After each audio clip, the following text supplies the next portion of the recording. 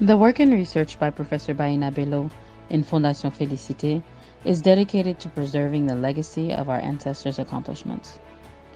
With Haitian history, we stimulate identity. Help us preserve Haitian history while concentrating on health, education, and justice. By donating to Fondation Félicité, you directly support these efforts. Our goal for the month of May is to raise $20,000. Please support Fondation Félicité's work by making a donation right now.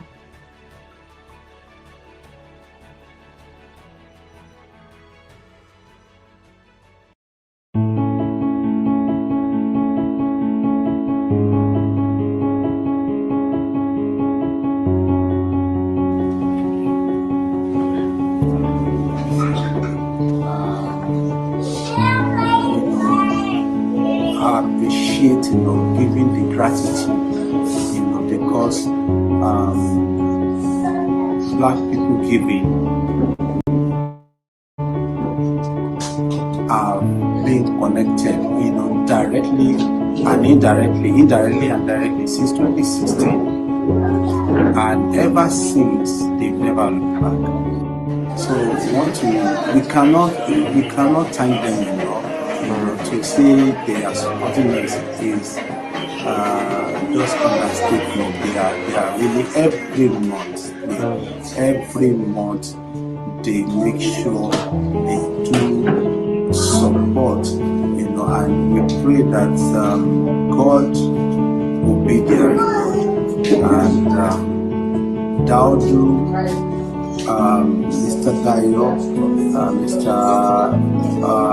Mr. Dayo, Emmanuel, and his entire team, God will bless them. Their Father will see them in the secret.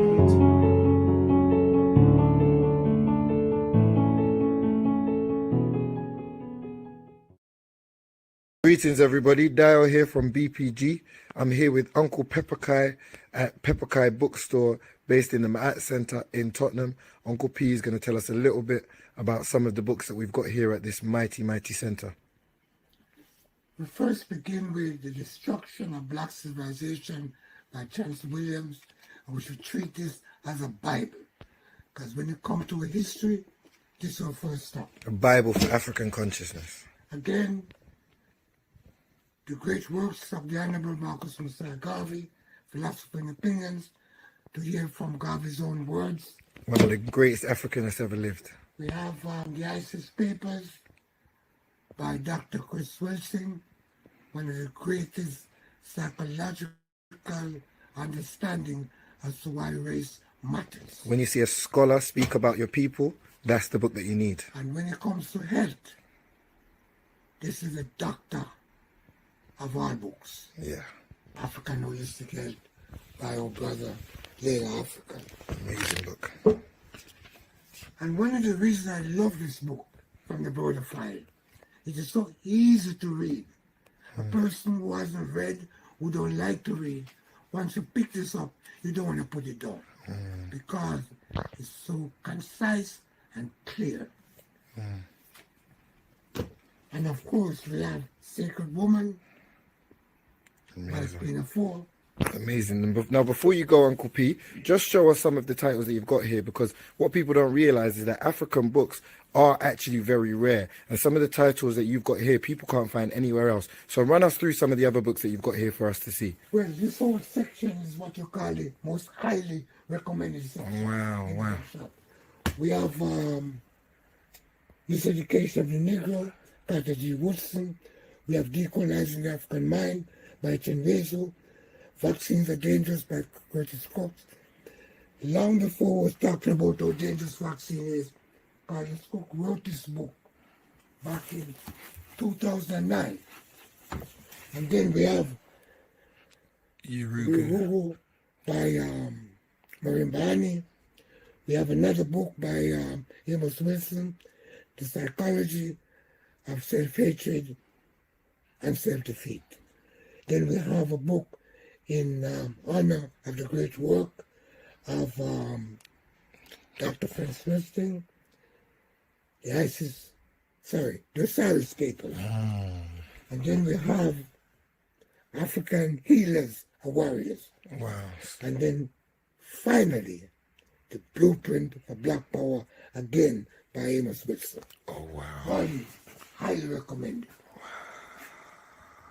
Make sure you visit your African bookshop today and come find what you've been looking for.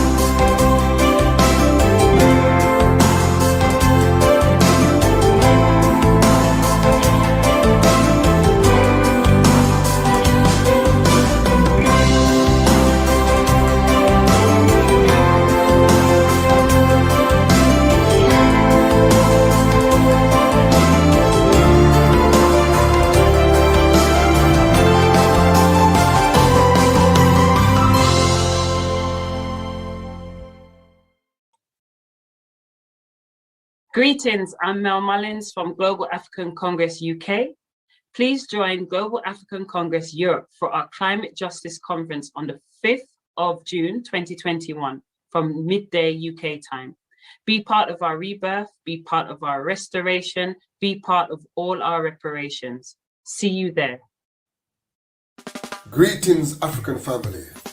This is a call to action from the African Emancipation Day Reparations March Committee. We are planning a reparation rebellion for the 1st of Messiah, August, in Brixton Winworth Square, and we need your support. We need your assistance. We need you to volunteer as steward, as security personnel, as first aiders. We need your skills. If you are good at logistics, if you are good at organizing, if you have tactical skills, we need your support. We need your help to come out and help serve your community.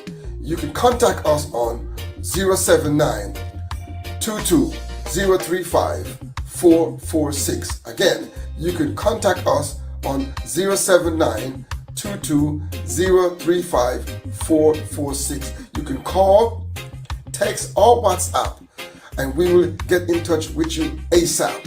Also, you can email us at info@reparationsmarch.org. Come step forward, my people. Volunteer your service. Serve your community.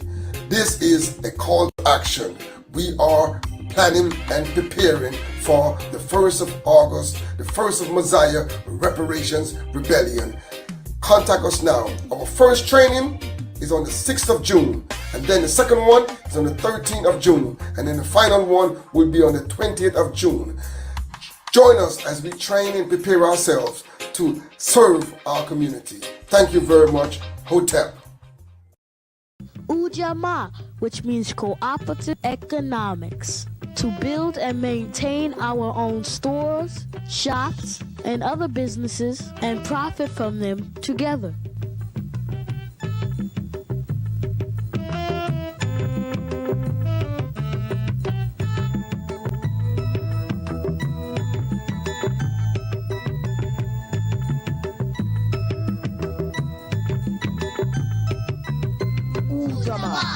Cooperative economics. Ujamaa. Cooperative economics. Ujamaa. Cooperative economics. Ujamaa. Cooperative economics. Where did you spend your money today? Did you support one of our own businesses along the way? With Ujamaa, we build our business and profit from them together. If we all carry some weight, the load is as light as a feather. In a barrel, the jealous crabs are forever bound. So when one of us is rising, let's lift them up and not pull them down. We can get on track and pick up the slack, but we seem to lack a desire to buy black.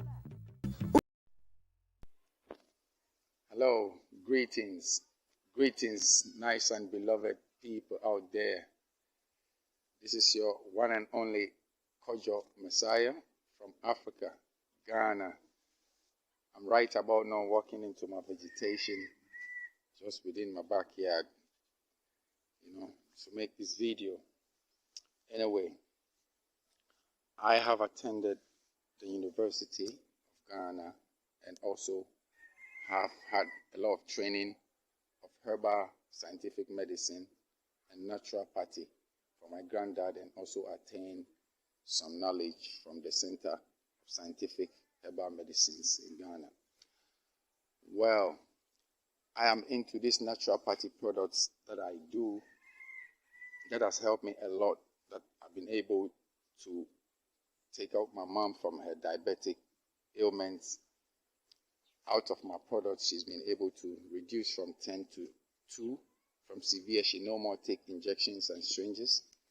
So these early products that I will outline for you now is basically made from refined natural Asian herbs, from fine Asian wisdom, because I hail from the Seraphim Temple, from the Volta region and Togo, to Benin, that we are the custodian of medicine, because our great-grandfather, Hotep, who is Ametepe Imhotep, bestowed us with this knowledge, and the knowledge still exists in the bloodline.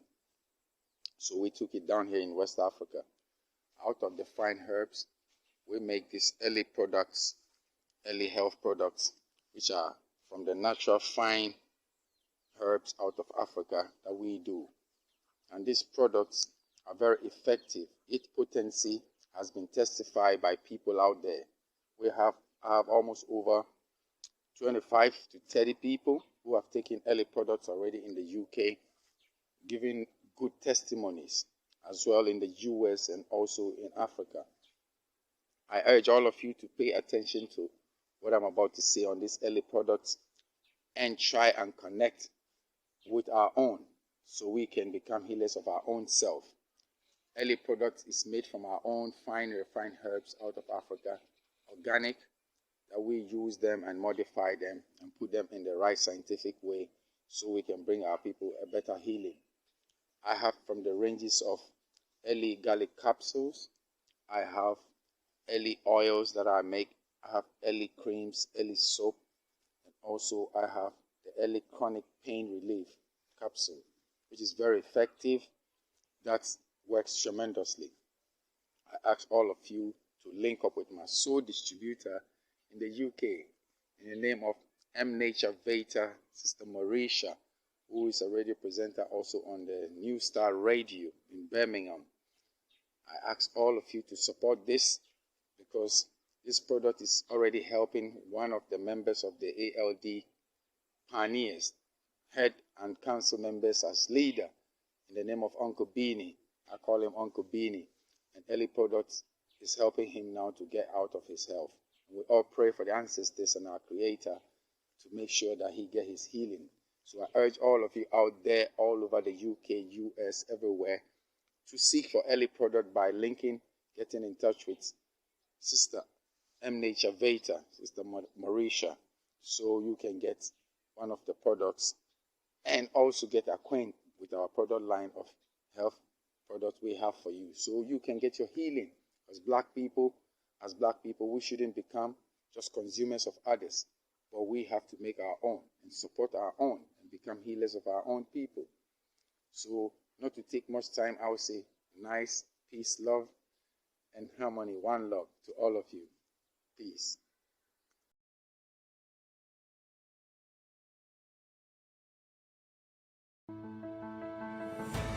The work and research by Professor Baina Bello in Fondation Félicité is dedicated to preserving the legacy of our ancestors' accomplishments. With Haitian history, we stimulate identity. Help us preserve Haitian history while concentrating on health, education, and justice. By donating to Fondation Félicité, you directly support these efforts. Our goal for the month of May is to raise $20,000. Please support Fondation Félicité's work by making a donation right now.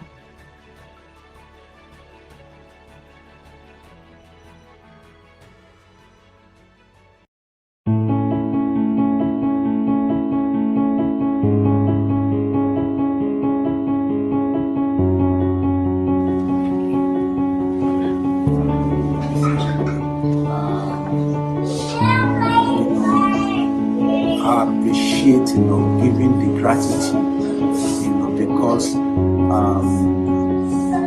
black people giving are being connected, directly and indirectly and directly since 2016, and ever since they've never looked back. So we cannot thank them enough.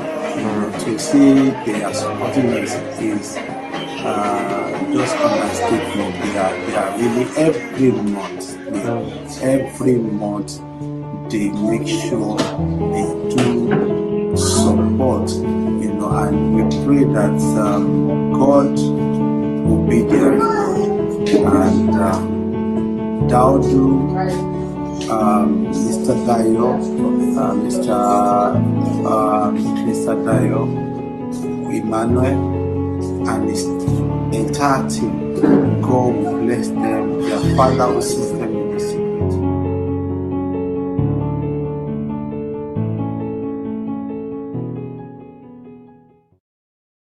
Greetings, everybody. Dio here from BPG. I'm here with Uncle Pepperkai at Pepperkai Bookstore, based in the Maat Centre in Tottenham. Uncle P is going to tell us a little bit about some of the books that we've got here at this mighty centre.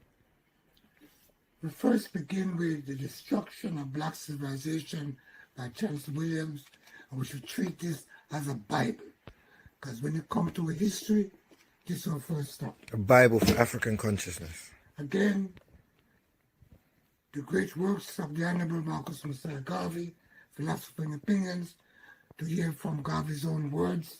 One of the greatest Africanists ever lived. We have the ISIS Papers by Dr. Chris Wilson, one of the greatest psychological understanding as to why race matters. When you see a scholar speak about your people, that's the book that you need. And when it comes to health, this is a doctor of all books. Yeah. African Holistic Health by our brother, Leila Africa. Amazing book. And one of the reasons I love this book from the Border File, it is so easy to read. A person who hasn't read, who don't like to read, once you pick this up, you don't want to put it down because it's so concise and clear. And of course, we have Sacred Woman by Queen of Four. Amazing. Now, before you go, Uncle P, just show us some of the titles that you've got here, because what people don't realize is that African books are actually very rare, and some of the titles that you've got here people can't find anywhere else. So run us through some of the other books that you've got here for us to see. Well, this whole section is what you call the most highly recommended section. Wow. We have Miseducation of the Negro by G. Woodson. We have Decolonizing the African Mind by Chenvezo. Vaccines Are Dangerous by Curtis Cox. Long before I was talking about how dangerous vaccine is, Curtis Cox wrote this book back in 2009. And then we have Urugu by Maureen Barney. We have another book by Amos Wilson, The Psychology of Self-Hatred and Self-Defeat. Then we have a book in honor of the great work of Dr. Franz Westing, the Osiris Papers. And then we have African Healers and Warriors. Wow. And then finally, The Blueprint for Black Power, again by Amos Wilson. Oh, wow. All highly recommended. Make sure you visit your African bookshop today and come find what you've been looking for.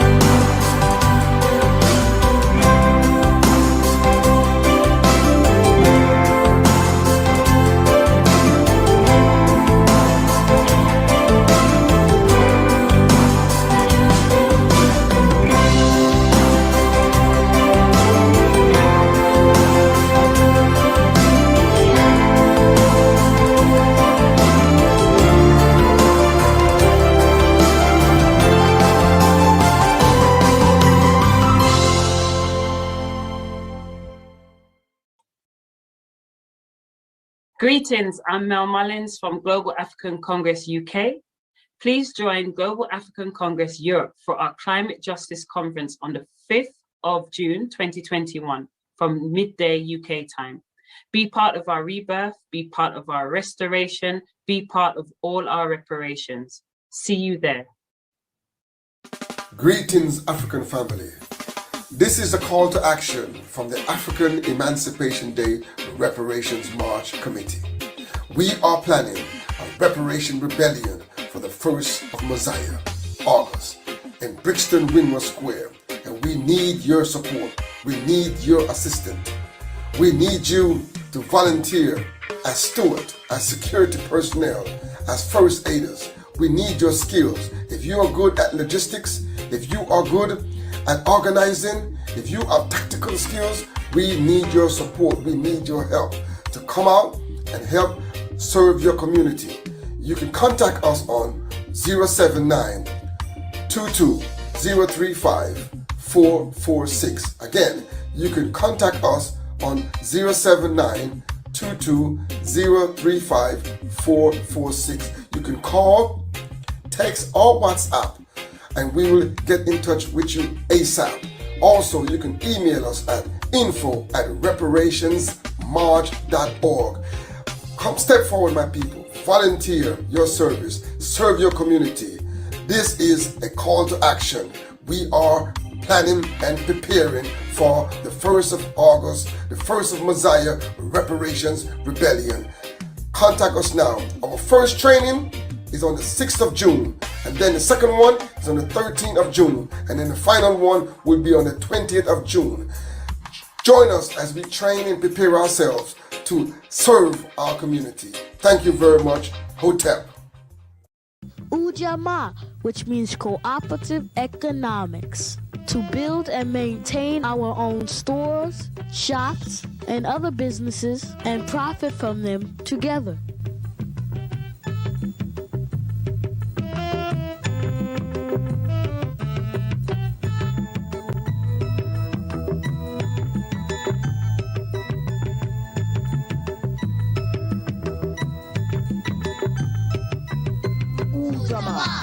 Cooperative economics. Ujamaa. Cooperative economics. Ujamaa. Cooperative economics. Ujamaa. Cooperative economics. Where did you spend your money today? Did you support one of our own businesses along the way? With Ujamaa, we build our business and profit from them together. If we all carry some weight, the load is as light as a feather. In a barrel, the jealous crabs are forever bound. So when one of us is rising, let's lift them up and not pull them down. We can get on track and pick up the slack, but we seem to lack a desire to buy black.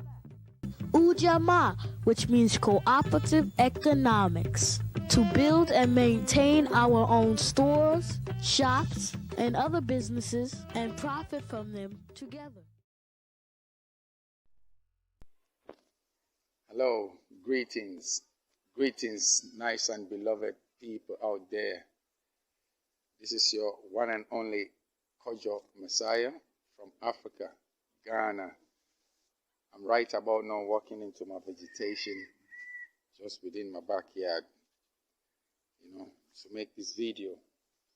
Anyway, I have attended the University of Ghana and also have had a lot of training of herbal scientific medicine and naturopathy from my granddad, and also attained some knowledge from the Center of Scientific Herbal Medicines in Ghana.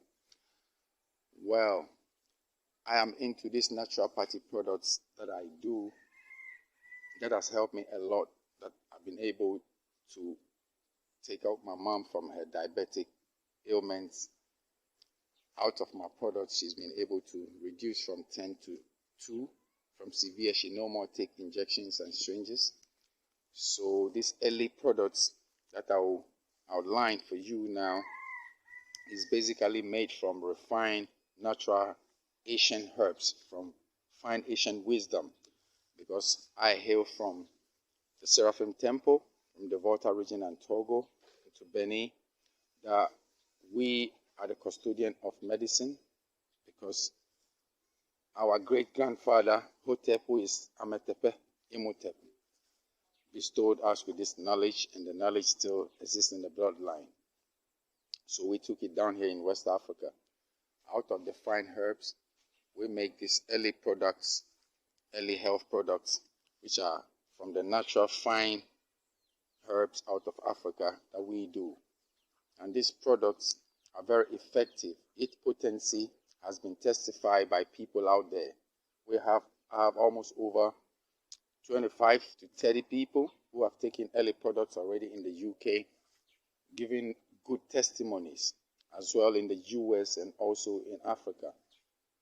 I urge all of you to pay attention to what I'm about to say on these early products and try and connect with our own, so we can become healers of our own self. Early product is made from our own fine refined herbs out of Africa, organic, that we use them and modify them and put them in the right scientific way, so we can bring our people a better healing. I have from the ranges of early garlic capsules, I have early oils that I make, I have early creams, early soap, and also I have the early chronic pain relief capsule, which is very effective. That works tremendously. I ask all of you to link up with my sole distributor in the UK in the name of M Nature Vita, Sister Marisha, who is a radio presenter also on the New Star Radio in Birmingham. I ask all of you to support this, because this product is already helping one of the members of the ALD pioneers, head and council members as leader, in the name of Uncle Beanie. I call him Uncle Beanie. And early products is helping him now to get out of his health. We all pray for the ancestors and our Creator to make sure that he get his healing. So I urge all of you out there, all over the UK, US, everywhere, to seek for early product by linking, getting in touch with Sister M Nature Vita, Sister Marisha, so you can get one of the products and also get acquainted with our product line of health products we have for you, so you can get your healing. As black people, we shouldn't become just consumers of others, but we have to make our own and support our own and become healers of our own people. So, not to take much time, I would say nice, peace, love, and harmony, one love to all of you. Peace.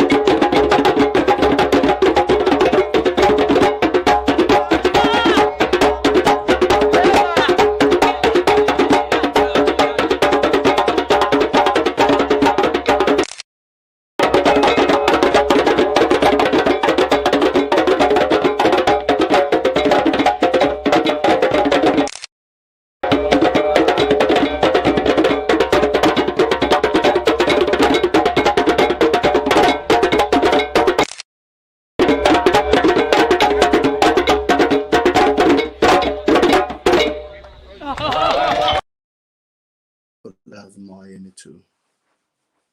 I'm in the show. Okay. You know.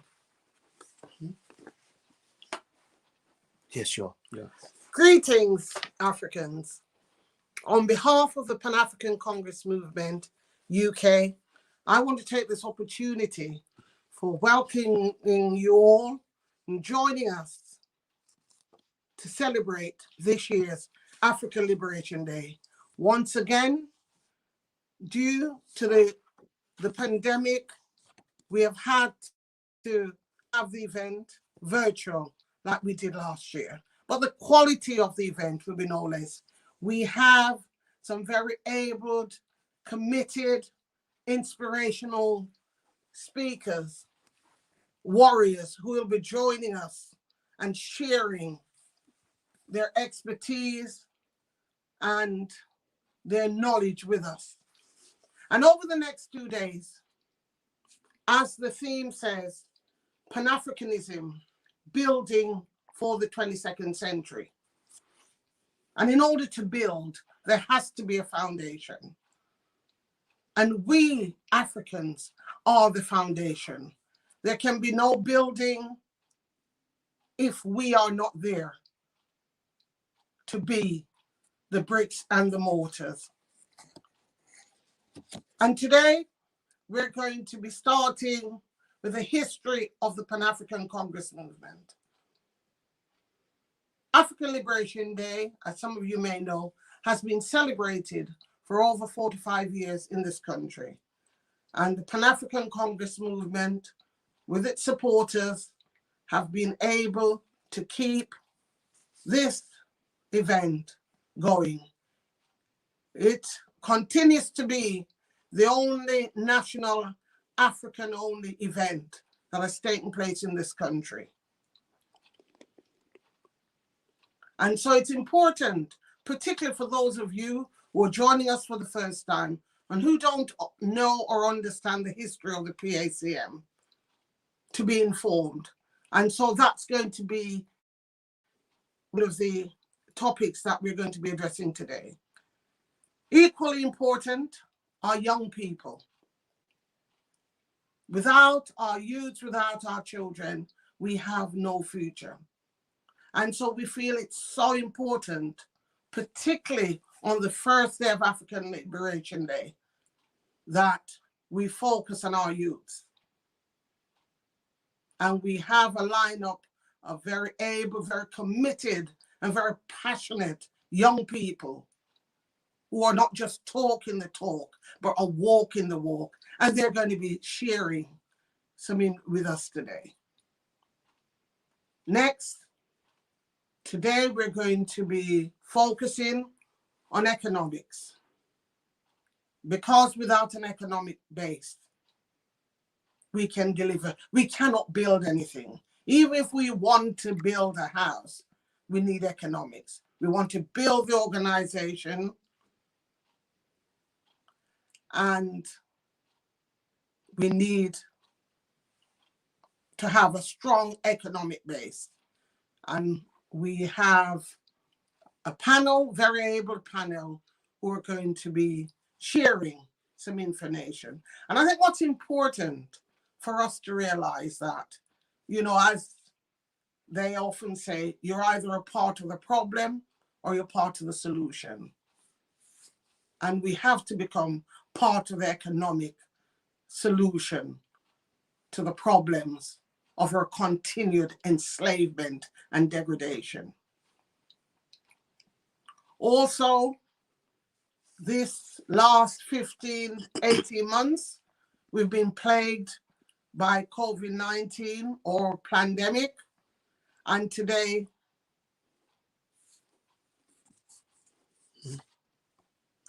I'm sorry, it's tomorrow. So we're going to be, those are the three things: the history of the Pan-African Congress Movement, youth, economic, and those are the three major things. But also we have tribute to our great, esteemed, committed leader who's transitioned, Mangofuli, and there's going to be a tribute in honor of him. Also, we have Children of the Sun Saturday School and the Steve Biko Saturday School. Again, our children are our future, and they're going to be sharing with us. We have edutainment, brothers and sisters who will be inspiring us so that we can continue. And so, just to once again welcome you, we hope you're going to stay with us. I know the weather's nice outside and that you're going to be staying with us over the 2 days, because this is important. It is about our liberation. And in all of this, it's about, as African people, we're resilient. We've had to be resilient. We are courageous.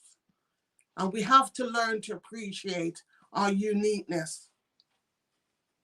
And with our children, we have to learn to appreciate and embrace their talents and their abilities. And so we want to thank you again and hope, as I said earlier, you'll stay with us. Tomorrow, the second day, we'll be dealing with COVID-19, the pandemic, African spirituality, and importantly, reparations. But these 5 or 6 headings that we'll be addressing over the 6 days is in no way complete.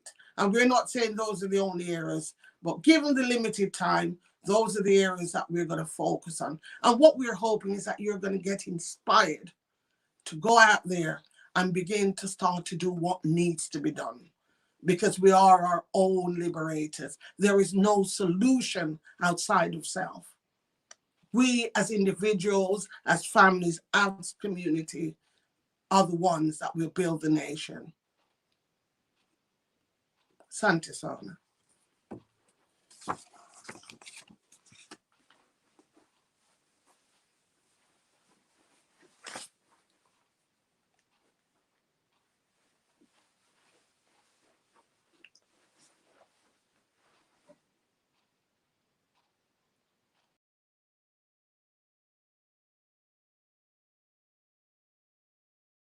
At Pacm for inviting me to do the libation today. Following our tradition, I ask for the permission of elders to proceed with the libation.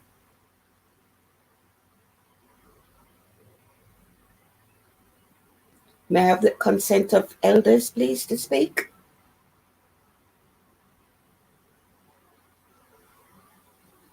I presume that it has been given. I give thanks and praise to the creators, the source, the all, the one, for life, for the energy of life that we know as the sun and as fire, as shade. We give thanks and praise to the creator for the energy of the moon, associated with water, and without which no life can exist. We give thanks and praise, as shade. We give thanks and praise for the ecosystem, our elders, the first among all creatures to come onto the earth, to make the ground ready, to supply us with food for our liberty. Ashe. We pour libation of thanksgiving to our ancestors, the first of all being, who laid the foundation on us and on whose shoulders we now stand. Ashe.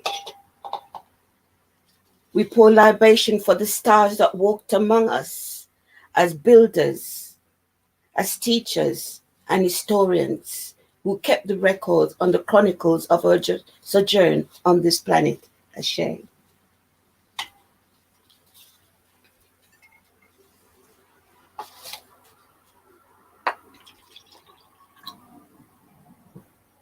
We pour libation for the stars that walk among us as leaders of nation who set good examples for future leaders to follow. We call into memory Walter Rodney.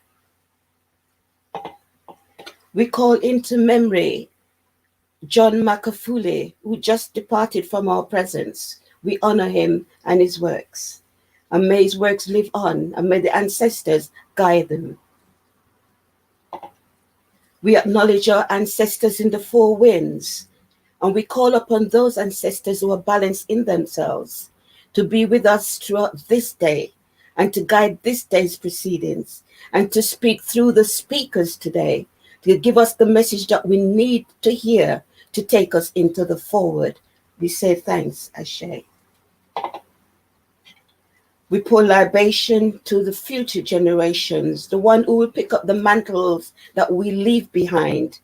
We call upon the full spectrum of our ancestors in all the different galaxies to join with us to protect them from those who are so determined to erase our presence from this earth.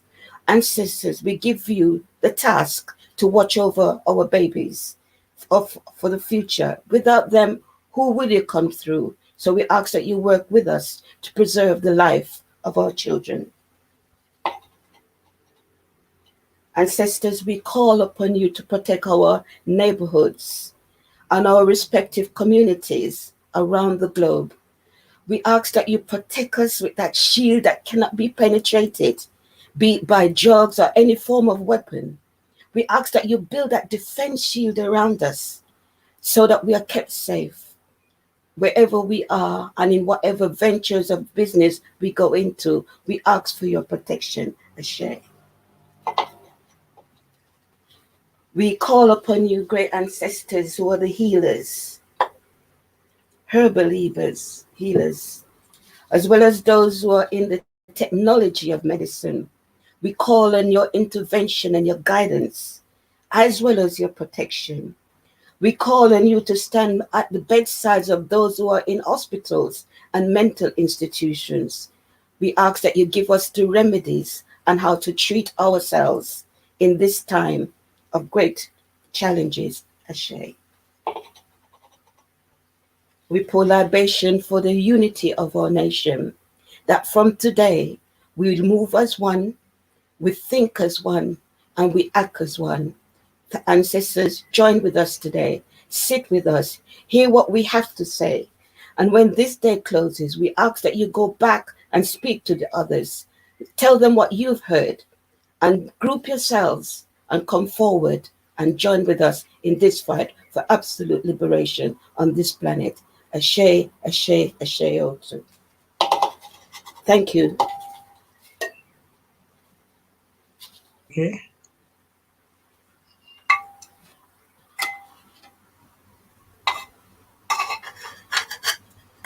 Thank you.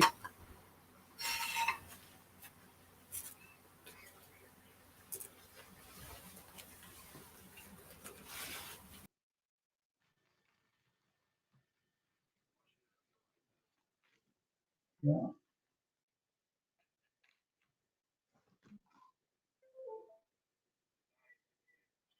Okay.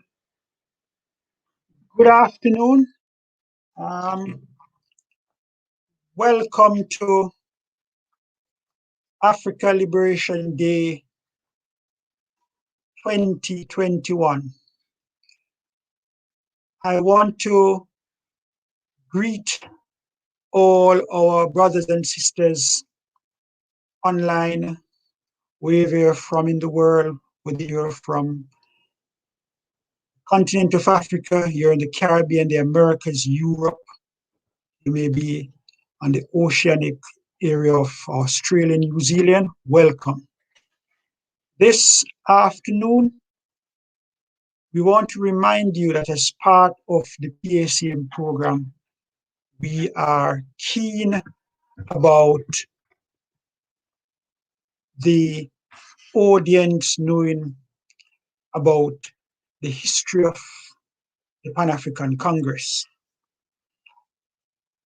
Honorable Marcus Garvey reminds us that a nation without its history is like a tree without roots, and therefore it is significant that this afternoon that we ensure that those who have been with us for many years and those who are joining us for the first time. I also want to welcome those who are attending online for the first time, that we have a rich history, one that is to be proud of, a history that has a legacy of struggle, of community involvement, and a range of other activities which have been and are continue to be beneficial to the liberation struggle of African people wherever they are. During this session of the Pan-African Congress movement, history retold, or the historical journey of the movement as a part of Africa Liberation Day, we will be looking at the origins of the movement. How did the Pan-African Congress movement in UK started? We want to remind you that there has been different social conditions that have given a significant status and influence towards us here at ALD this year, and that form part of our history. Our history is also deeply embedded in the 6th Pan-African Congress that was held in Tanzania back in 1974, and it is out of that program of activities in Dar es Salaam where eminent world leaders, activists, academias, as well as the efforts of the local people were able to influence a large number of the delegates who attended to go back to their respective countries and places where they live to continue the liberation movement. And in the UK, that charge was never delayed, and it continues to be a central part of the legacy of the 6th Pan-African Congress, as well as it continues to be a central part of how and one of the pathways through which the liberation of the African people can and will be achieved. So this afternoon, as part of looking at our historical journey, we have a panel of founding members and people who have been involved with the Pan-African Congress movement for as old as the organization has been here in the United Kingdom. We'll hear from our esteemed brother Beanie. We'll hear from our knowledgeable, articulated brother Cecil Wattsmore. We'll hear from Sister Mani, our chairperson, and we'll hear from another stalwart in the movement who, through a lot of his educational work, as well as community activities, we will also hear from Brother Pacm.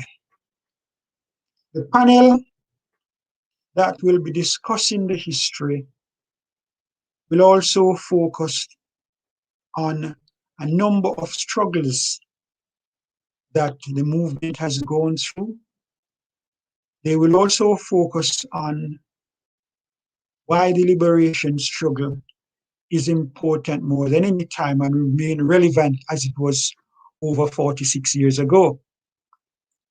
Their delivery will also include the impact that Africa Liberation Day celebration and reflection has had in the United Kingdom. It is far more than just meeting in a hall, but it has sown the seed for people developing their own business, for people searching out their own connection to Africa, the motherland. Africa Liberation Day has brought a wealth of scholars and activists from across the globe to ensure that our people are educated and are informed to the best of their knowledge, and to take that information and make it become something more practical. So Africa Liberation Day will also will be highlighted as part of our historical journey. As you know, we have had a very challenging past year, and like every other organization and movement, we have out of our set of setbacks. However, we have been able to rise among the challenge, and therefore, this year, the delivery of the history is a retold journey of the history that we recorded at Africa Liberation Day 2020. It is our hope that the information that is rebroadcast and the message that was entailed then will also be seen as relevant and as inspiring as it did then. Brothers and sisters, it is my pleasure to present to you a rebroadcast of the Pan-African Congress movement, history, development, contribution, and legacy over the last 40 years. In the United Kingdom and in the diaspora, where African people are all going for liberation.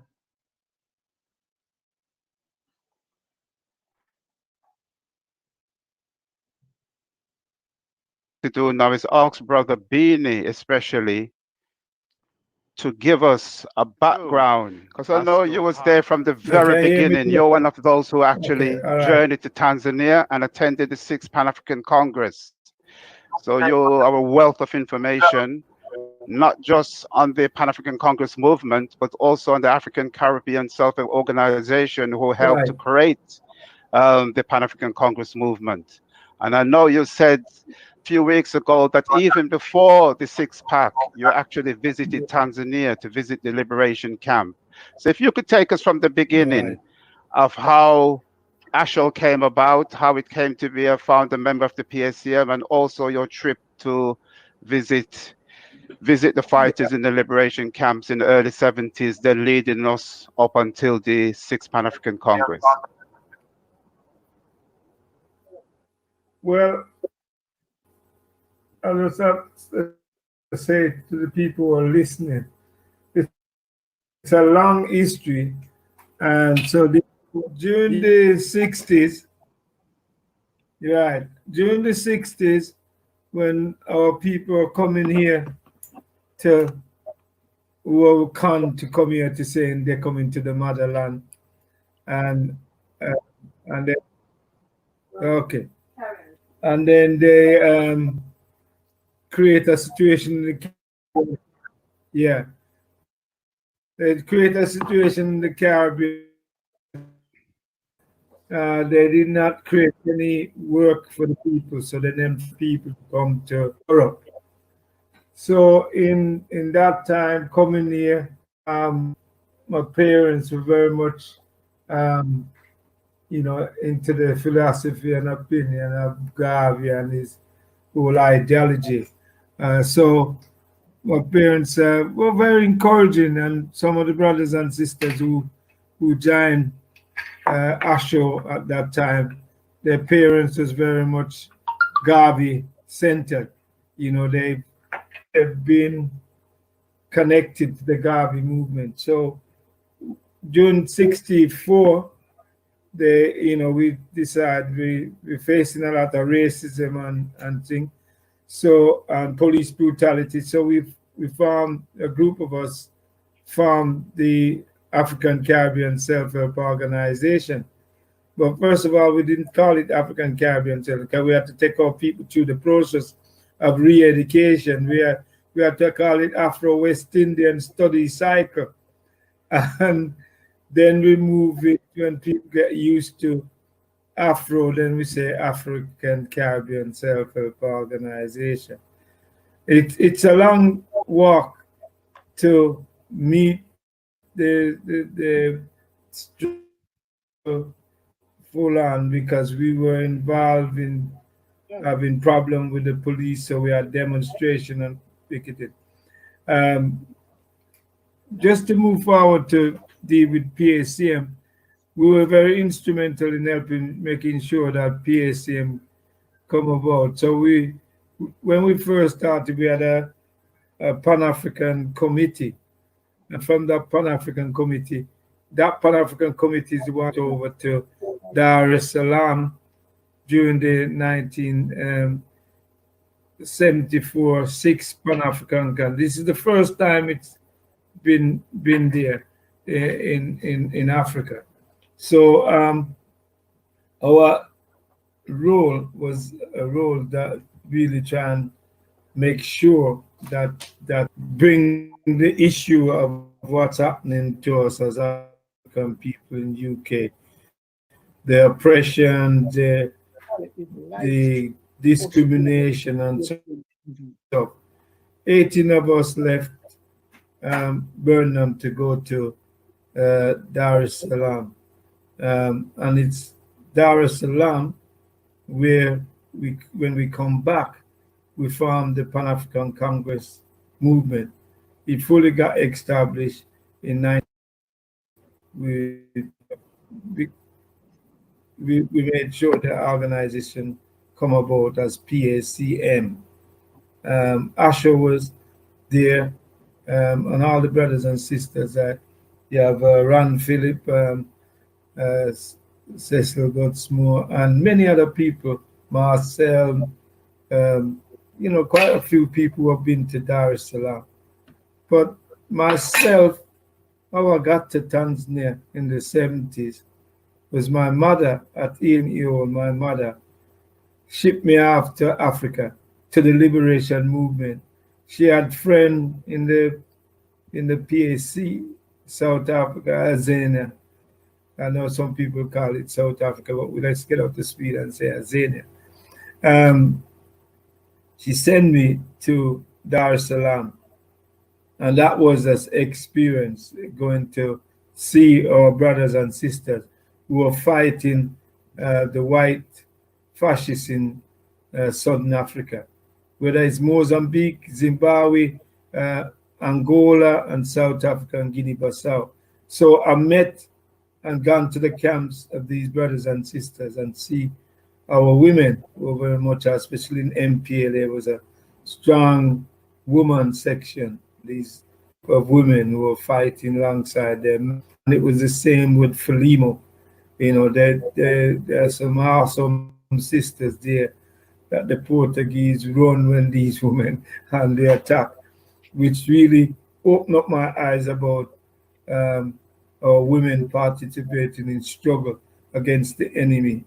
And that's where I learned about in Vietnam, meeting brothers and sisters who have to not Vietnam and then end up in Tanzania, and some of them were running a chicken farm and doing other activities. Yeah. So when we came back from there, we set about from the Pan-African Committee to form, as I say, form the PACM. Yeah, and then we drop up a program that explain what our aims and our ideology was. Africa Liberation Day started in 1975. That's a year after coming back from Dar es Salaam. So we always kind of flow, who are we, African? And this was something that slogan that was used at a lot of Africa Liberation Day were very important in placing the minds of our people that we have to go and finish the job. We have to liberate our continent with our brothers and sisters on the continent. We definitely have to do that. So PACM have been instrumental taking some of the leads from Asho. We were very much supportive of the liberation movement, and PACM out there when it formed were engaging with some of the key figures in struggle in Zimbabwe and South Africa. So we moved on a level of actually PACM supporting those struggles, but it was Asho who was main supporter of the liberation movement. And that's when we was in Dar es Salaam in '74, we were able to go on have audience with the late Julius Nyerere. Julius Nyerere invited us to come and meet him at his house. That was an eye opener as well. It reminds us that we have a great leader there. When you went into his house, it was no luxury. We went in that house and we was really, we really realized that this man was a humble man and wasn't there to rob his people. He was there to look after his people. So we saw the condition that they have here. Had no luxury furniture like some of these African presidents who Italy, Europe, or America to buy these luxury furniture out there.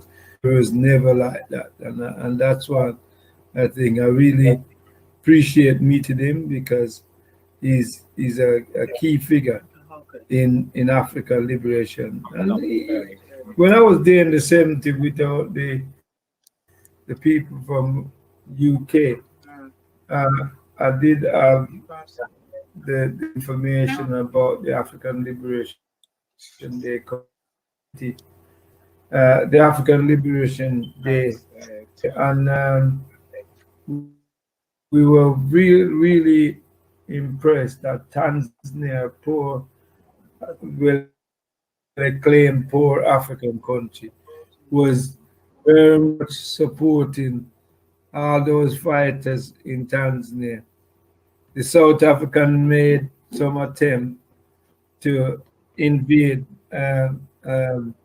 Tanzania, but they got truly beaten. They got their ass whipped, and it only way up in the after Mandela. Then once we realized that we need to be very much Pan-African, I love being in Dar es Salaam, because we had people from Jamaica, we had people from Trinidad, from Guyana, who were helping the liberation movements. And a lot of people don't know that. They think that we didn't participate in that helping our sisters, which was very much a Pan-Africanist program that was developing across the world. That's where we meet people like Obati Shaka, Professor Obati Shaka. And we met many people, meet the Viet Congs, and they show us films of what they're fighting, attacking the American camps and bases in Vietnam. And I must say that Ho Chi Minh did have a kind of understanding of our struggle. That's why those soldiers and fighter pilots who would deflect to North Vietnam, they weren't killed. They were then sent to places like Tanzania. So I would say Pan-Africanism was that it works. The thing is, you hear me, Jeff, there? Yeah, Brother Cesar's behind the scenes, but he's not ready yet. That's why we have to take him off until he prepare himself. Yeah, I can hear you. I can hear fine. So no, I can hear. So what's going to happen now? Washi. Hello. Brother Washi will be taking over and steering, because he's the chair, so he'll be steering the rest of the session. Brother Pepperkai still hasn't arrived. Yeah? Can you hear me still? Yeah, Beanie, I can hear you fine. I can hear you. Yeah. So, okay, I'll bring Brother Cesar back in now. Okay, Brother Cesar, we are ready to go. Are you ready now? Yes, I am, yes. Oh, fine, Okay. fine. So, okay, so Brother Washi, now you can take Okay. over. Yeah, greetings, Brother Sessom. Greetings, my brother, Yeah, and all the brothers. Yeah, and welcome to LD in Yeah, he cyberspace. is Yeah, ringing me, but I didn't get that. we are hoping that we can use your expertise and your time and your knowledge and your experience to enrich the wider audience, as you always do.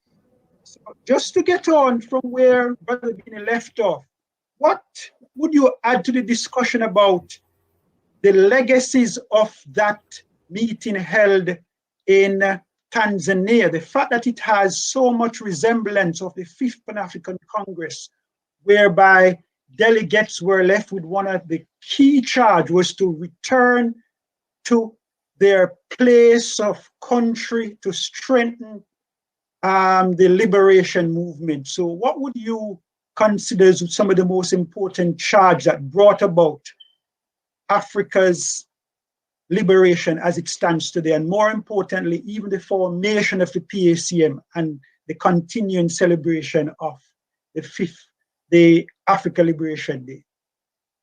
Yes. As a Manchester man, you're right to mention, my brother, the significance of the Fifth Pan-African Congress, organized right there in Manchester by Africans worldwide. Maybe 200 of them gathered there, well identified, so we know who they were. And you're right that what that event did was, anyway, in my rendering of the matter, was to catch up with Garvey, because up until then, if you look back at the record of formally organized Pan-Africanism, you see that it's a little bit gradualist, unlike what Garvey was doing and saying. Garvey was always saying that the whites hadn't put down anything in Africa and they must leave and leave as soon as possible. 1945, the Fifth Pan-African Congress took on Garvey's line in Pan-Africanism and made that general to Pan-Africanism, and that meant that everybody had to leave that gathering in 1945 in Manchester with the determination to drive the white man from our various countries. In other words, to end colonialism, which had been going on in a variety of ways for a long time. So crucially then, 1945 marked that. And the most spectacular of the follow-throughs from that 45 moment was, of course, 1957 in Ghana, when Kwame Nkrumah, having gone back from Manchester,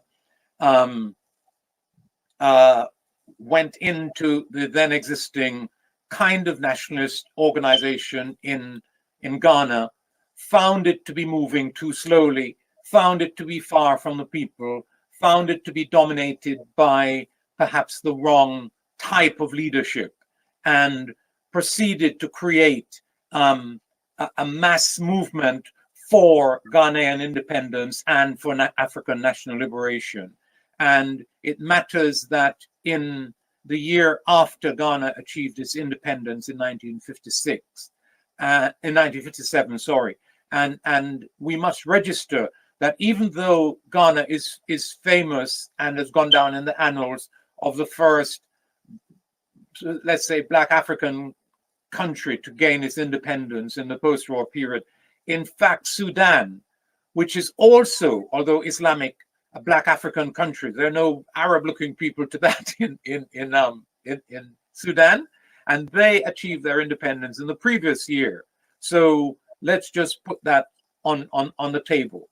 And then 1956, 57, Ghana independence. After that, what Nkrumah took on was the message that African countries mustn't only be free, but that Africa must unite. And that became, to continue the process of our liberation from colonialism and to unite, became the dual or double task of Pan-Africanism following Sudan and Ghana independence, so 56, 57. And that became the task. And in 58, Nkrumah organized in Ghana two events which brought together liberation fighters and the most progressive forces in the African world, because it's very important that we understand that imperialism divided the liberation process into two. One part of it was where they said to places like Ghana, places where whites were not settled in big numbers, that the wind of change is blowing and we're going to let you go, providing what we put in place or what follows us is stuff that we agree with. So there's a whole surrender, and there's a famous speech by Macmillan, which the then British Prime Minister, which symbolizes it. So peaceful transition, or more or less peaceful transmission, out of colonialism to flag independence. And then there are some other places where they weren't at all ready to give up. And they included French territories like Algeria, British territories like Kenya, all of South Central Africa and all of Southern Africa, as well as the Portuguese territories in West Africa, especially Guinea-Bissau. So we had to actually fight to get independence in those territories. And so to that extent, it's important that we recognize this double strategy that was imposed on us by the attitude that the whites took to ending their presence or their power or their rule in parts of Africa and doing it in the parts where they weren't in numbers, doing it peacefully and forcing us to fight for it in the other parts of Africa. So that's the background. So between 45 and 74, Africans were busy liberating themselves, running along those two streams, peaceful and armed national liberation. And in 1974, CLR James and Julius Nyerere called the Sixth Pan-African Congress. And in part because of the heritage from 1945, and also because Garvey had lived here, had been here in 1912 and had come back and spent his last 5 years here. British Africans had a connection to that whole pattern and process of Pan-African liberation. And so when the 74 Congress was formed, people like our brother Bini, who's already talked about his prior connection to African liberation before 74, a set of people, including Brother Bini, Ron Phillips of Manchester, who Brother Bini mentioned, Zainab Abbas, who is still around and was a sister from Birmingham. Brother Bini will know her. Junior Forbes, who became Brother Barenge, his brother Tenny, not his blood brother, his revolutionary African comrade and brother Tenny. I don't know Tenny's surname, and somebody called Ansel Wong, as well as a sister called Gerlin Bean, who spent time back in Jamaica, spent time in Zimbabwe, and is now back in London. So that, Brother Bini, have I left out anybody? Is Brother Bini hearing me? Those were the people who formed the delegation that went to Dar es Salaam in 1974. And it matters that I didn't go, but I was part of the process of preparing that delegation. A document was created. Ron Phillips was the main writer, but I was a serious contributor to it. And then they took that with them to Dar es Salaam and delivered it there. And the British delegation had quite an impact on those proceedings. Right. If I may just go back. Can you hear me? Yeah. If I may just just continue speaking. Yeah, if I may just go back to that issue of that the charge of the British delegation. I have done some work around Ron Phillips myself and what some of the things that he brought back.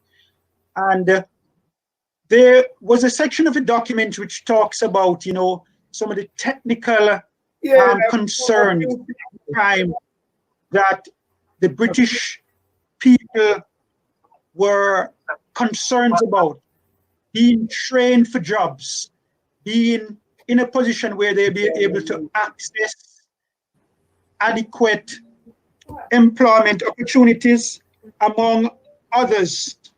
On reflection, after almost 45 years, how relevant do you still see Ron's paper, especially around areas of creating employments for people within the African diaspora? Okay, it matters that that paper, the stuff that was taken to Tanzania, wasn't exclusively Ron's. There was collective work around producing that documentation, which incidentally I haven't seen for some time. I don't actually have a copy, so maybe you can share that with me at a later stage. Nevertheless, having said that, Ron was a brother, and he led the process undoubtedly. So Ron was aware, as were all serious activists. Brother Bina was talking about conditions of policing, police brutality in the ghetto. So in Handsworth, in Brixton, in Moss Side and elsewhere, we were going through hardships around policing, around education, around housing and so on, around employment. And because there was that driving awareness behind the organization of the delegation, it follows that in a way, what we took or what was taken to Dar was a paper that described and analyzed the conditions that African people were facing here in the UK, and it also had an international dimension. So they would have been also talked about issues of African liberation. So yes, you're right. All of the concerns of our people here and the issues that we were facing, and they were extremely serious, and some of them haven't changed, and some of them actually worsened. But those issues were reflected in that collectively produced process led by documentation led by Brother Ron Phillips. Okay, Brother Bini for a bit.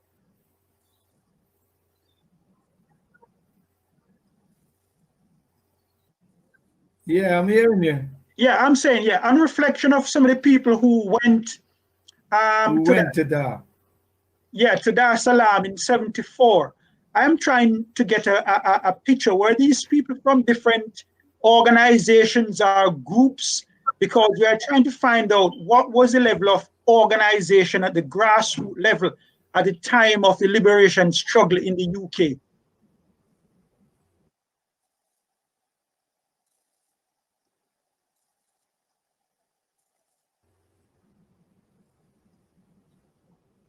Some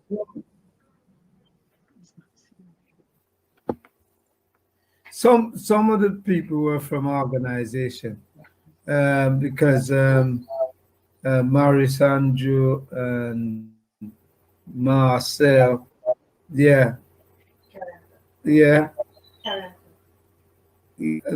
Marcel and others. There were some people weren't organization, were just individual. Yeah. Okay. So they can hear me. That's why I can hear you.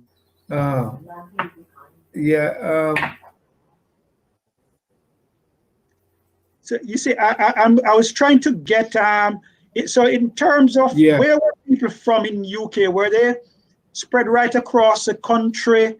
And in preparing for this, maybe Brother Sister can come into this. How did you go about preparing to have this document and the representation going to Dar es Salaam? Yeah, there were some people from organization. Yeah, that the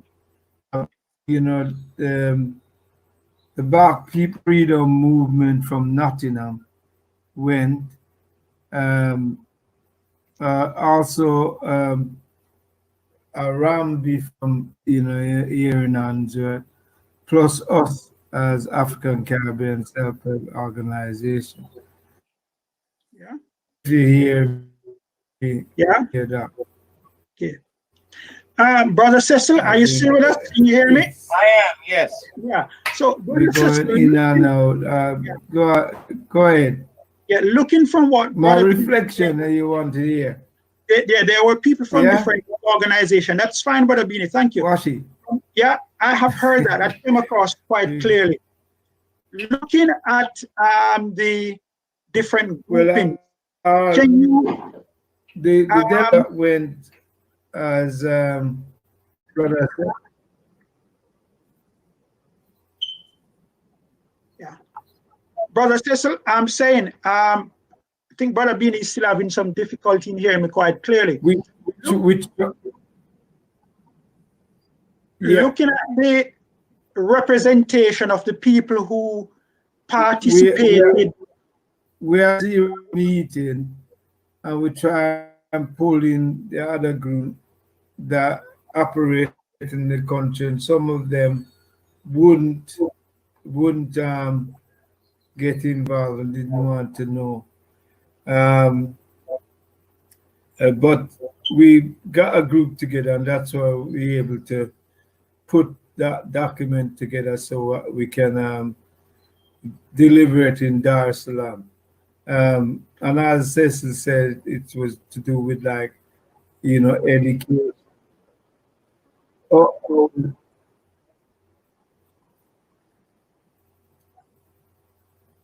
You would think.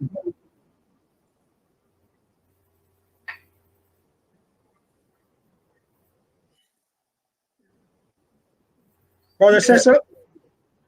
I'm here, my brother. Yeah, we're struggling with the audio from Brother Beanie. So I'm going to ask you,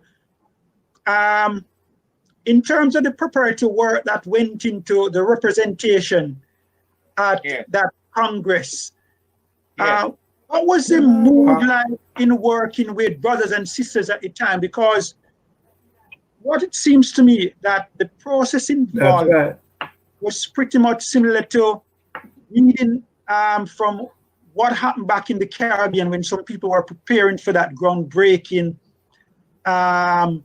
Congress here in Manchester. What was the mood like in England? Can you recall? We're having a problem in hearing here, but what I do know, I know that somebody the needs delegation, that document, as Cecil said, was produced by his thing is people, sorted. you know, kind of coming together. I know Cecil was instrumental in putting something and ran. So it ended up being a very good document because it caused a lot of problems. You know, when we even come back to UK, we were warned that we deliver a document which talk about housing, prison, employment. All that was put into that document. It was a document talking about, as Cecil said, the condition of African people in the country. Okay, Brother Cecil, I think I'm going to change your question then, the fact that Brother Beanie answered. So on the ending of the Congress in Dar es Salaam, what was like Britain like at that time for ordinary men and women to come back and set the foundation for the formation of the PACM? What was things like on the ground? And even within academia and in business, were people prepared at the time to be hearing about the liberation struggle, wanting most of what we are still struggling for today? The short answer to that is that yes. What people need to bear in mind is that the social conditions here, you know, the late 1960s, the second half of the 60s, saw a major movement of Africans in North America, and liberation struggle was also armed liberation struggle was also. No, we're trying to hear. So it was an exciting moment for our people, but importantly, the social condition, the condition like of racist oppression in the UK. Are you hearing me, Brother Washi? Yeah, I'm hearing you quite clear. Yeah, okay. The conditions of social oppression in the UK generated quite a movement. And in London anyway, there was something called the Universal Colored People's Association, 67, 68 time. And almost everybody who then went off to form other organizations were in the UCPA. And out of that came the Black Liberation Front, out of that came the Black Unity and Freedom Party, out of that also came the British version of the Black Panthers, which changed its name to the Black Workers Movement. So we have all of this happening in the late 60s and early 70s. And some of the people who were on the delegation in 64, like the brothers from Nottingham, were actually, in addition to being in an individual organization in Nottingham, were the coordinators of something called the Black National Action Collective that had come out of a big congress that had taken place in London at, I think, Alexandra Palace a year or two earlier. So all of that is background to a movement that was real and complex here in the UK in the years leading up to the 6th Pan-African Congress. So I say again that Ron was the leading organizer of the delegation and probably the leading intellectual contributor to the documents that went, but there was a collective production process. I myself traveled up to Manchester. Ron was running a setup called the George Jackson House, which, in addition to being a Black youth hostel, was also a center of crucial political intellectual work. He'd just done or was about to do something on the brother who the police had killed in Leeds, David Olawale, and so on. So this is a vital moment, and the people who came together brought all of that politics into the document and into the delegation. And so I repeat, the UK delegation, although as part of the preparation I wasn't on it, actually had quite an impact in Dar es Salaam. So, follow-up question, Brother Cecily, is that the resolutions, some of the resolutions spoke about the need for connecting closer with the liberation struggle across the diaspora in Africa. Looking back today, how much do you think that connection has been made around issues of anti-apartheid struggle, around issues of people moving within the continent and outside of the continent, as well as general political education? How do you assess that in terms of some of the specific resolution that came out of the Congress in 74? I know that the documents of this 6th Pan-African Congress have been gathered together by at least two people. Horace Campbell has a good edition of the papers. So the documentation is well known. It's important, again, to understand the background. It's important to understand that 1963 saw the founding of the Organization of African Unity, and the need for Africans worldwide to liberate, to link to, and help to facilitate the final liberation from colonialism was something that everybody was committed to. Even people who weren't particularly progressive bought into the anti-apartheid armed national liberation process that Africans in the Portuguese territories in South Central Africa that ended up as Zimbabwe and South Africa and also Namibia. And outside, over on the other side, Mozambique.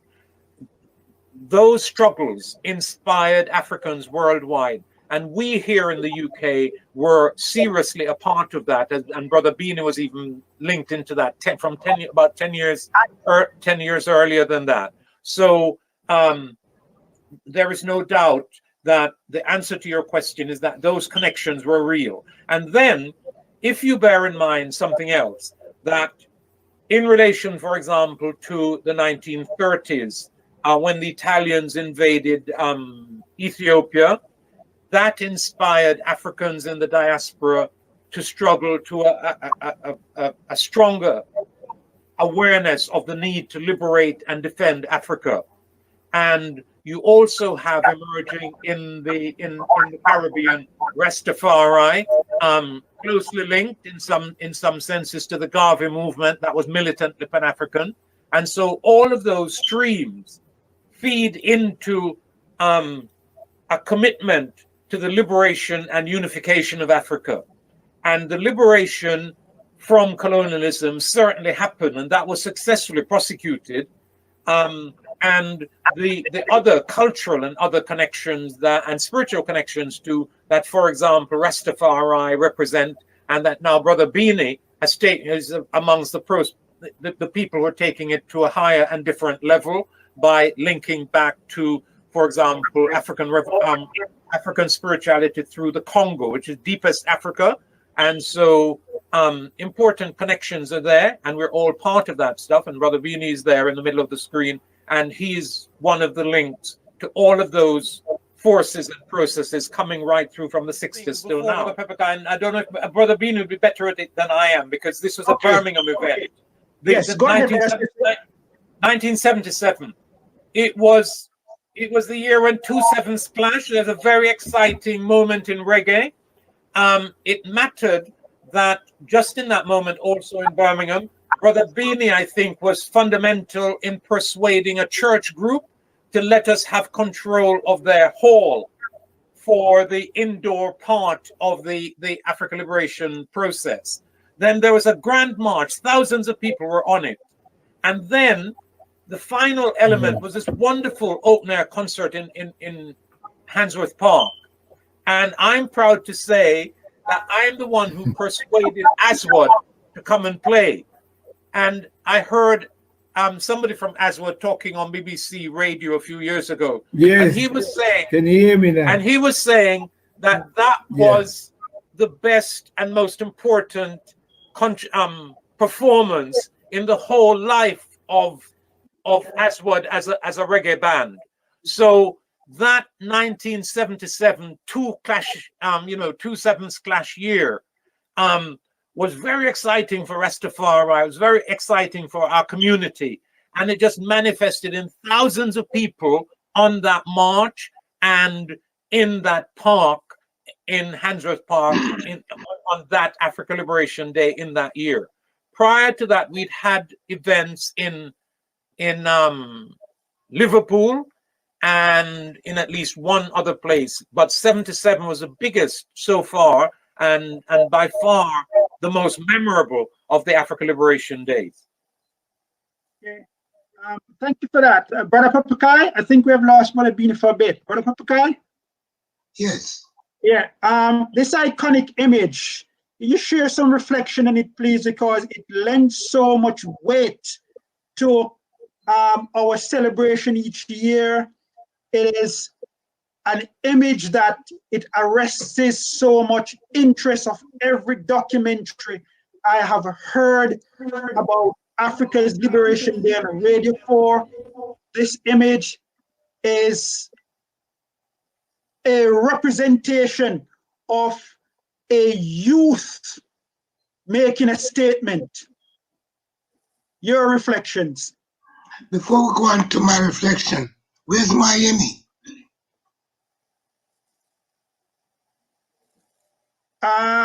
She possibly will be joining us soon. Okay. Well, come back to the ALD of 1977. In those days, ALD was 3 days. Saturday, Sunday, and Monday. And the march, I was on the march. I wasn't at the beginning, the top part of the march. Neither was I at the back of the march. I was somewhere in the middle. And when I look back, as far as I could see in front of me, though, people marching. And as far back as I could look, there was a long line behind. And I couldn't see the end of the march.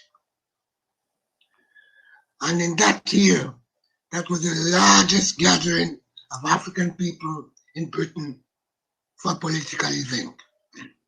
Anything bigger than that would be Carnival. And then Carnival is everybody. So yes, that was a memorable day. The image reflects so much of youth, part of our current 2020 theme for Africa Liberation Day. What was your take then about youth being activists, youth being more educated about the liberation struggle, wanting to participate in community groups, wanting to ensure that they see a better quality of life for themselves? What was it like? What was your reading of the situation then that could have influenced people, young men and women, to come out at this time? Well, we have to look at the dynamic forces that was happening at the time. First, it was the Panthers in the States. Then there's Rasta and the music of Rasta. Those are the fuel that energized us at the time. As a young man, the beret, the leather jacket, the militancy, the black is beautiful hairstyle, that image of black is beautiful, that positivity. It was so energizing. And the Rasta, the music of Rasta.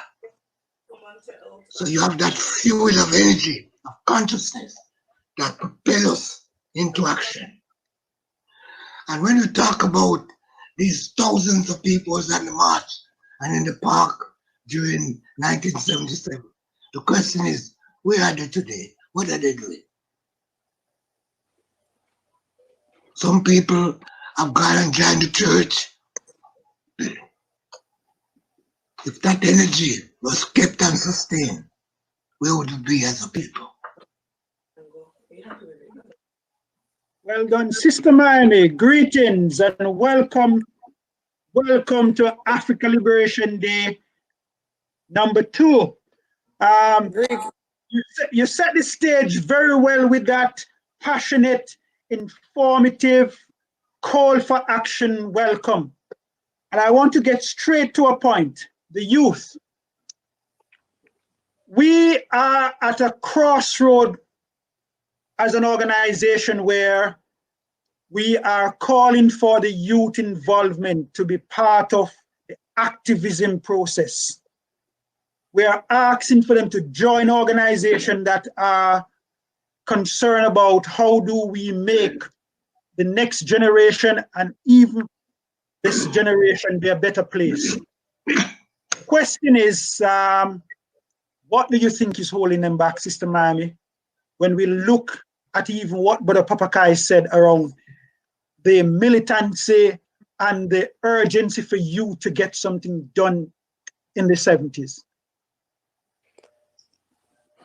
Greetings, Brother Wafi, and all the Africans out there. I think that when we reflect on the 70s, and as Brother Pepekai said, you know, we had the Rastafarian movement, all that energy in this country. And I think at that time we had the Black Panther movement in America.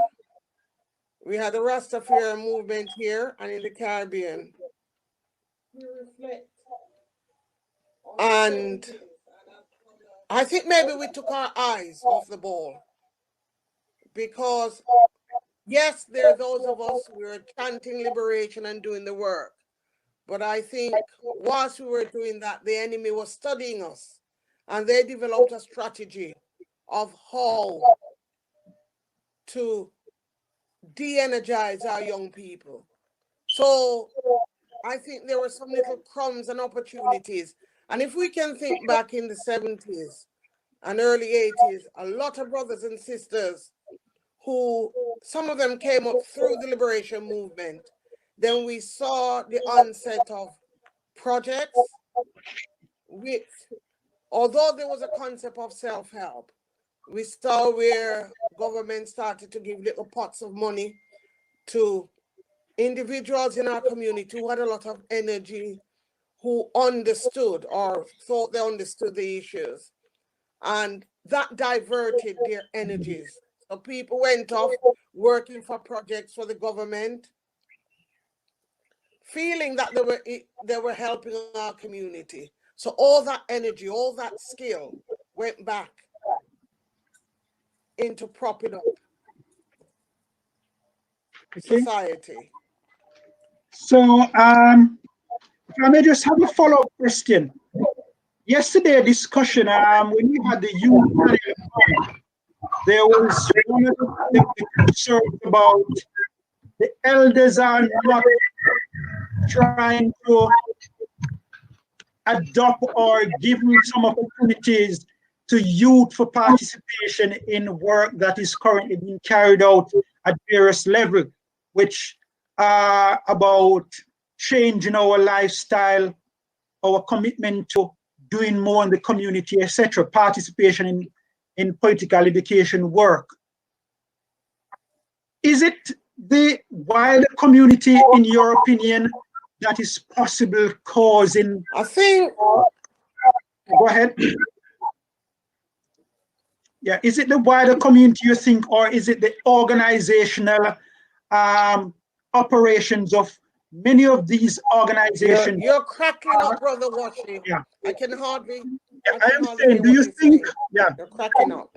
But I think we're at a stage with our young people where if we're not careful, you know, we become pitched against each other. That the young people are seeing that us, the elders, are the problem. We need to understand that it's the same fight. It's a common enemy. And we need the vitality and the energy of the young people and the skills, because with the situation we're in with lockdown, it's most of our young people who have the IT skills, who can enable us to present African Liberation Day using all these social media platforms. But that is not all that the liberation struggle and the liberation of African people is about. We need the wisdom, we need the experience, the knowledge of the elders. Marry that with the enthusiasm, with the energy, with the skills of the young people to take us forward. And it's very, very important. And as I was trying to say yesterday, that if COVID-19 teaches us nothing else, it teaches us that we need to be reflective. We have to look at serious lifestyle changes, and this involves our young people.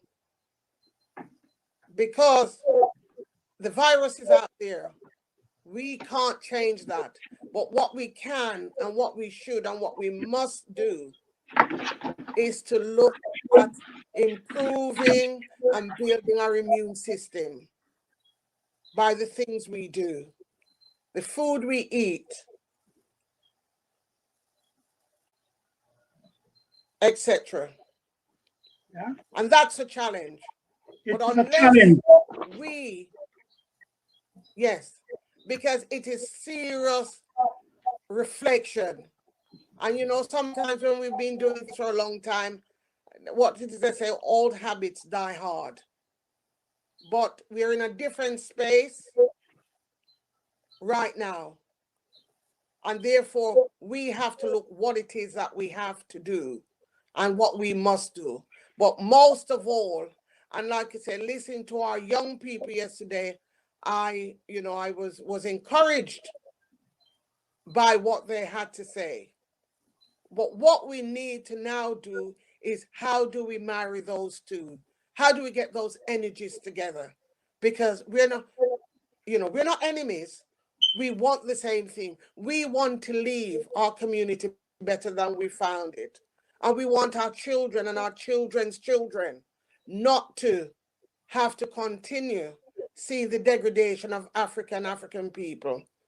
And I think, as I said, I think it's important that our young people in the diaspora start to see beyond the narrow borders of Europe and the diaspora and look to Africa.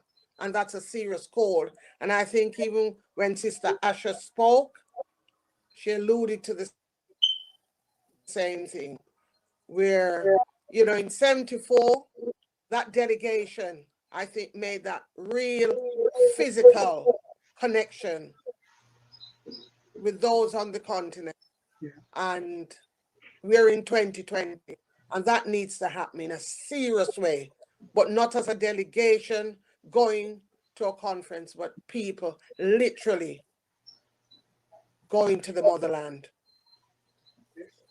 Mr. Mami, for that reason, I would like to share with the cyber world the image of our front cover brochure 2015, where we highlighted a youngster holding of Africa, because we have never lost sight that the youth is our future, and therefore we are asking, and as we continue to do, to make sure that youths join African organizations for collaboration, as those brothers mentioned yesterday, about getting more involved at the grassroots level, so we can see the wisdom of the elders and we can embrace the change and the newness which they want to share with us. Brother Cecil. Yes, my brother. Right. Rastafarianism and Pan-Africanism.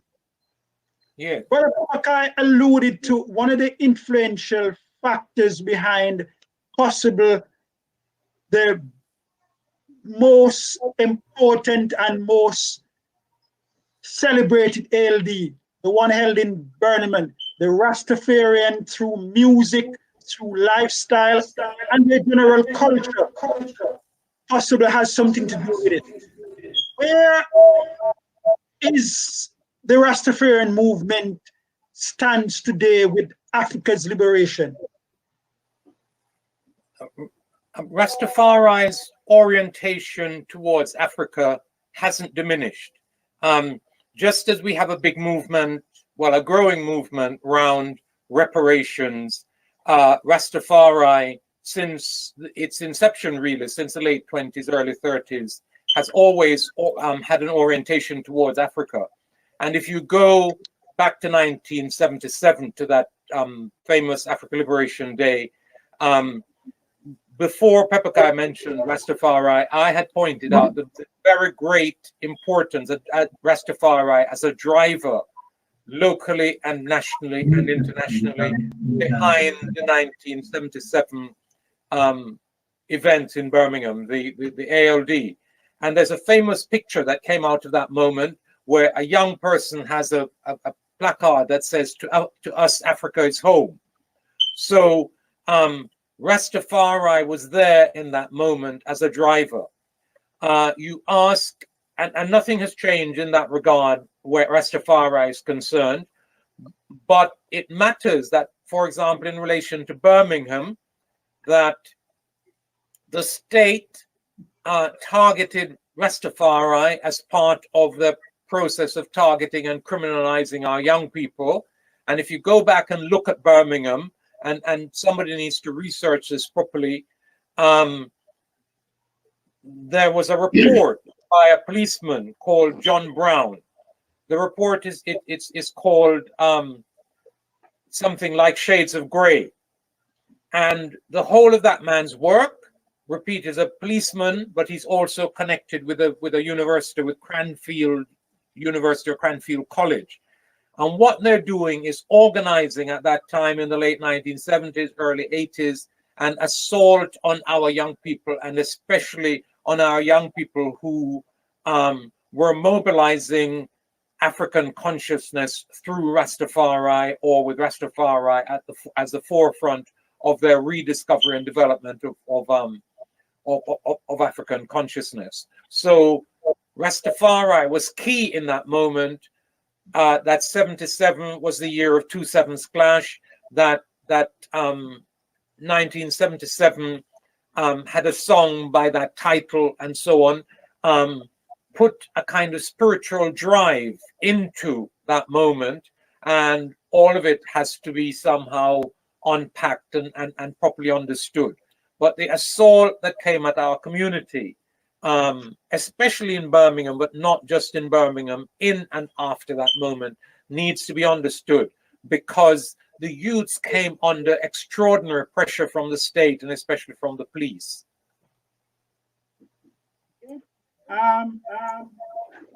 Brother Beanie, you there? You there? Yeah. Yeah. Yeah, you can hear. Yes, I'm hearing you. Brother Beanie, I want to take you to the issue of, Africa Liberation Day. Over the last 45 years, I've been able to bring in speakers from across the world. They have brought in speakers from all different continents. And as you mentioned earlier on, when you attended the six-pack in Dar es Salaam in 1974, it was a time for making connections. And I think the Pan-African Congress movement have surely does this very well in terms of our ALD, where we have brought in speakers from Africa, the Americas, the Caribbean, Europe, all different countries across the world. Would you like to share with our listeners one speaker that have helped us as an organization to look at the way how we operate, how we carry out the liberation struggle? One of the speakers, or maybe more than one over the years. It's more than one. I think you get like Johnny McCloud, Leonard Jeffries, I could name all of them, Dr. Finch, Umbu T. Shaka. Well, Umbu T. Shaka has been very close to us. He's always make sure that he comes on every time we do ALDR, we speak, we Skype him. But I wouldn't say, I think it's an awesome African scholar that African Liberation Day. I think that's made an impact and also the community, because we notice every time we bring somebody in and they speak at the ALD, then other people engage them and bring them on tour with them.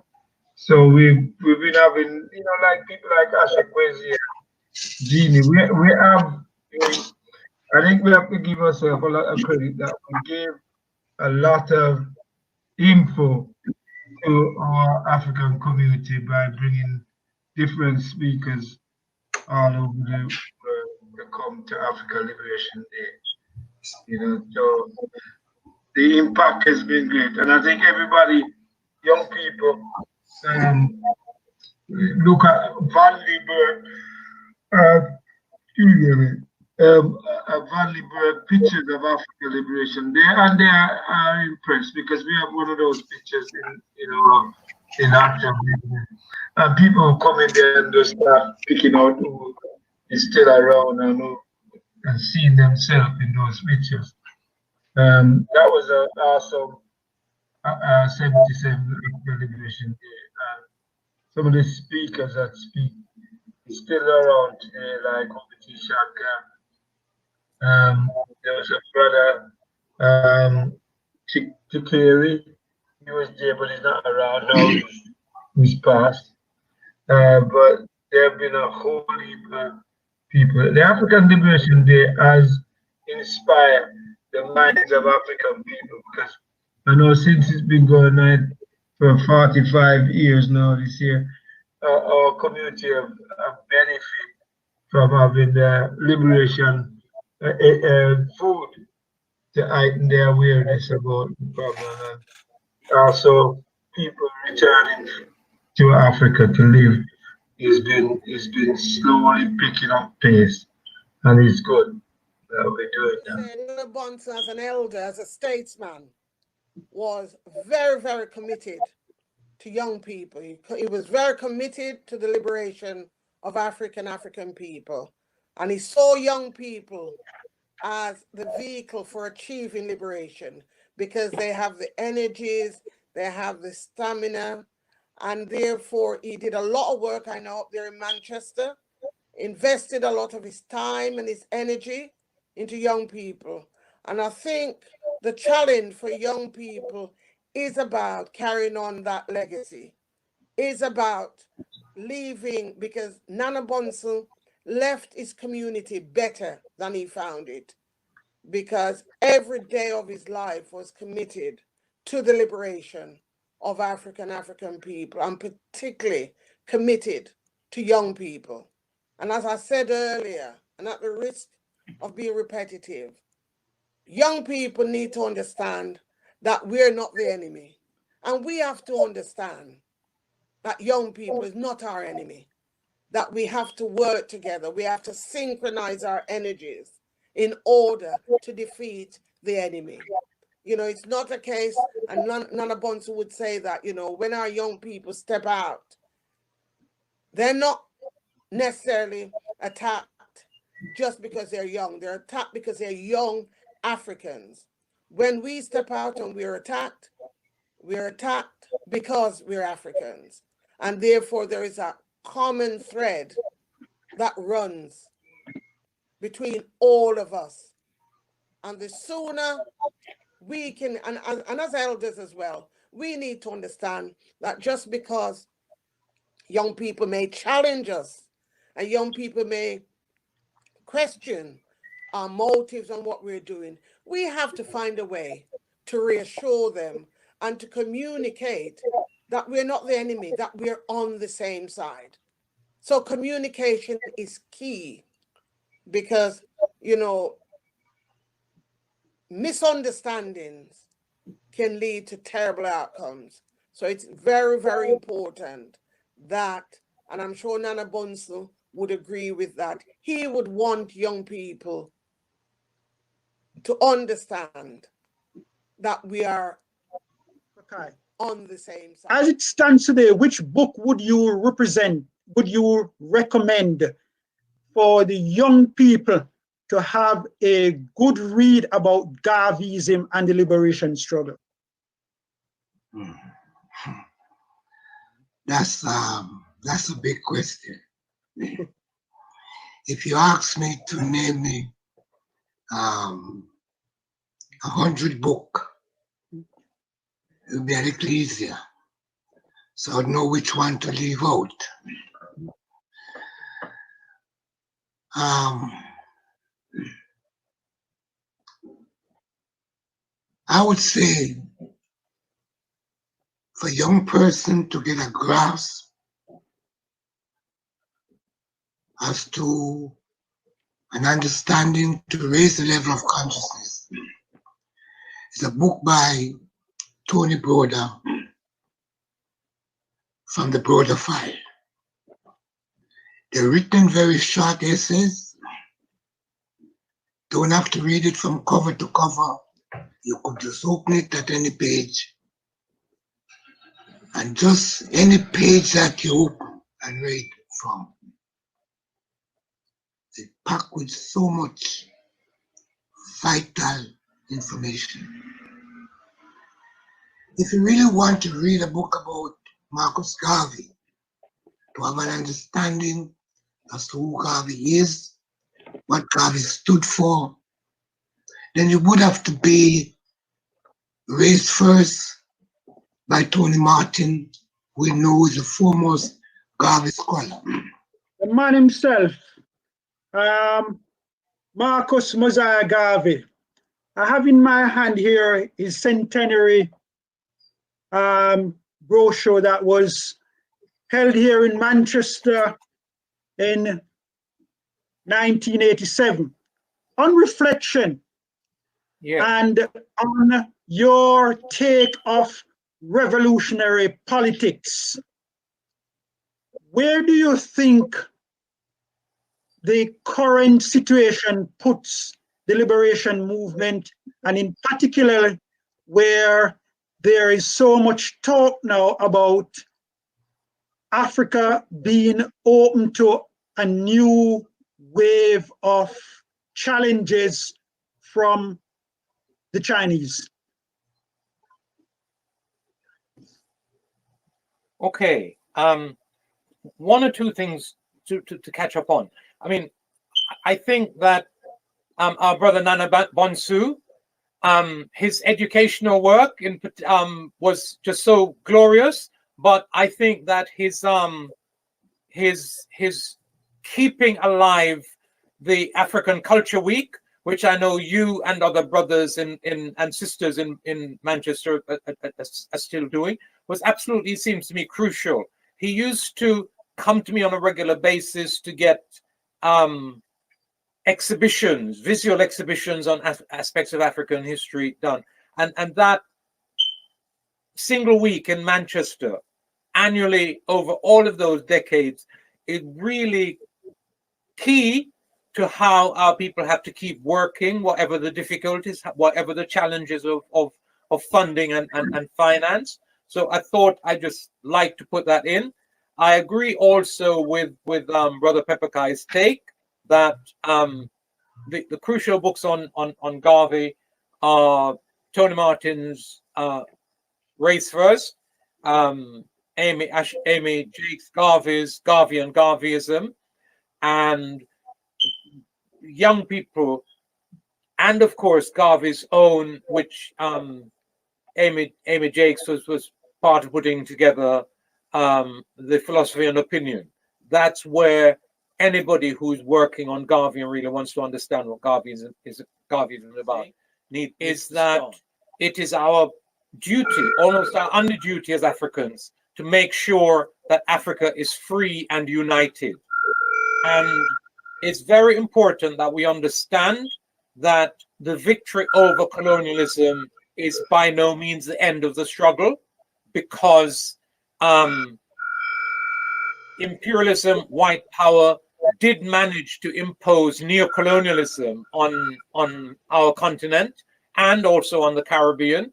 And so if, and to the extent that neocolonialism represents the continuity of white power in another form, then the struggle for African freedom is as alive and as necessary now as it was in 1945, 1957, or and so on. So the territories are now independent states, but the issue of African unity and African freedom is even more live than ever.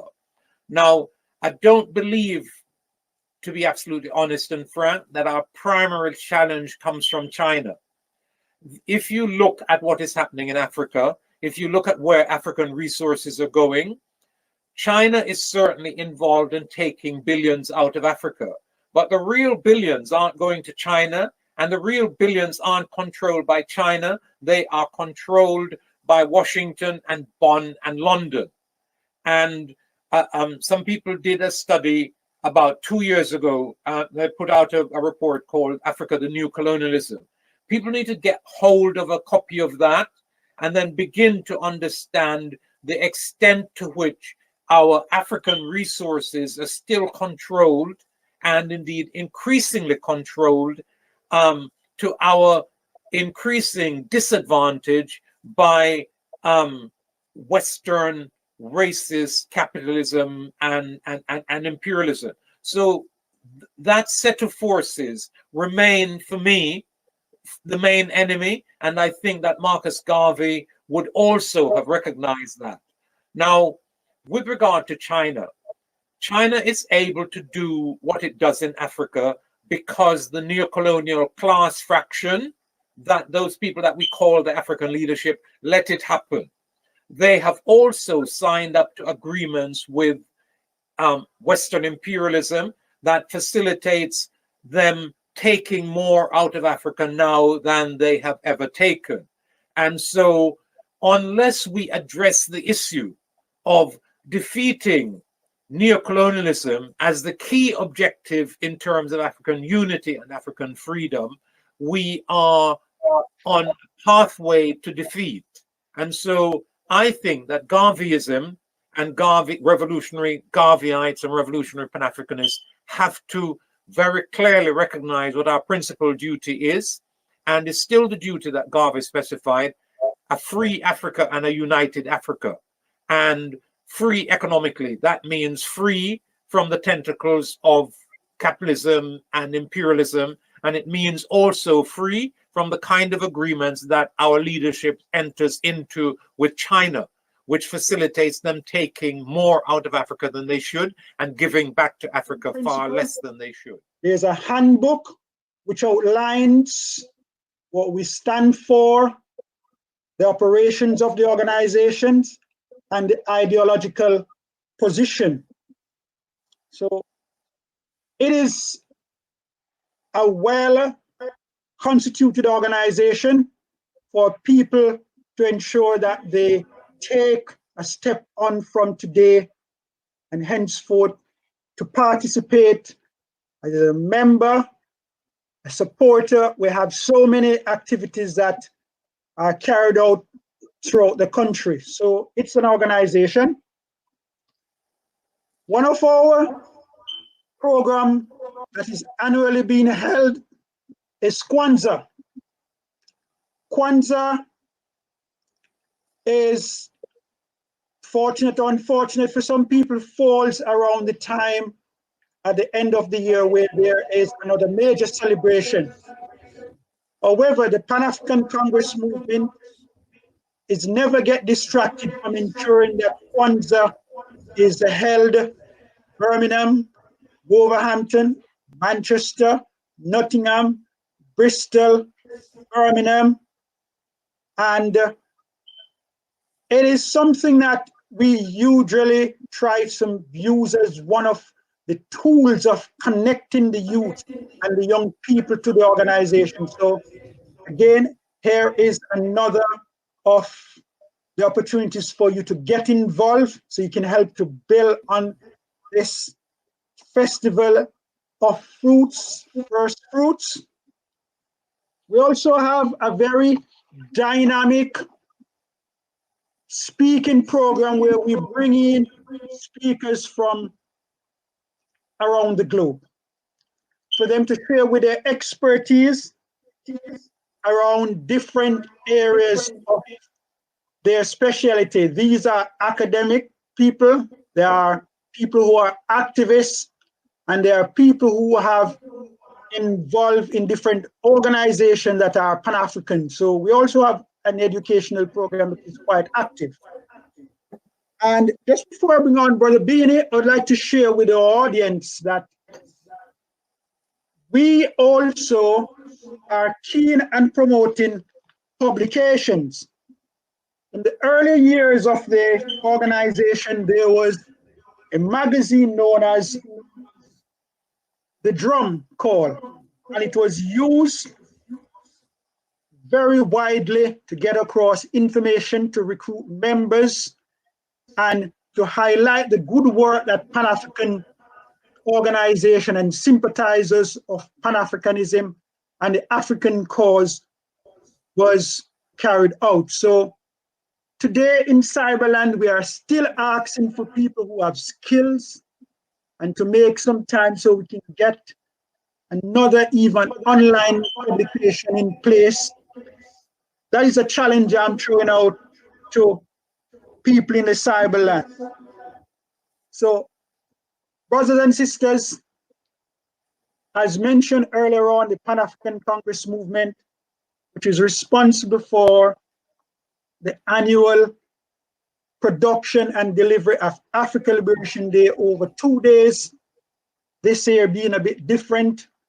We're calling you for your support, for the work to be carried out, and for all the necessary things that you can add to make sure we leave this place in a better place than we found it.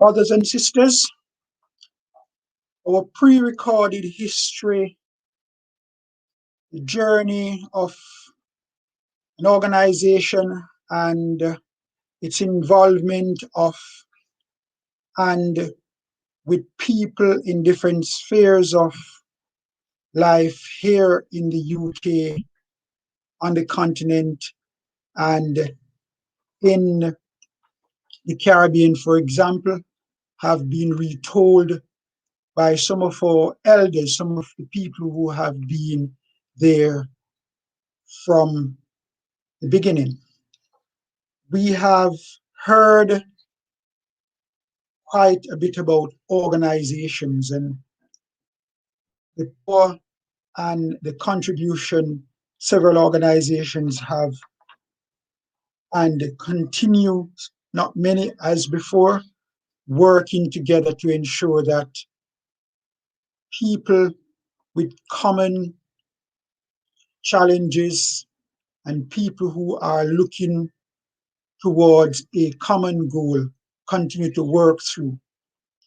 That history should continue to be told and, of course, serve as a reference and a ballpoint of learning how we and should work in ensuring that the liberation struggle continues.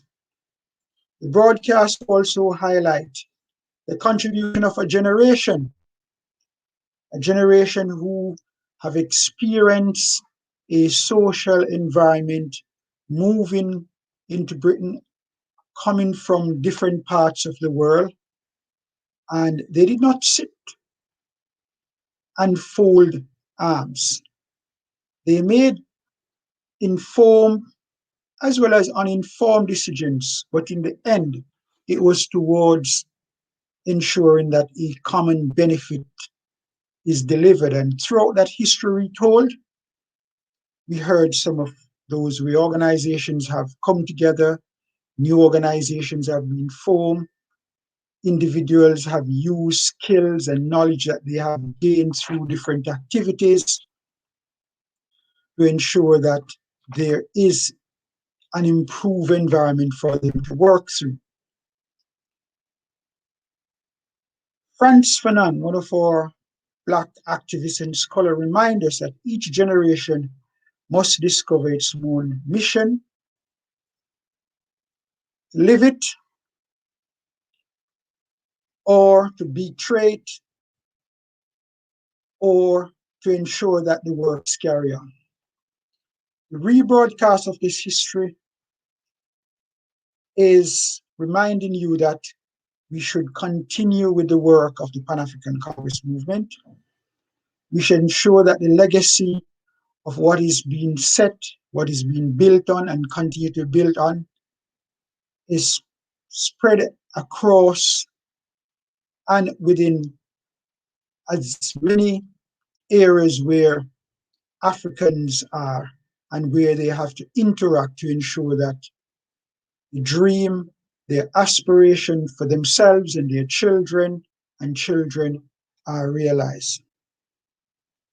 We are at a point where it is important to know, as I started this reflection in introducing this rebroadcast, that the knowledge of our past is absolutely important. Marcus Garvey reminds us that without this knowledge of our past history and culture, we are like a tree without roots.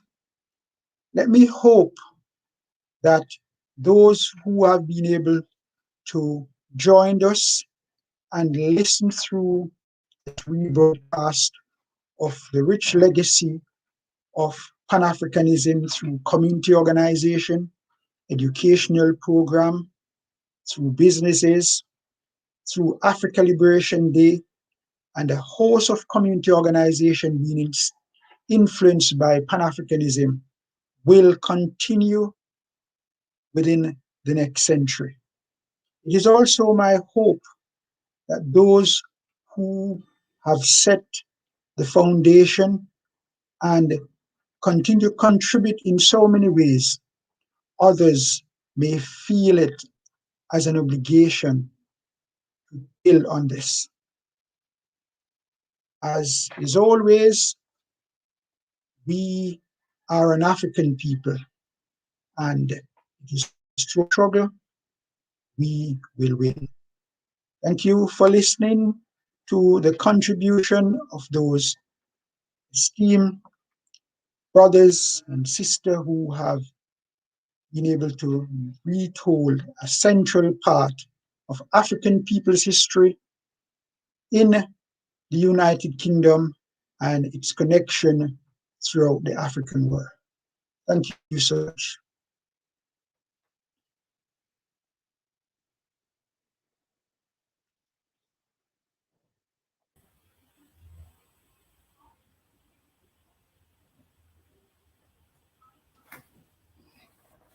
Greetings, Brother Beanie. Greetings. Sister Asha here. Me see you. Me there. Me You still look there. good to see you. Mm. Brother Beanie, we're just inviting you just to say, to greet the family, because we're happy to see you, that you could join us online today. We're going to keep it, brief. Brother Beanie, we're going to keep it brief. We're going to greet the family online, and then we're going to quickly move on to do something else that we have planned for you. Can you hear me, Brother Beanie? I'm hearing you. Okay, so you can greet the family now online, but we're keeping it very short because we have something special that we need to do for you. No problem. It's been short. I won't ugly ear. Okay. Go on, Brother Beanie. I'd say greeting to our blessed African family globally, and for all those brothers and sisters who have taken part over the years with Africa Liberation Day. I say, may the ancestors bless them, keep them strong, and we keep putting out the message so we win this war of liberation. Yeah, so still, I just say that the African family be blessed and keep focused. Don't forget the prize. Don't take our eye off the and the ball, and let us win all these colonial owning dogs who are taking our continent right in front of our eye. I just like to point out to the African family that Congo alone, these European and all these other enemies, whether European, Arab, or Chinese, Africa, Congo, in terms of its mineral reserve, worth 15 trillion pounds. and Britain is taking a 1 trillion out of that. So we must wake up. When you see things in Congo, you see other people are poor and suffering because we have, and Sister said it very good, because we have in these neo-colonialist leaders who are selling us out. The big problem for Africa today. They want to just sell their people. When you see little children of 5 and 6 year old in a quarry breaking stone, and the government are not looking after the people. How these European companies will go in and push people up when they're digging the mineral off of where we are. I'm telling you, it really make my heart bleed to see they build houses that the termites are heating the house around the people. So they claim they're doing helping the people. They're not. So people need to wake up in Africa, especially leadership. They're not taking care of the business. So we are here as African diaspora must stay focused and encourage our youth to be in Africa. Thanks. Thank you so much for the beat. It's wonderful to hear what you had to say. I missed the fire this year. Yeah, well. But you're here and there's still fire in you. And we're happy to see you and we love you dearly. On behalf of the Pan-African Congress movement, we're so proud to know that we have had that experience of sharing this journey with you. And although you're going through your health challenges, you're still here. And more importantly, you have delivered message of hope and determination, reminding us of our responsibility and why we're here. So thank you so much, Brother Beanie. But let us do what we need to do for you today. Okay, Brother Beanie? We're just going to do something for you today. Okay. All right. Okay, so greetings, African family. It's indeed an honor to be here again for African Liberation Day 2021. The Pan-African Congress movement was determined to be online. And of course, it's always challenging, but we're happy we're here. And today, we have to acknowledge the work and the determination of, our beloved Elder Beanie over the years, who was one of the foot soldiers on the ground who would be making sure that African Liberation Day happened. Of course, we all know as a community that he's been through a health challenge and still going through it. And last year, there was a gathering in Birmingham. And I'd just like to say that in order to support and just to send positive vibration, which we still have to continue, one of the books that Elder Beanie gave me in my younger years, not now, many years ago, and I don't know if you remember it, Brother Beanie, it's called Groundwork by Brother Hakim Manabuti.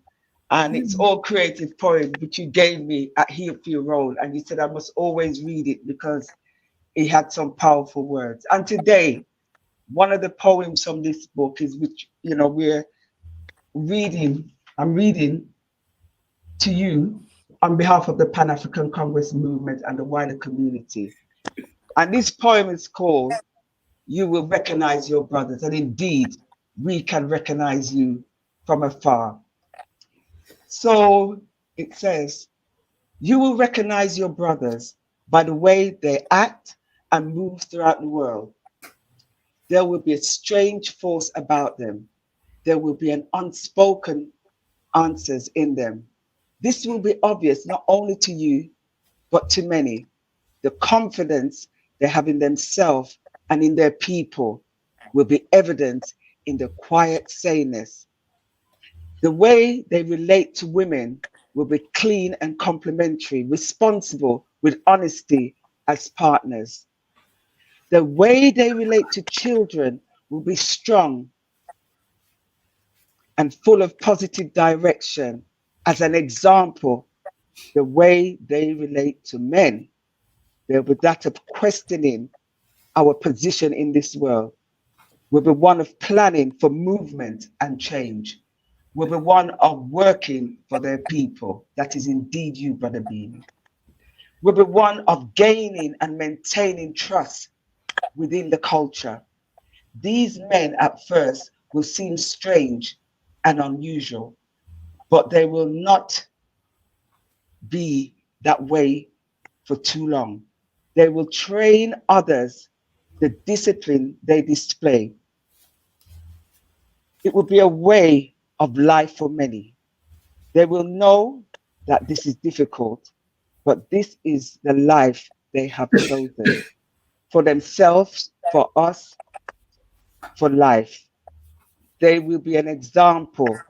They will be the answers. They will be the first time builders. They will be the creators. They will be the first to give up the weakening pleasures. They will be the first to share a black family and a black value system. They will be the workers, they will be the scholars, they will be the providers, they will be the historians. They will be the doctors, lawyers, farmers, priests, and all that is needed for development and growth. You will recognize these brothers, and they will never betray you. And every time I look at this poem, Elder Beanie, everything that is said in this poem resonates with you, resonates with me when I think of you and all of us in the Pan-African Congress movement. And so we say, we will always recognize you, and we thank you for everything that you've done for this community globally, worldwide, wherever you've gone, you have the voice and we've all heard it. And I'd just like to say, Brother Beanie, continue to keep strong. We are continuing to send you positive vibrations, and we love you dearly. So we will know you from afar. And thank you for very much sharing this in my young years. I'll never forget it. So Africa for the Africans. Home and abroad. Home and abroad. Miami? Thank you. You're welcome. Caribbean. All right. Africa for the Africans. Home and abroad. Home and abroad. And as Asha said, to my beautiful brother, my confidant, my friend, you know, someone I know we can all trust and rely on. On behalf of the Pan-African Congress movement, we know even though physically you're down, spiritually and politically, you're still there. You're still sitting there trying to do what you can in terms of the liberation of African people. You are a warrior of all warriors. And we know you're brave, courageous, fearless. You are the most fearless person I've ever met in my entire life. Committed. And we know there's been kind of significant deterioration in your health, your physical health, and your emotional health over the past year or so. And want you to know. I'm still there.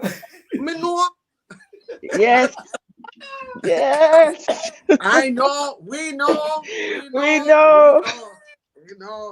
We know. You're down, but you're not out. We know. That's right. And, you know, we have to be optimistic. And we're confident and optimistic that you're on your journey to recovery. We have to have that hope. And those of us out here have got to send the positive energies. But on a practical level, you know, for me, Pan-Africanism, people know me, know I'm an activist. That's what I am. I'm a doer. I believe in doing. We need the theory, but we have to put theory into practice. And right now, there's some treatment that Brother Bina requires, some herbal treatment, which he can get, which helps him tremendously, but it's very costly. And I'm putting an appeal out now to us as Pan-Africanists, to the wider community, because I don't think there's anybody across the globe who has not heard of Brother Beanie or haven't met him. Because I don't, you know, he's second to none in terms of his commitment to Africa and African people. And so we're putting an appeal out, and we want people, this is a Pan-African love offering. And if we truly love and care about you, we're going to make sure that we contribute generously, and we do it with love.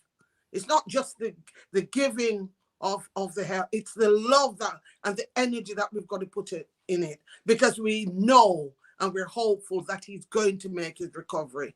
So I don't know if we've got the bank details online. Yeah. If not, we'll put it. We can put it out, and it's been his account, and we will be reporting back to the community on the amount raised. There's also Sister Marisha who'll be setting up a GoFundMe page. She wasn't able to sort it out for this time, but if it sorted out, we'll put it on over the next couple of days. But it's important that we don't just talk the talk, we walk the walk. And we don't want to be embarrassed, because if we can't respond to Beanie Brown, I don't know who, or Butaka, I don't know who we can to, because there is no more deserving African in this community, in the UK, international, in the diaspora on the continent, who is more deserving, because we know he is fearless and he's generous to a fault, and he's selfless, because being is all forgiving. You know, we'll have some discussion sometimes, and you know, it doesn't matter what the person is or what they've done. He feels it's his responsibility to defend and protect and provide for African and African people. So I'm going to stop there. I will be mentioning it on later on, but like I say, I don't want to be embarrassed. It has to be done. Okay. Thank you, my sisters. Oh, Thank love you, Lords. And just to say, to conclude this section, that Brother Beanie has given permission to the Pan-African Congress movement to do this humble appeal. And this comes with the blessings of the family, as far as we understand. So I just think that's important for the wider community to know this, and the details will be shared so that people can make their donation and give with love, and you know, just keep sending the positive vibrations to Brother Beanie, because he's still here and we love him dearly. So I say thank you, Asante Sana, to the African family in advance. Is that it now, Miami? So that we can proceed on? Okay. All right, well, Elder Beanie, lovely to see you, and I'll see you soon. Okay. Now that I can travel. Okay. You stay with us. We've got still a lot left for the afternoon. So now we are going to have some entertainment, which will be a series of compilation pieces from the Steve Biko Saturday School. And then after that, we will have a short break. We will be having a break so that people can, you know, stretch their legs, possibly have something to eat, or just to unwind a bit and take in some of the air outside, the sunshine. Okay, so brothers, if you could just put up the piece.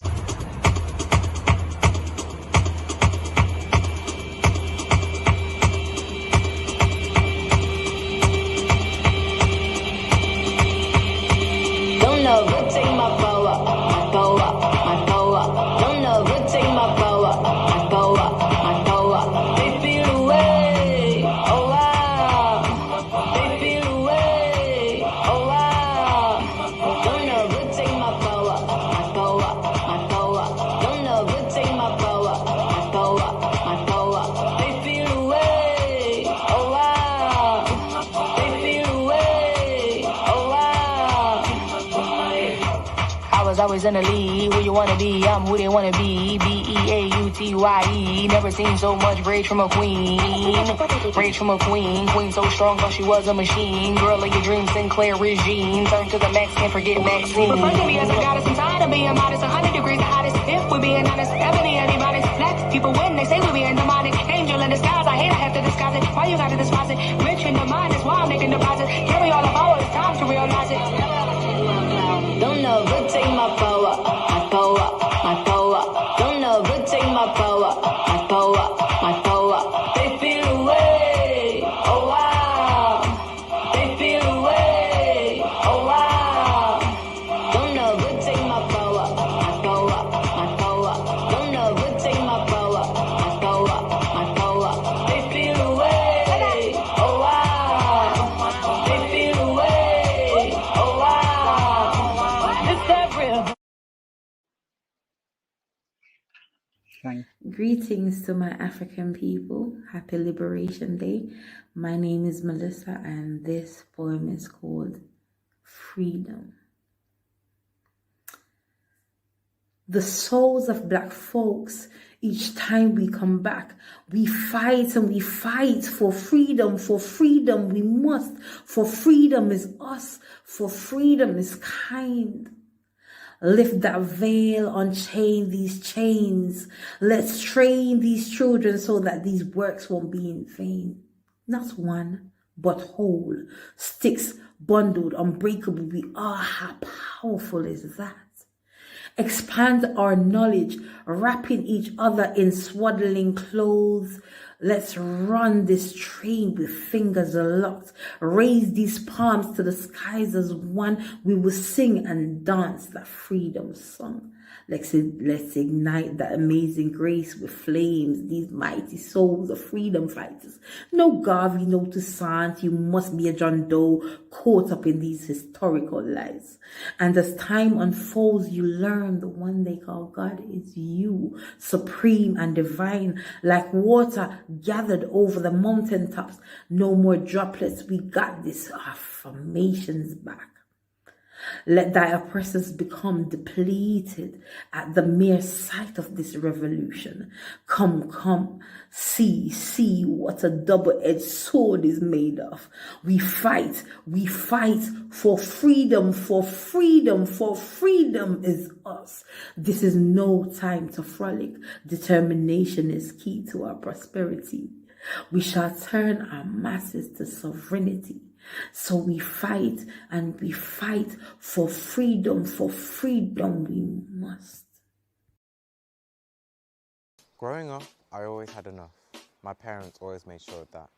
Even if that meant extra hours at work, they'd never cease to buy me what I need. As I grew older, I started to realize the importance of my education. My father told me that I would become the first of us to get a degree. At the age of 9, I met Auntie Dawn and started going to her Saturday school. She helped me with my maths and improved my schoolwork. But the learning didn't stop there, oh no. The learning had only just started, because the best lessons were the ones that we learned about the people before us. I'm not talking about the kings and queens of old. I'm not talking about English history. I'm talking about the unsung heroes that fought for people like me, like Marcus Garvey and Harriet Tubman, Nelson Mandela, Rosa Parks, George Washington Carver and Madam C.J. Walker, Martin Luther King Jr., and so many more. The strength of the Black Panthers, the wisdom of Steve Biko, the power of my ancestors, the ones that paved the way. As I look back at what I've achieved, I know that they've been with me, from a boy born in Nigeria to a boy in a grammar school. From the streets of London to the hallowed halls of Cambridge, because I know one day I'll make it, and I won't forget my roots. Because after I graduate, after I make a name for myself, I'll be back to the place it all started, back to the Steve Biko Saturday School, to share my wisdom with the next up as they learn how to play to their strengths, to open up brand new opportunities and help them love Saturday School the way that I do, to learn about the inspirational ideas of the ancestors and create experiences of enjoyment that will last a lifetime, to give back to the place that gave me so much, to give back to the Steve Biko Saturday School.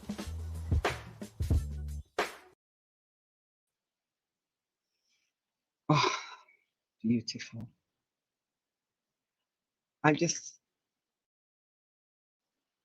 I just want to say to this, I know members, the Beacons at this school are watching this right now. And I just want to say thank you for your contribution and to say to the African family, in an effort to mitigate against some of the interruptions, you will see that a lot of things are being pre-recorded, but we're just glad that everyone is here today. We give thanks for that.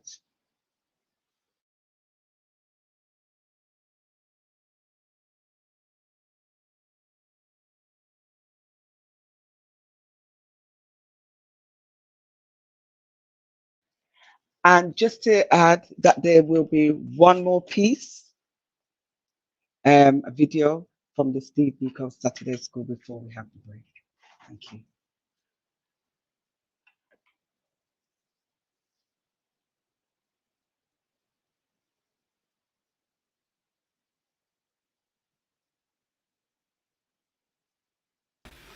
Yeah, Sister Asha, that's all I had from Steve Biko, these 3 pieces.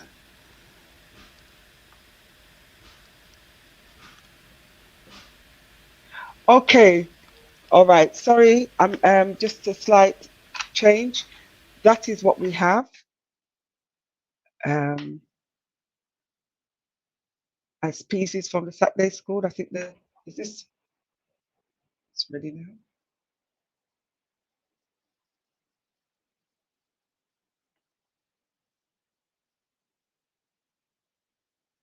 There might be a slight technical problem. Nothing coming through.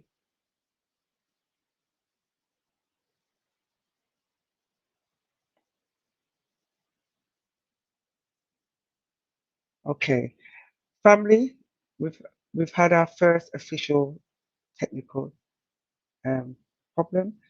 What we'll do, we'll stop there and people can have their break and we'll get this sorted and make sure that it's played afterwards. So for now, you're going to have a short break and then we'll be coming back and you'll be entertained by some of our young people from elsewhere, which I'll save as a surprise, as well as some of the piece that we were trying to play from the Saturday School.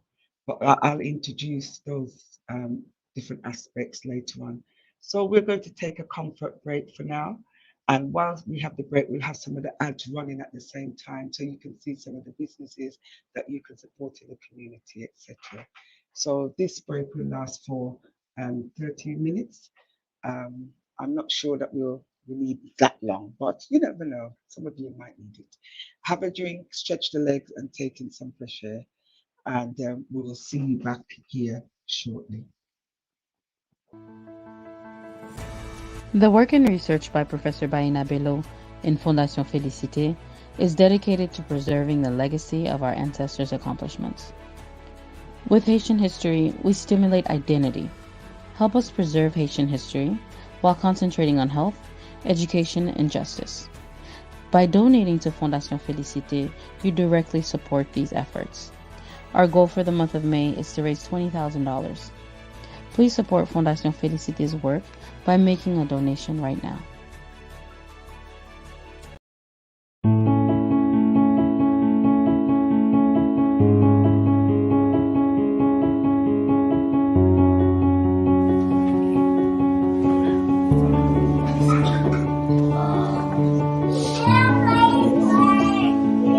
Appreciate, giving the gratitude, because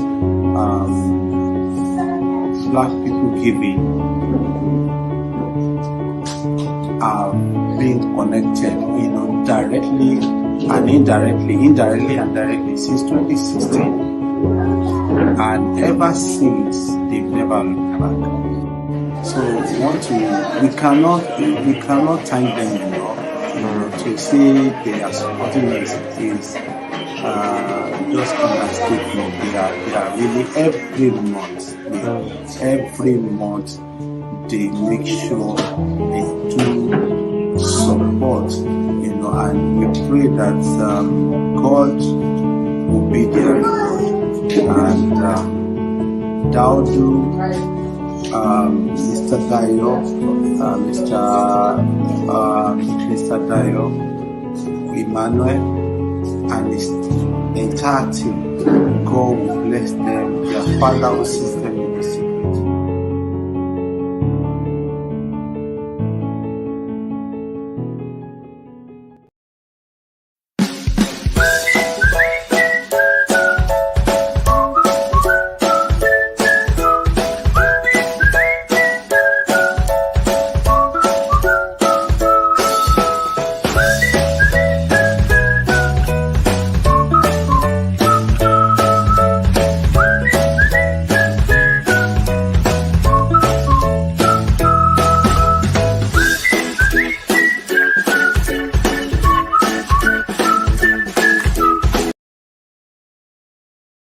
Greetings, everybody. Dio here from BPG.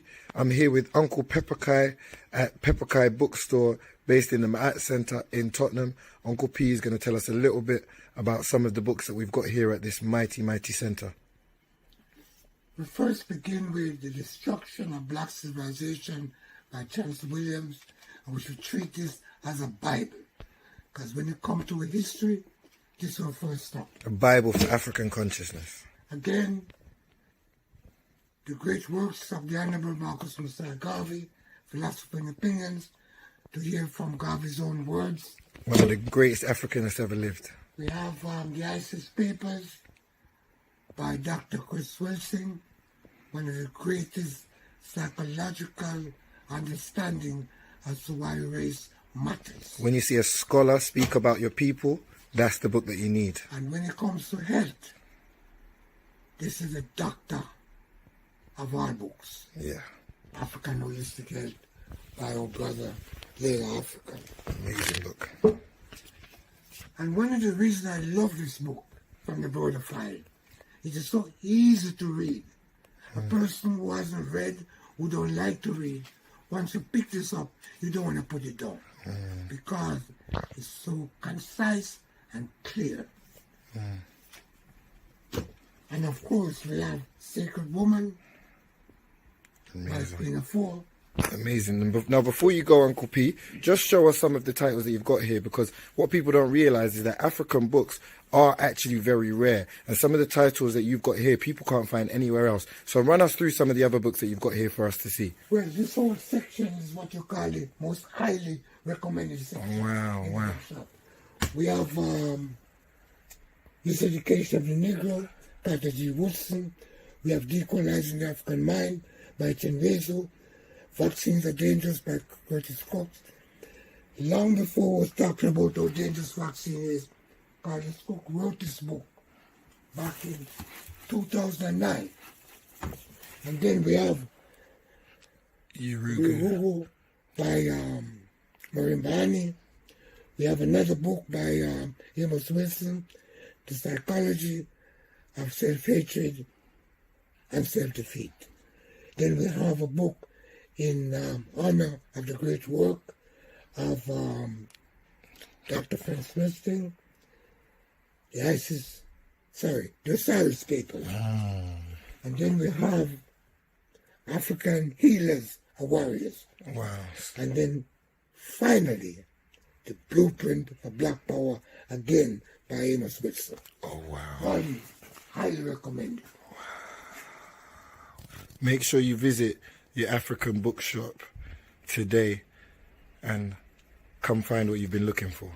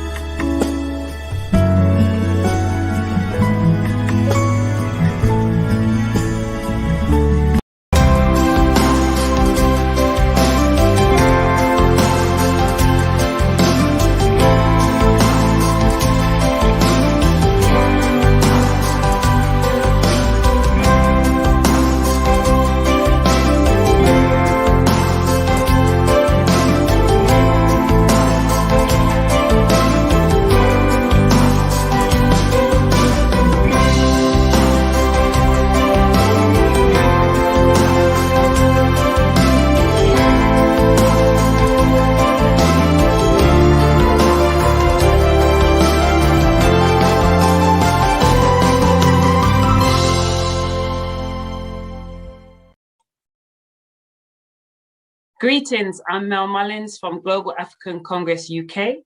Please join Global African Congress Europe for our Climate Justice Conference on the 5th of June 2021 from midday UK time.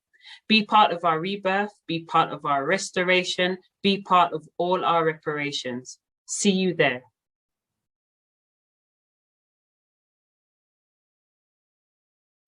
Greetings, African family.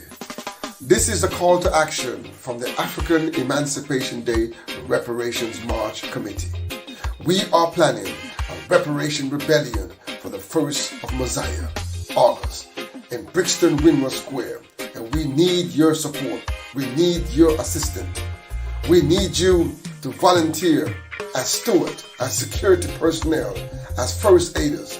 We need your skills. If you are good at logistics, if you are good at organizing, if you have tactical skills, we need your support. We need your help to come out and help serve your community. You can contact us on 079 22 035 446. Again, you can contact us on 079 22 035 446. You can call, text, or WhatsApp, and we will get in touch with you ASAP. Also, you can email us at info@reparationsmarch.org. Come step forward, my people. Volunteer your service. Serve your community. This is a call to action. We are planning and preparing for the 1st of August, the 1st of Messiah Reparations Rebellion. Contact us now. Our first training is on the 6th of June, and then the second one is on the 13th of June, and then the final one will be on the 20th of June. Join us as we train and prepare ourselves to serve our community. Thank you very much. Hotep. Ujamaa, which means cooperative economics, to build and maintain our own stores, shops, and other businesses and profit from them together.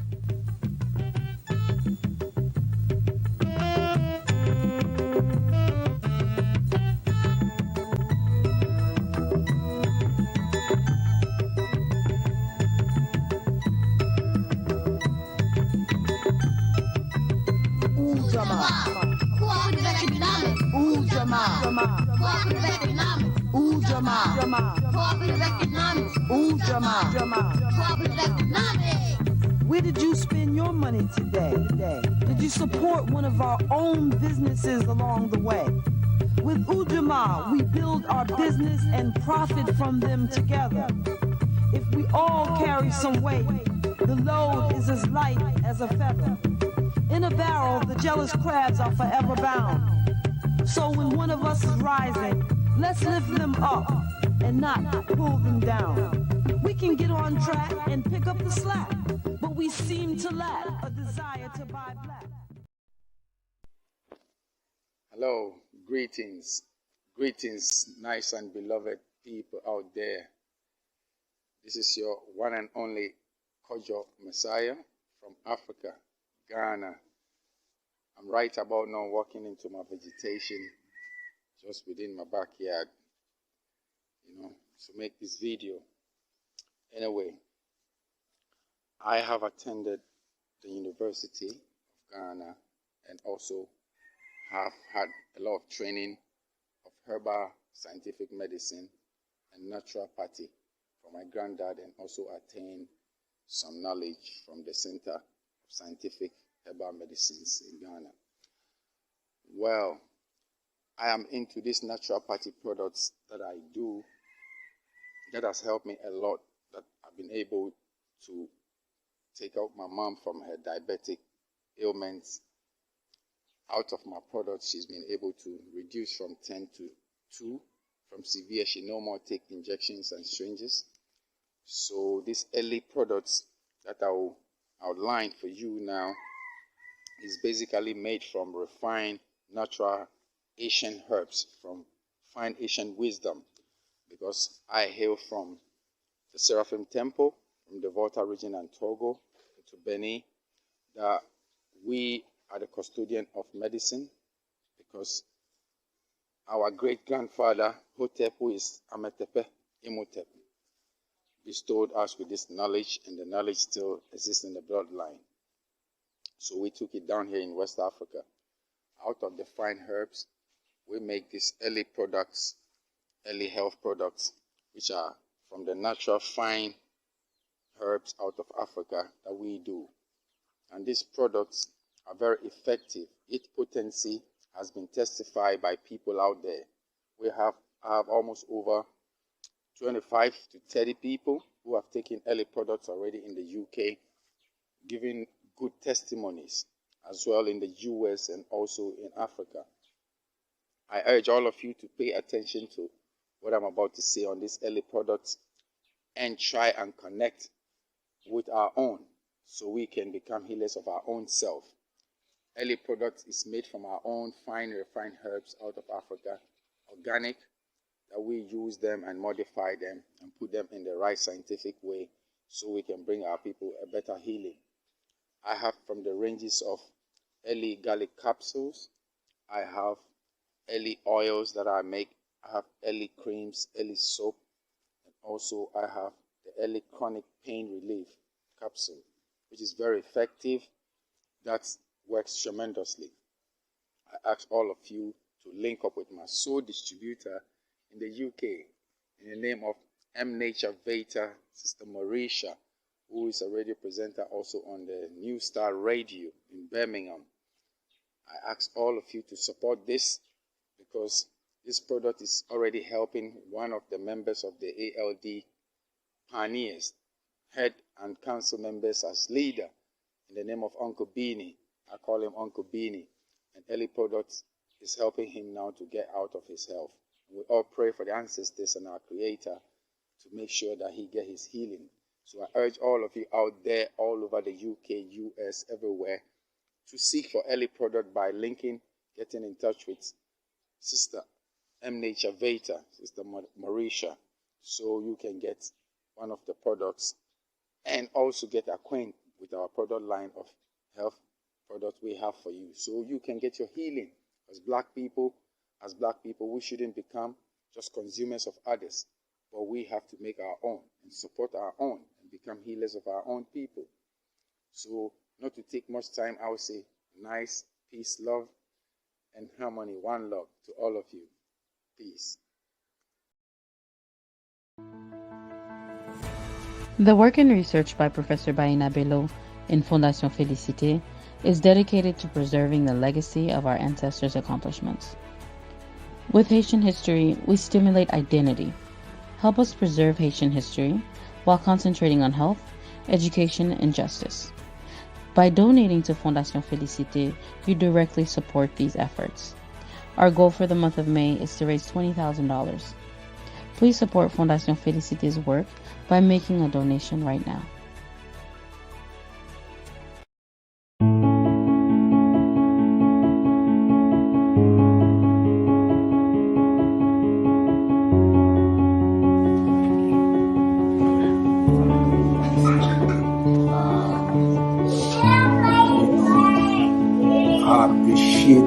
Giving the gratitude, because black people giving are being connected, directly and indirectly and directly since 2016, and ever since they've never looked back. So we cannot thank them enough. To say they are supporting us is just understatement. They are really every month they make sure they do support, and we pray that God will be their reward. And Daudu, Mr. Dayo, Mr. Dayo, Emmanuel, and his entire team, God will bless them. Their Father will see them in the secret.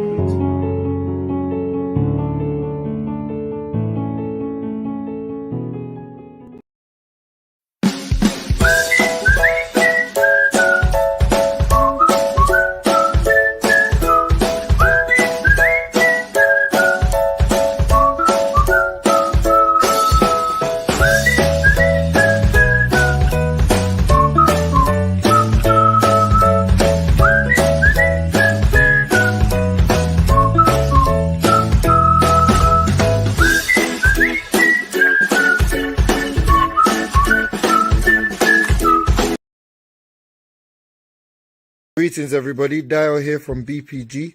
I'm here with Uncle Pepper Kai at Pepper Kai Bookstore based in the Maat Centre in Tottenham. Uncle P is going to tell us a little bit about some of the books that we've got here at this mighty, mighty centre. We first begin with The Destruction of Black Civilization by Charles Williams, and we should treat this as a Bible, because when it comes to a history, this is our first stop. A Bible for African consciousness. Again, the great works of the Honorable Marcus Messiah Garvey, Philosophy and Opinions, to hear from Garvey's own words. One of the greatest Africanists ever lived. We have the ISIS Papers by Dr. Chris Wilson, one of the greatest psychological understanding as to why race matters. When you see a scholar speak about your people, that's the book that you need. And when it comes to health, this is a doctor of all books. Yeah. African Holistic Health by our brother, Layla Africa. Amazing book. And one of the reasons I love this book from the Broader File, it is so easy to read. A person who hasn't read, who don't like to read, once you pick this up, you don't want to put it down. Because it's so concise and clear. And of course, we have Sacred Woman by Queen of Four. Amazing. Now, before you go, Uncle P, just show us some of the titles that you've got here, because what people don't realize is that African books are actually very rare. And some of the titles that you've got here, people can't find anywhere else. So run us through some of the other books that you've got here for us to see. Well, this whole section is what you call the most highly recommended section. Wow. We have Miseducation of the Negro by G. Woodson. We have Decolonizing the African Mind by Chenvezo. Vaccines Are Dangerous by Curtis Cox. Long before we was talking about how dangerous vaccine is, Curtis Cox wrote this book back in 2009. And then we have Urugu by Maureen Barney. We have another book by Amos Wilson, The Psychology of Self-Hatred and Self-Defeat.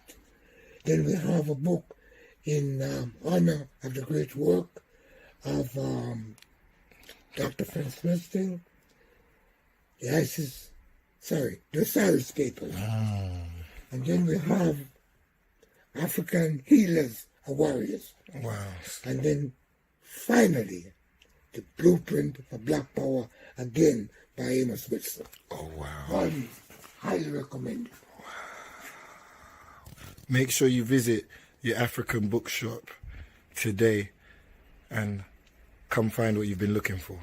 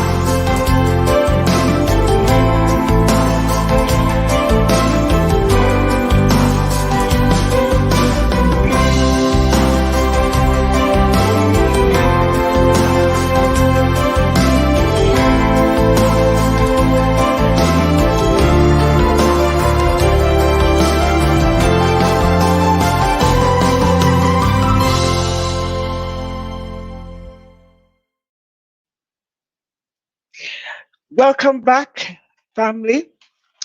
To those of you that have just joined us, we say welcome to African Liberation Day 2021. Again, we'd like to continue in the spirit of our theme, and in particular this afternoon, this session, you will see participation from our young people. We're going to start with where we left off just before the break, where we had a slight technical problem. I hope it's been resolved now. So we'll be starting with the last performance of the Steve Biko Saturday School. Then we'll be followed with a piece by our two princesses, Sankofa and Afrika. These are recorded pieces, and we hope and we know that you learn from what you're hearing. So we'll start with the Steve Biko Saturday School. Thank you, Africans.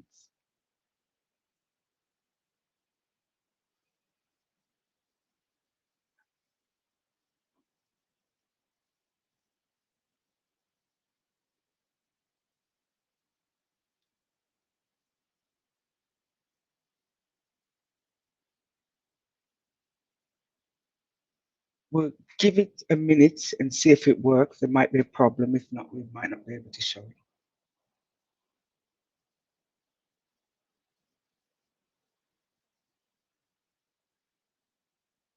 I think it's coming through, just needs to be louder.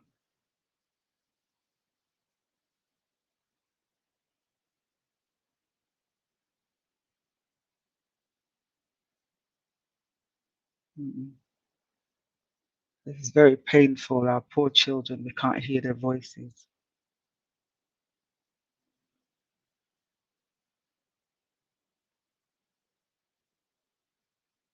Sorry, family, I'm not sure. It worked earlier. I'm not sure what the problem is.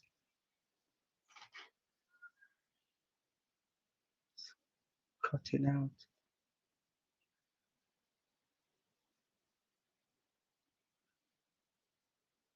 I'm not going to take it off, actually. I just want the world to know that our children really worked on creating this so that they could participate.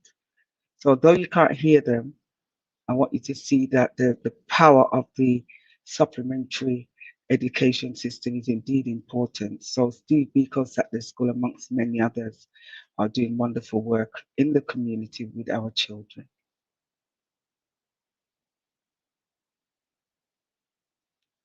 We did test this and it was fine. I'm not sure why it's not coming through now. So Steve Biko Saturday School has been running since 1977, which means it's 44 years since it's been established, still thriving and still attracting children from all over to attend. We're very committed. And if it doesn't work now, I'll be sure to make sure that at least if it's tomorrow, it will be played. We'll have a look and see, we'll take it down and play this again.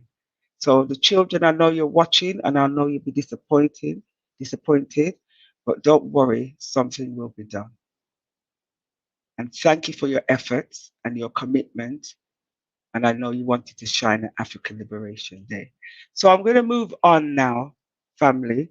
And if I just ask that the technician takes it down so that we can move on to the next piece. So you can see some of the children.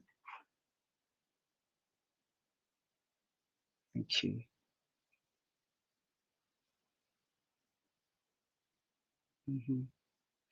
Of course, this is one of the challenges being online. You just can't avoid it. Okay. Be back with you.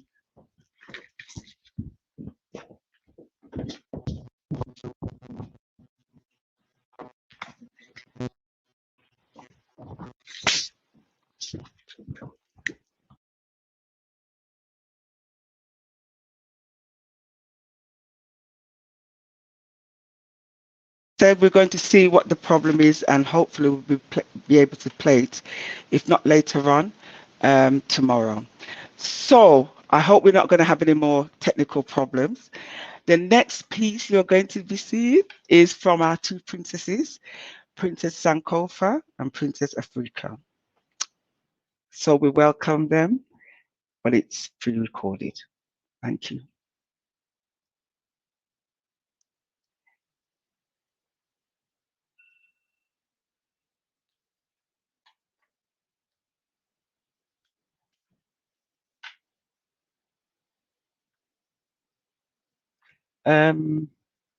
Whilst I'm waiting for that to be put on, just to let you know that there are a couple of things that we expected and it might not be happening today, but I'm going to stop talking now. Here we go.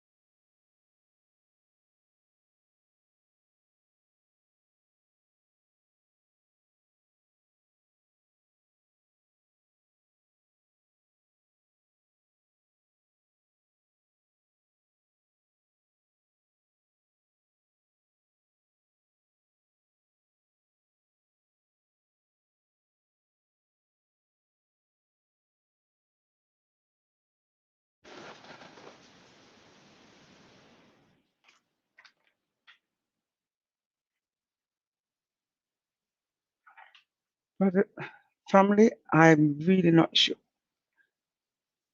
Oh, this is beautiful.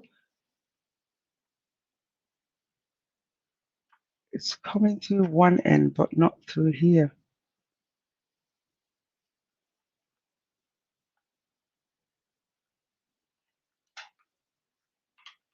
Family, I'm really not sure what the problem is with why it's not suddenly working. All of these things were fine. Let's try again.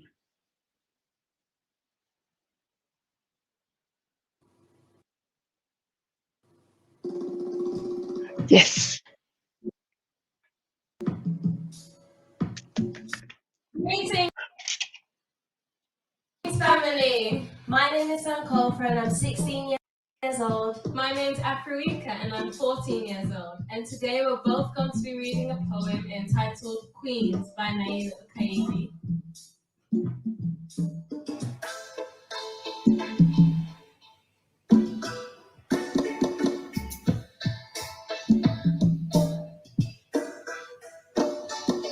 Queens, who are our sheroes, our leading bright lights, the mothers of our nation who stand up and fight.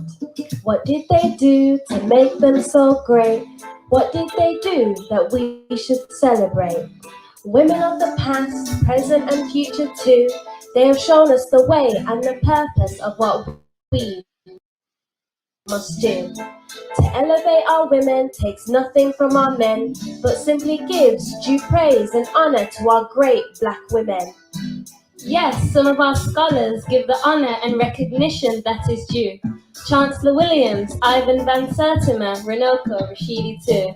They tell us African women are the backbone of our race, the driving force in our evolution, the setters of the pace. Daughter Mama Africa, our spiritual homeland, the mothers of our nation so rich and so grand. They are often forgotten and their efforts rarely seen. We remember the kings, but not always the queens. Rulers of nations and the foundation of the family, pivotal to our continued quest to be African and free. Let us hail up our sisters and honor their names, study their lives, their achievements, and their collective gains. Amy Ashford Garvey, the first wife of the Honourable King. There right from the start when the UNIA came into being.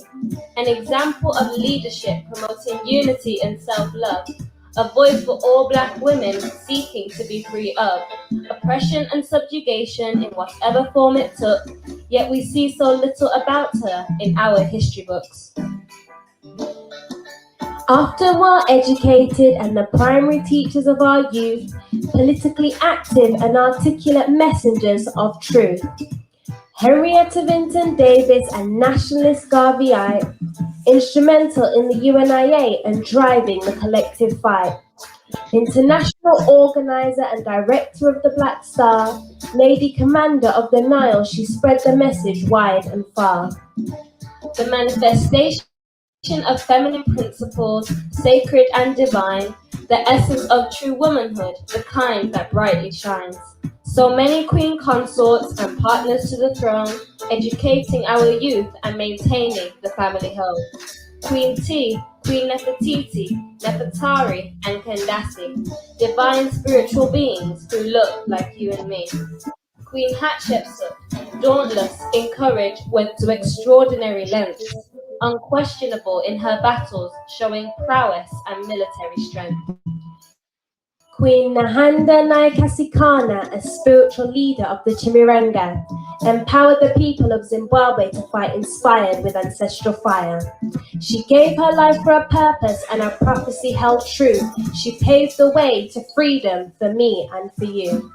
Harriet Tubman led brothers and sisters from the shackles and the chains. She was part of the movement, achieving primary political gains, showing uncompromising dedication, leadership and militancy, personal sacrifice and commitment to set our people free. Speaking out against injustice and destruction of the African family, organizers for our people working so hard and tirelessly. Infused with the spiritual energy of our ancestors great and strong, can we now follow their examples and return to where we belong? Dedication, resilience, and commitment are some of what we need. Queens and empresses of Africa, tonight we plant the seed. So let's rise to the challenge to reclaim our rightful place. Heed the call to action. Up, you mighty race!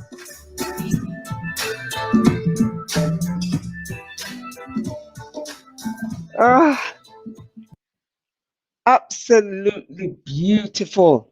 Beautiful. It's not just about entertainment, it's edutainment, education, learning about who we are. And can you, really just imagine when we sow these seeds, this is about the parenting, the nurturing, the guidance, doing the works, instilling in our children, in these princesses, who they are, the understanding the lineage from which they're coming from, so that they can take up their rightful place and understand how to be an African queen, what a queen looks like. So I give thanks to our two princesses, and I give thanks to their parents for nurturing them and giving them the knowledge and the information. I'm definitely empowered. And that's what coming to African Liberation Day needs to do to us in terms of helping us to continue on the journey when we're weary and tired and getting old. So I just like to say that, princesses, we're proud of you and we're watching you and we expect great things. No pressure. We're going to go on now to, we have some, just to give you some information in terms of what to expect. Firstly, our dear, one of our speakers for the youth delivery will not be able to join us due to personal circumstances beyond his control, which we found out today, and that is Craig Pinkney, which we want to send him our good thoughts and blessing that he could not be here. He was here with us last year, and he's doing some wonderful work, and we're going to miss him, but we know that we'll reconnect. But we want him to know that the organization is thinking of him and his family at this particular moment and whatever it is that they're experiencing. We're also going to hear from our dear brother from Usman Toure from Gambia, who resides in Rwanda and is actually here with us. So we give thanks for that. We don't have to say anything more than we welcome him, young Pan-Africanist, and he can speak for himself. And thank you. Stay with us. And remember, technicalities will happen, but it won't stop us from doing the work. So we're going to bring him on now, dear brother Osman, and welcome him to African Liberation Day. Thank you. 2021. Wonderful to see you, for you to be here. It's an absolute pleasure. Thank you, my brother. You speak to your family. They're waiting to hear from you. Thank you. Thank you so much for having me. I am indeed delighted to join this particular platform. And as you said, it is a Pan-African Liberation Day. It is a moment for us to celebrate liberation in Africa. And when we say liberation, we're talking about the inspiration that our forefathers have stood for or have been fighting for. The African Liberation Day, it is a struggle that many Africans in the continent have fought for in making sure that Africa as a continent is liberated from colonialism, is liberated from the unending threats and strategies, systems that are adopted by individuals who are not necessarily in the continent, but have plans on seeing us down so that they can explore our resources. The likes of Garvey, the like of Sylvester Williams, B. Du Bois coming down to the Nkrumahs. We have seen the likes of Julius Nyerere. We have seen the Patrick Lumumbas. We have seen how African leaders have stood and fight for a day like this. Today we have got miles, but it doesn't mean that we are there. We still have a lot to do. We still have a lot to accomplish in order for Africa to be in its rightful lane. And by Africa, I mean both the region and its people. So on days like this, it is important that we reflect in the history, but equally to shape the future that we want for ourselves. We have to understand that the world is more complex than it has ever been. And it is high time that we know that Africans as a people need to reconnect to one another. Africans as a people need to understand that we have a collective responsibility, and that is coming together as a people, coming together as Africans, and working towards the continental development. The biggest partners today in the continent is African and the diasporians, people of African descent, individuals who are not necessarily present in the continent, but by blood, by race, they are Africans and they belong to us.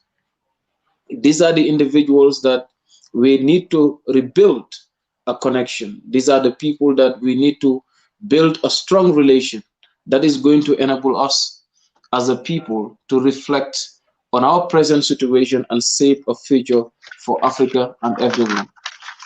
We have to equally understand that Africa cannot move in the absence of solving the problems that are today in our continent. We cannot ignore the issue of poverty. We cannot ignore the issue of instability.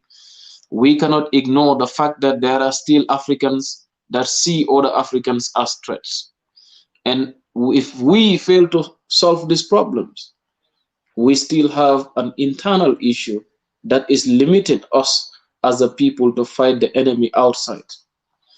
So I just want to say to the community here present, I just want to say to my brothers, to my sisters, to my mothers, my fathers, my uncles here present, that it is very important that we reflect on days like this. But we have to understand that we have miles ahead, that our economy is today controlled by others. Our development today is not designed by us. This is the only continent that waits for outsiders to initiate development for them to implement. This is the only continent today that her economy is largely controlled and influenced by outsiders. And if we want to move ahead, these are the things that we need to focus on. First, education in Africa.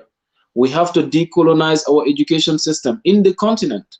We have to change our curriculums to suit our societal realities. We have to make sure that when people go to school, they graduate, they are educated, they have skills, they have knowledge, but they have a sense of patriotism by understanding the self, that is the civilization and the history of Africans. Today, we can talk about it, that history, have it in its archive, that the first civilization originated from Africa.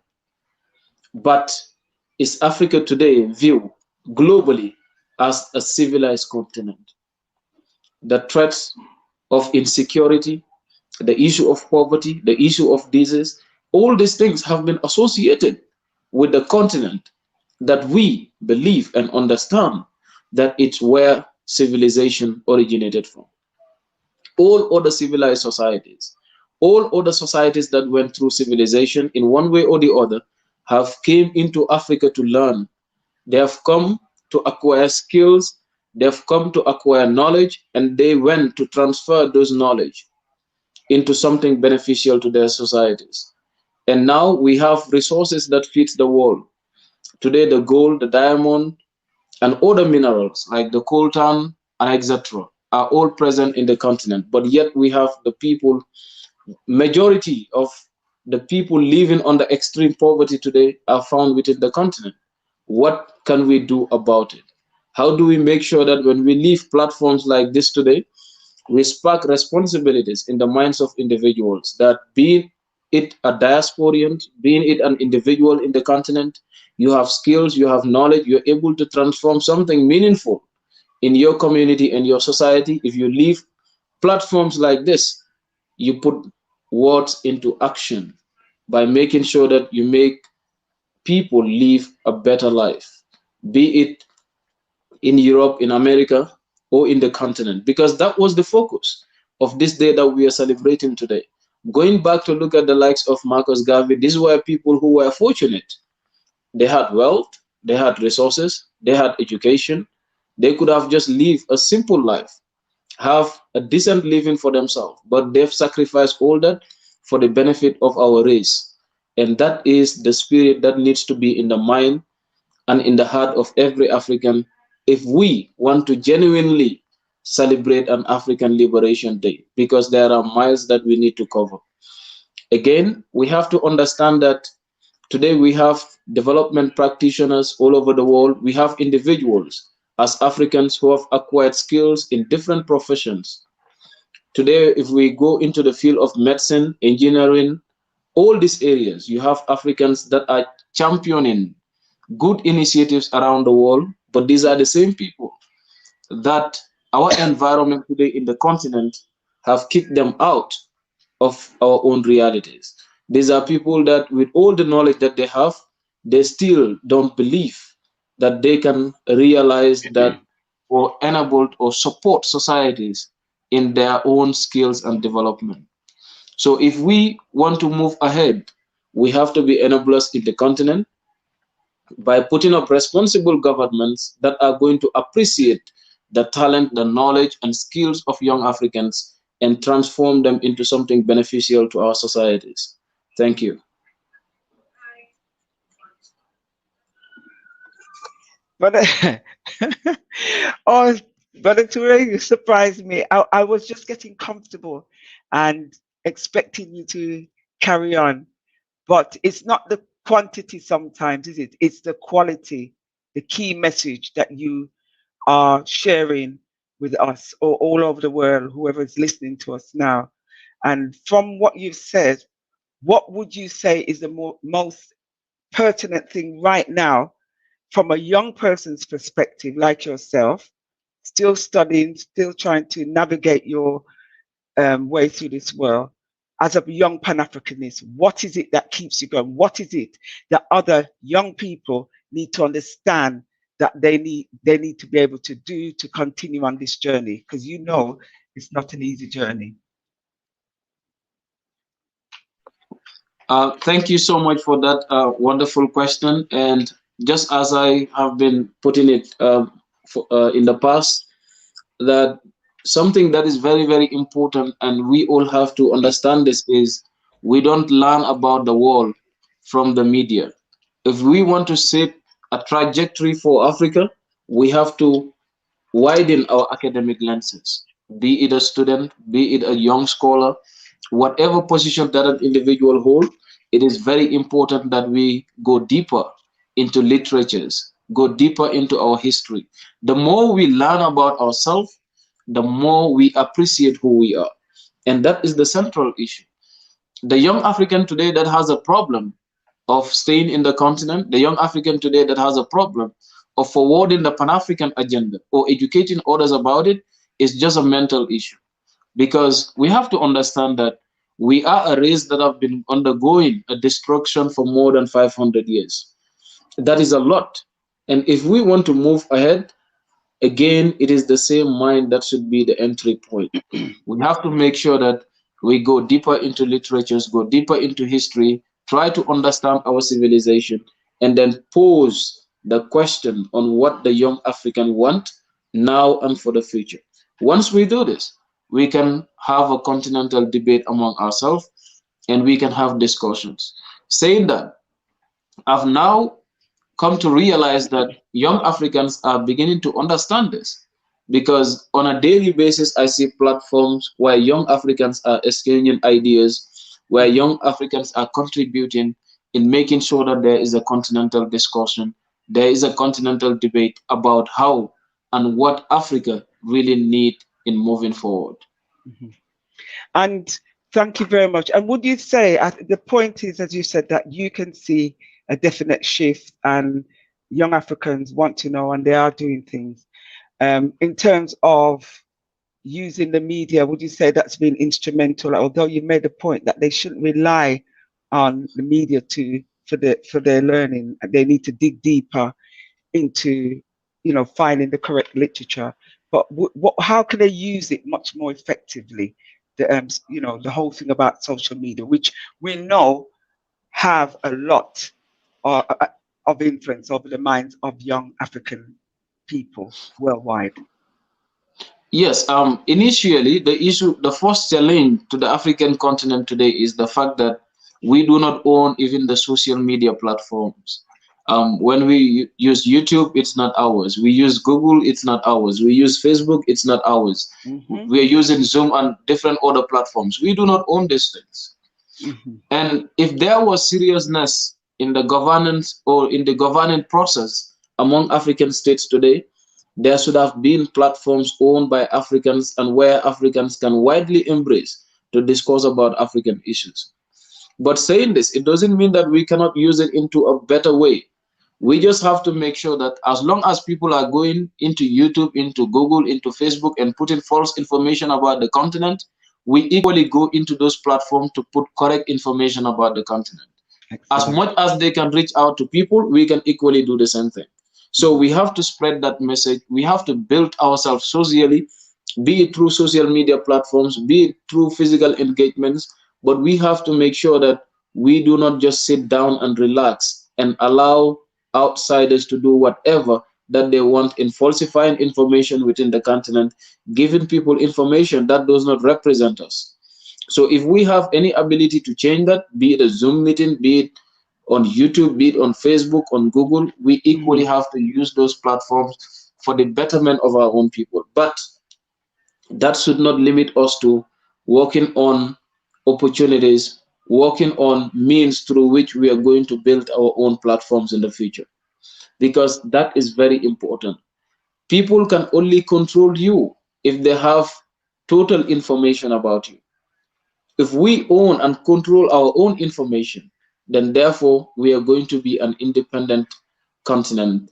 And as we are celebrating, let's say, African Liberation Day today, maybe in 5 years, in 10 years, we will be meeting in a Pan-African platform that is embraced by all Africans, and then it is owned by us.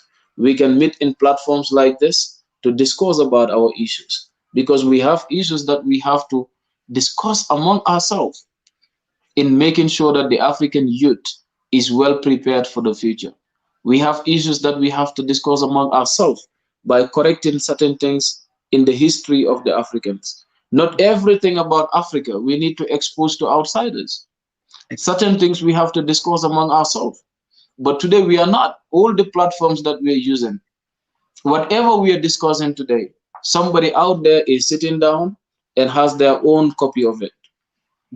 And as long as they control data in the continent, as long as they control information in the continent, the struggle is still going to be harder for us. And that is why I said young Africans must be prepared. We must be prepared for the future that waits us. Thank you very much. You made some really important points. And we really need, as you're saying, to believe that these things we can make happen. And it doesn't just become, when we come on these platforms, it becomes a talking shop. But that issue about controlling our own platforms, it's got to be part of the plan. Because as long as you rightly said, as long as we sit and just be accepting of what there is out there, we'll always be at the mercy of the enemy. And understanding that they control data information. And so it's really important that young people hear this and continue to hear this, and even elders hear it, so that we don't relax, because it's something that needs to happen. There's another point I wanted to ask you, which is about the intergenerational divide, or should I say this continuous push and pull, where the younger generation feels that the elders haven't done much, and the elders feel that the younger generation isn't doing enough. It's in terms of strategy. What would you put forward? What can be done better to bridge that, to harness what we know? Wherever the thoughts are coming from, we know that we have one common enemy, and it is about working together. What would you say to that, Brother Usman? Yes, thank you so much. Now, looking at the intergenerational gap among Africans, we come to realize that most of the things that we are even talking about in this particular time, this has been centralized in the minds of only old people in the past. Pan-Africanism was not a child thing. We had very few youths in the continent that embraced Pan-Africanism in the past. We were only hearing sometimes individuals who have retired from the civil service. We've been only hearing individuals who have passed through academic and graduate and now talk about it. But the fact that we have now begun to realize that if we want to move ahead, it is not just the responsibility of the old generation, but the African youths who are the active forces, the African youth who are going to be the leaders, the African youths who are going to be the responsible individuals in the near future, have to have a continental dialogue between us and that of the elderly. Now, we have to understand that we have not inherited much in the present leaders of Africa. We have not inherited much in many of the African leaders that have passed. The issue is that they didn't have these particular opinions. They didn't have this particular understanding that there was the need to decolonize every system in the continent in order for us to move ahead. With even the few that have this understanding, they were equally moderate. Some of them were programmed and imposed on people in the continent. So their opinion was no different with that of the colonizers. And we have to understand as youths, because that is what African youths are today demanding. All over the continent, we've seen youths protesting for the interests of themselves and their societies. We have seen youths taking up responsibilities. But we cannot do this without having a transition between or from the old generation to the new generation. And this particular transition has to be in a way that people are given experience, people are given guidance, people are given knowledge, they're given skills with whatever the old generation had. Yes. To make sure that this young generation is going to be free from those structures, from those systems that have been put in place to see this continent down. So there is the need for, it is in fact a matter of urgency. That is a call that we need to do now. And it should start with the African Union. In my own point of view today, there should be a platform among African youths to go and face every individual responsible within the African Union for a continental debate. We have to know what is the youth's perspective for the future of this continent, because the current realities are not understood by the old generation. The fact that we're embracing technology, the fact that we're embracing science, the fact that there are new complexity in our development, in new strategies that we need to develop, most of the political leaders that we have today in the continent have no ideas about this. But we have youths who have been to school, they are part of this new generation, they've embraced all these new platforms, they know about all these new development and technologies. All that we need is to have a youth perspective and a youth approach in all the things that we are doing, guided by the wisdom, by the knowledge and the experience of the genuine old generation, to make sure that we can achieve our development objective. But as you said, there is the need for us to have a dialogue that we should not compromise, because without it, there is still going to be another gap. And to avoid that, we need to come together, work on experiences, work on sharing knowledge, skills, wisdom, everything that we need to move this continent forward so that the new generation is better equipped. There are some Africans today that are very skillful. They have all the entrepreneurial knowledge, they have all the skill knowledge, they have field experience and etc. All they need is wisdom. All they need is guidance. All they need is someone that is going to spark the sense of patriotism in them, for them to transfer those knowledge, those skills into something meaningful to the African development. Thank you. Thank you, my brother. Thank you so much.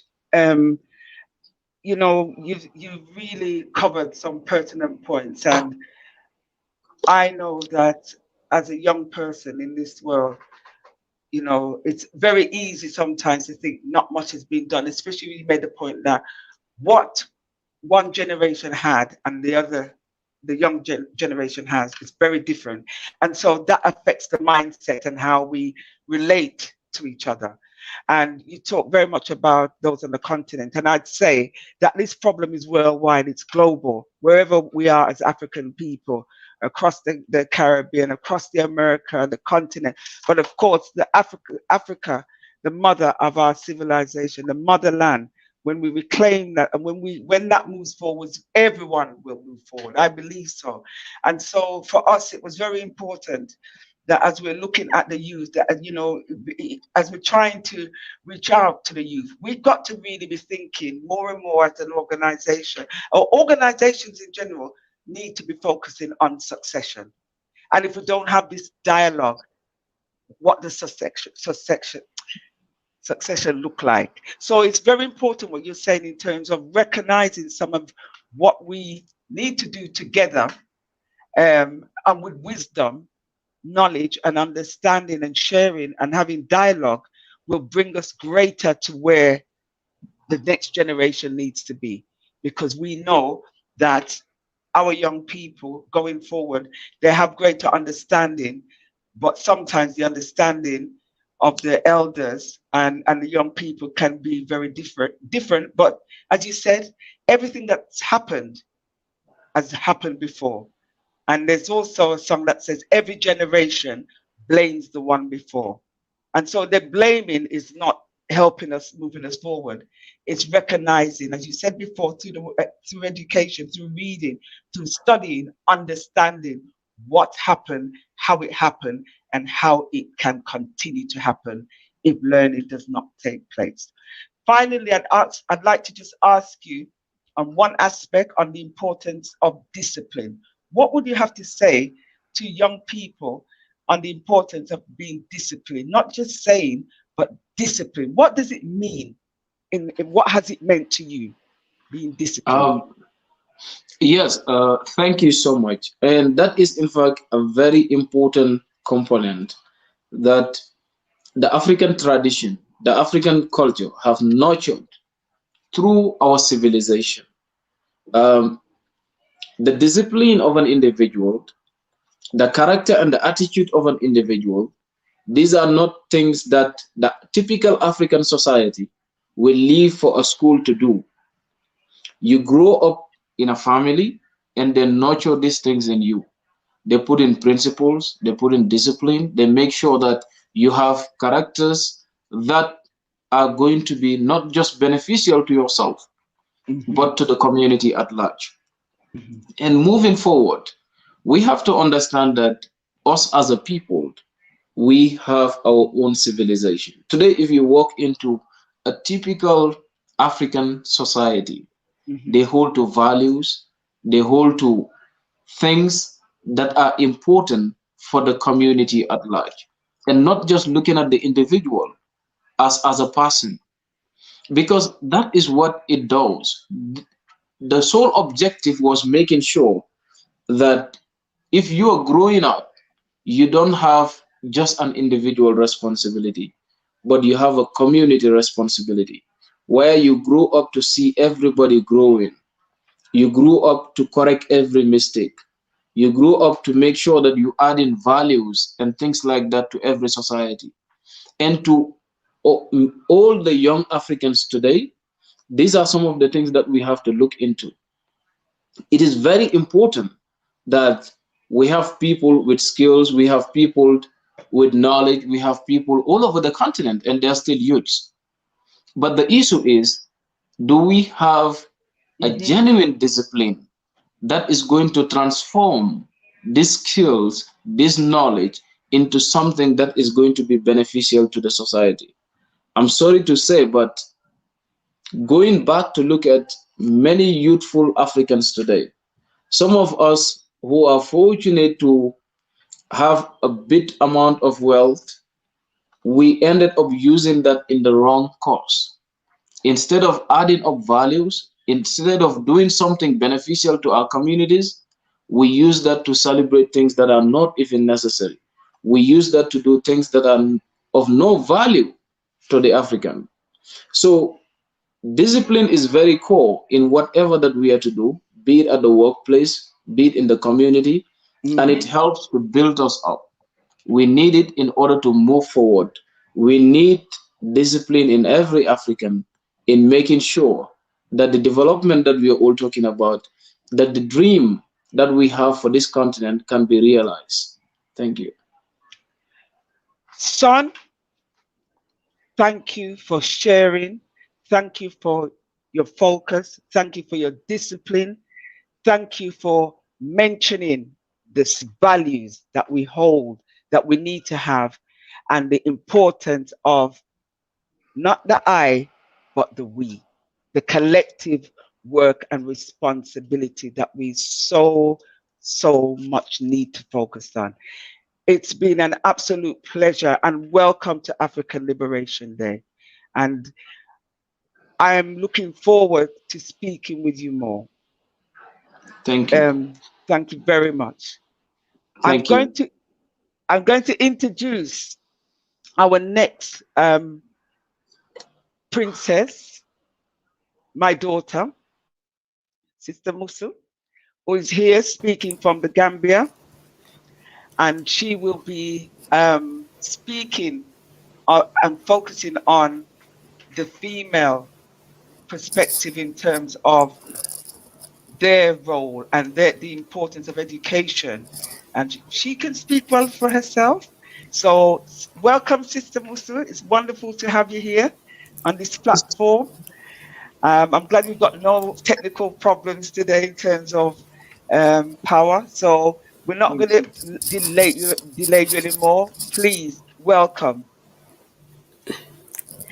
Thank you very much. It is such an honor to be here. I remember when you sent me that email. Prior to that, we had a whole conversation about it, and I was so excited. I can't believe that I am here today, and thank you for the opportunity to be able to come here and speak about the challenges that young women face today. I'm going to speak for the most part based on my personal experiences working for the advancement of women and girls in the Gambia and in Africa at large. Perhaps the first thing that I would like to talk about is how our culture and society, particularly in the African context, sees the girl child as someone who is inferior to our male counterparts, someone who should endure pain and suffering because it is the only way that they would make it to heaven, someone who is supposed to be sort of like not visible in our context, because being a visible woman raises the questions as to who is going to marry you. What kind of man are you going to meet? Men would be afraid to marry you. It all surrounds or is centered around welfare, for example, in terms of our role. We do not see women, young women in particular, as people who could be intellectuals, but rather always associate their roles in society in the context of welfare. That is to either be someone's wife, to be someone's mother, but we don't see women, young women in particular, as being intellectuals, as being someone's mother at the same time, as well as someone's wife as well. That you can be all of these things in one, that there is no restriction. And perhaps one of the key things why young women in particular face challenges is because of the fact that in our society, patriarchy and male dominance is the order of the day. I look at the Gambian context, for example, where every single time the girl child is to manifest her potentials, there would be all those questions that I had earlier talked about. When it comes to access to opportunities, the women, the young women in particular, always need to be behind the scenes and not be as visible as they ought to be. For someone who has been working in this area, the area of advancing women and children's rights in particular, since I was in age 9, I've had first-hand experiences and knowledge of some of the adversities that women in my context face. Key among them is the issue around education. Often education is not seen as important for the girl child based on several reasons. And one of them is the issue around poverty. A parent who is in a household of 7, for example, perhaps 5 of those of the 7 members of the family, the offsprings rather are perhaps you have 3 boys and then 2 girls. They'd rather prioritize educating the boys as opposed to educating the girls, because of the general notion that the girls will go ahead and get married and belong to another family, whereas the boys will marry and bring their wives to the household. Thus, they are more important in terms of maintaining the wealth of the family, as opposed to educating the girl who is going to go ahead and become someone else's wife. And as a result of this, because of this mindset, we've seen many times where access to opportunities are not given to girls as they are given to boys. I talk about education, for example. Prioritizing the boys over the girls has become the reason why child marriages are prevalent in the Gambia. Over 650 million girls across the world or across the globe are married before their age 18 years. And for the Gambia, about 34% of girls are married before they are 18 years old. I take myself as an example. When I was 14 years old, as intelligent as I was, as committed to education as I was, my parents still, at the age of 14 years, married me off to a 27-year-old. For many girls in the country, that would mean no education for you. That would be the end of the enjoyment of your childhood, as you are now forced into adulthood because you become someone else's wife. And bearing in mind that in our context, marriage is not just about you and your spouse, but rather the family of your spouse as well. So you would be forced into roles such as going to the market, doing the groceries, coming back home and cooking. And I have had to have endured those experiences as someone who was only 14 years old in the middle of my childhood, I would say, and I was now imposed with these adult responsibilities. While I was lucky, because as a child rights advocate, as someone that has been an activist since I was age 9, no one would imagine that I would be a victim of those same issues I was fighting against. But partially the reason why I became a child bride was the fact that the systems that are in place do not protect girls. We have, at the time, there was no law that had prohibited child marriages. We did have the Children's Act, which prohibited child betrothal. But then another provision within that same law talks about the marriage of a child being subject to personal law. And our constitution also reinforcing Sharia law, for example, to apply to matters of marriage, divorce, and inheritance, as well as customary laws also to members of the communities to which it applies. On this basis, a lot of people are of the belief, particularly those who identify as Muslims, are of the view that child marriages, for example, things that are advised or required by Islam. Some would even go to the point of giving you examples of how the Prophet Muhammad sallallahu alaihi wasallam was his wife was 9 years when he married her, one of his wives, as a justification for perpetrating such types of violence against girls in particular. I call it violence because forcing a child, a girl in particular, into marriages, resulting to, for example, early pregnancies, resulting most occasions to high maternal mortality rates because the body of that child is not fully developed to be able to carry sometimes pregnancies to full term. And in the event that they're able to carry these pregnancies to full term, they do not make it out of labor, because of the fact that they're not fully developed to be able to give birth to that child on their own.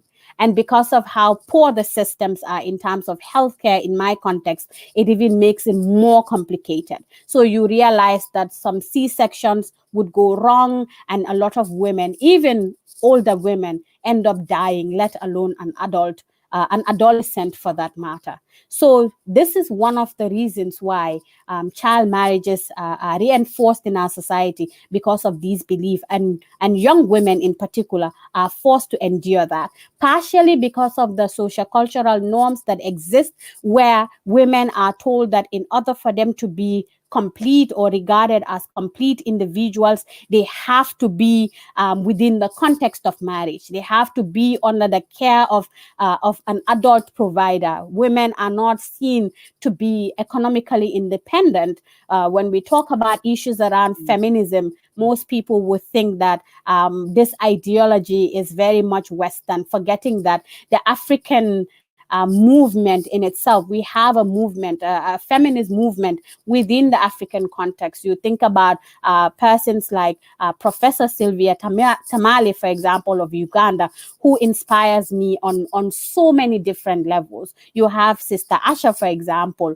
all inspiring young women of our generation about our potentials and how much more we can contribute.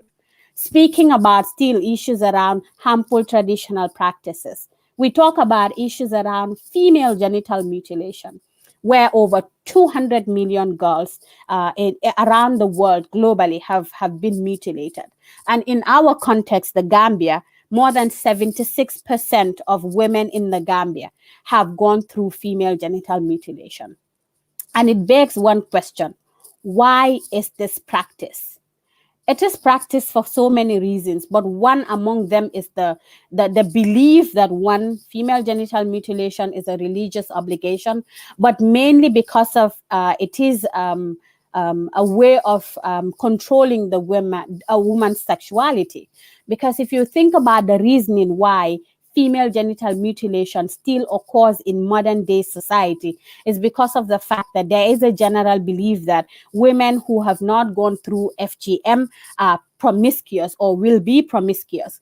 And in order to protect girls in particular from marriage, getting pregnant outside of the context of marriage, you have to mutilate them, subjecting them to harm which is irreparable. When you go through FGM, the irreparable harm is done. they can't give you back. The cutting of an organ, which is regarded as the most sensitive organ in the female genitalia, is cut off because you don't want the girls to get pregnant, as opposed to conducting comprehensive sexuality education, where you're going to teach your child about one, safe sex, two, abstinence, because of the fact that they're young. You give them enough knowledge so that they understand and make informed choices. Oh. Oh. It might be the power in Gambia.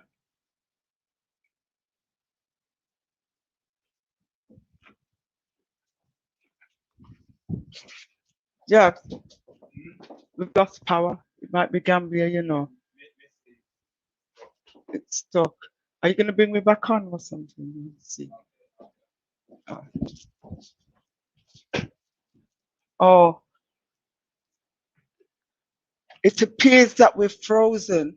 I know that there was problems with the power from Gambia, so we will try. We've lost connection. I'm not sure if she's able to come back. Sorry, brothers and sisters. We know that she was having a lot of issues, and this was part of the problem. We were hoping that she would be able to come on because of the power from her side. So I hope the connection will come on. But as you've heard, some of the important issues that she's raising, and it's globally as well. But what we clearly need to understand is that there's so many issues that we're facing. She's back with us. All right, sister, carry on, my sister. I don't want you to Apologies, lose. internet I problems know, in the we know. Gambia. Carry on, Yeah. my sis. I So, know. Oh, yeah. So the girl would I, as someone who walks across the country, I have the opportunity to engage with rural communities, girls of all ages, of all status quo, and we had a case where a girl got pregnant. And because she did not receive enough information or education about comprehensive sexuality education from her parent, mainly because of the fact mainly because of the fact that there's a lot of taboos around these conversations and telling the girls, and both boys and girls, of course, accurate information about sex. And the girl told us, I only got pregnant because my mother told me that if I laid on the bed with a boy, I would get pregnant. So I didn't lay on the bed. I stood and I still got pregnant. So this has nothing to do with whether or not you have cut off someone's organs, but rather this is about educating that person, giving them accurate information about what causes pregnancy, how to abstain from pregnancies, how to protect themselves from early sex, etc. So the lack of education is the reason why girls get pregnant, and not necessarily the fact that their female organ, their clitoris, is intact. So this is one of the reasons, in order to control women's sexuality, female genital mutilation is practiced purposely for that.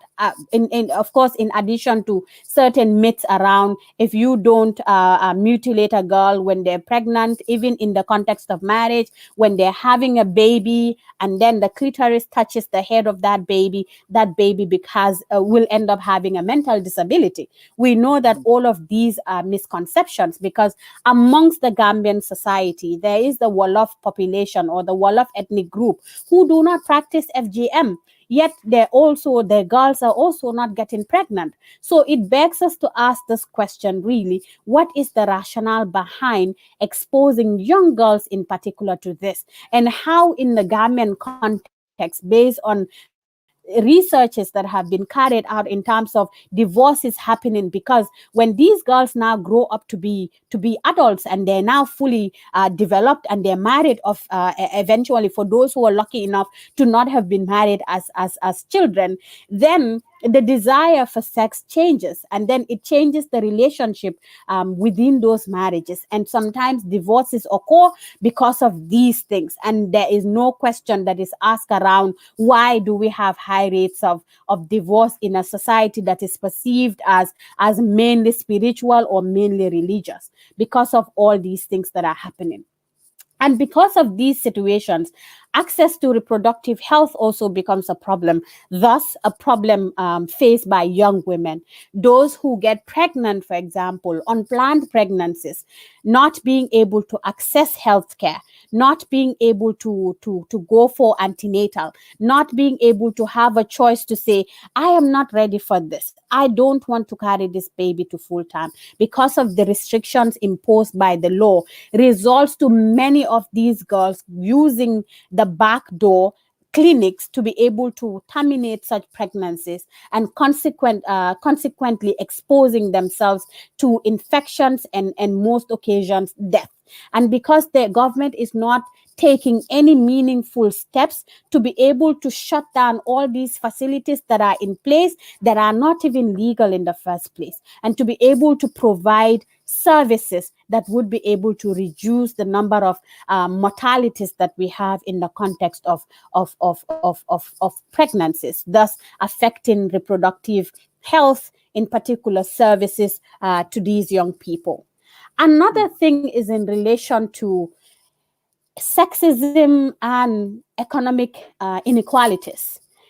In the Gambia, because of patriarchy, because of certain societal views where women are not to be seen as independent, where women are not seen to be intellectuals, where access to education is not as readily available to women as they are to their male counterparts, that we see a lot of imbalance, which sometimes also leads to issues around domestic violence, for example, where because of the fact that the woman is not educated, and as a result is not able to hold on to a good job, and as a result is not financially independent, is forced to stay in a relationship, whether it is a marriage or it is a relationship that has not yet transformed into marriage.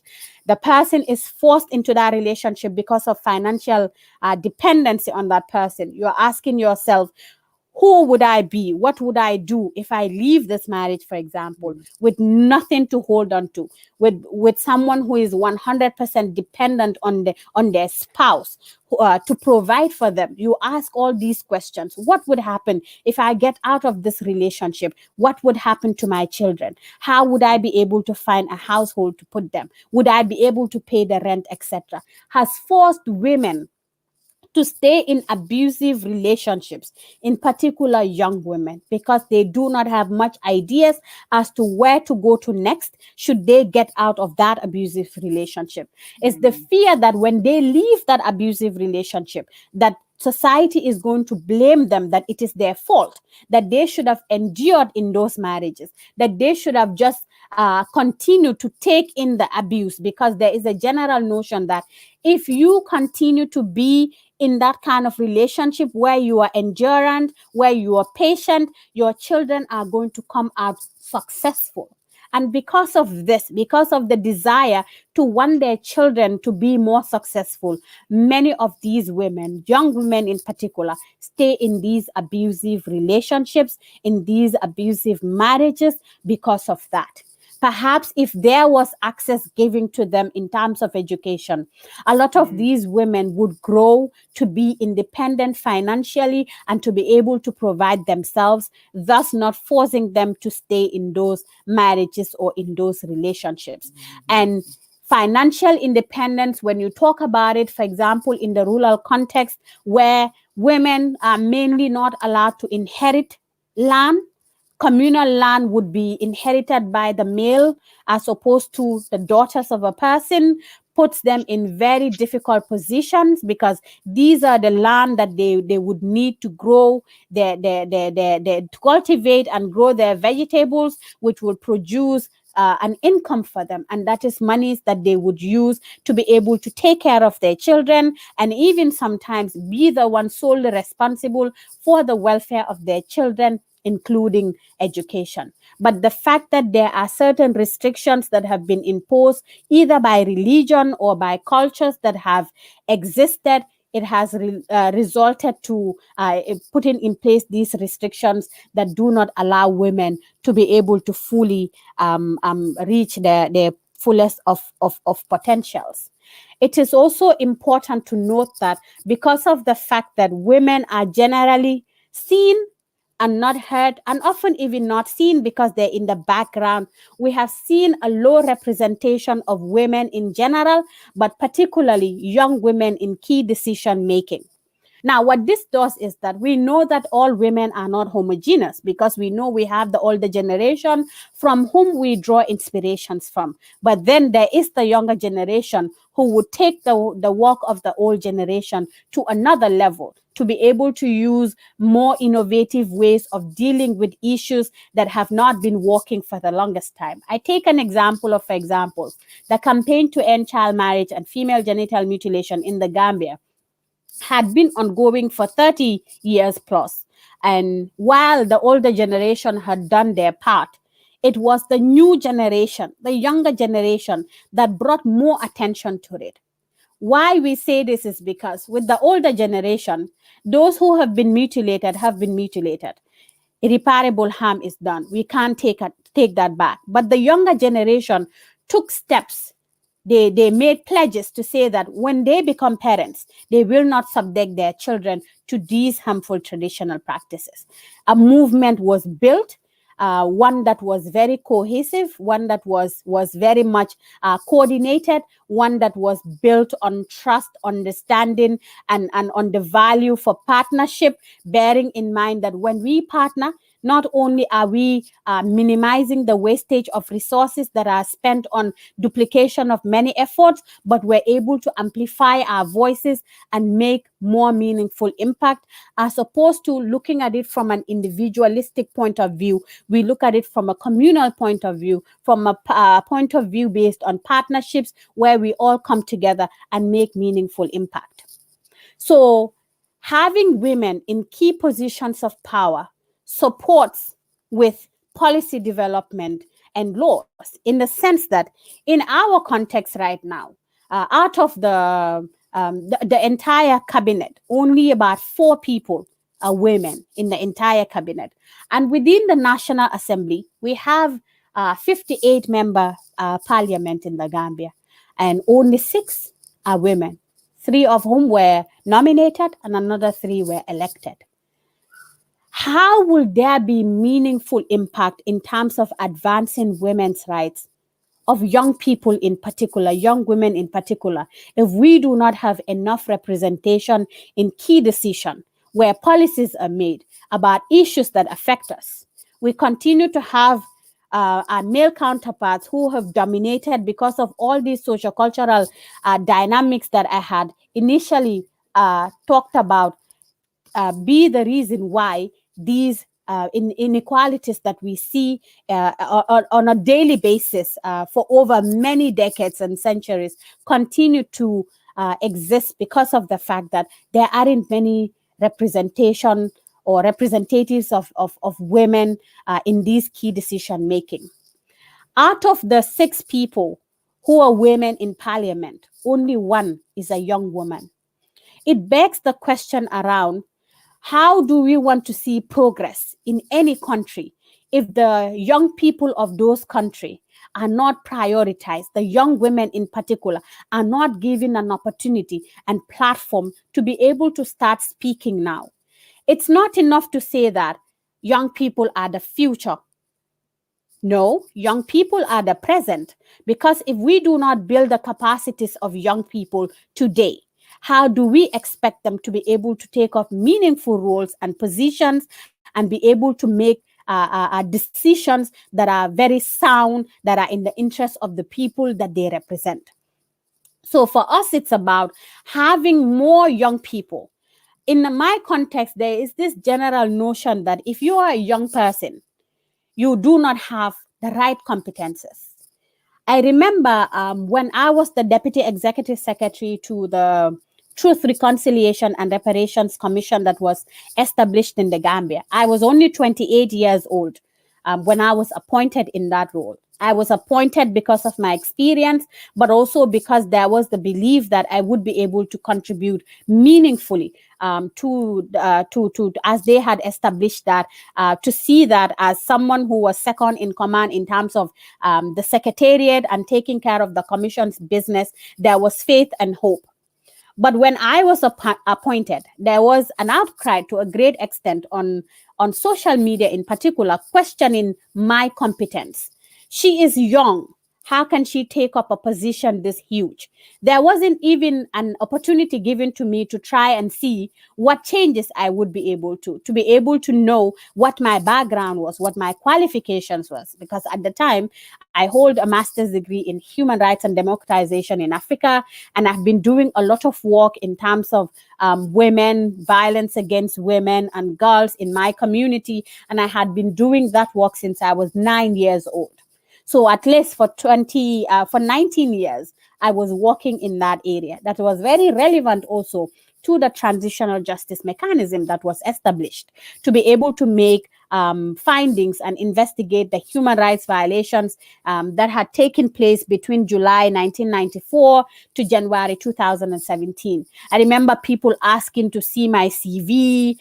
Those who knew, but for the majority of the people, I was just too young to be in that position of power and authority because I couldn't have done it, even though I had the right competencies to be able to do that job.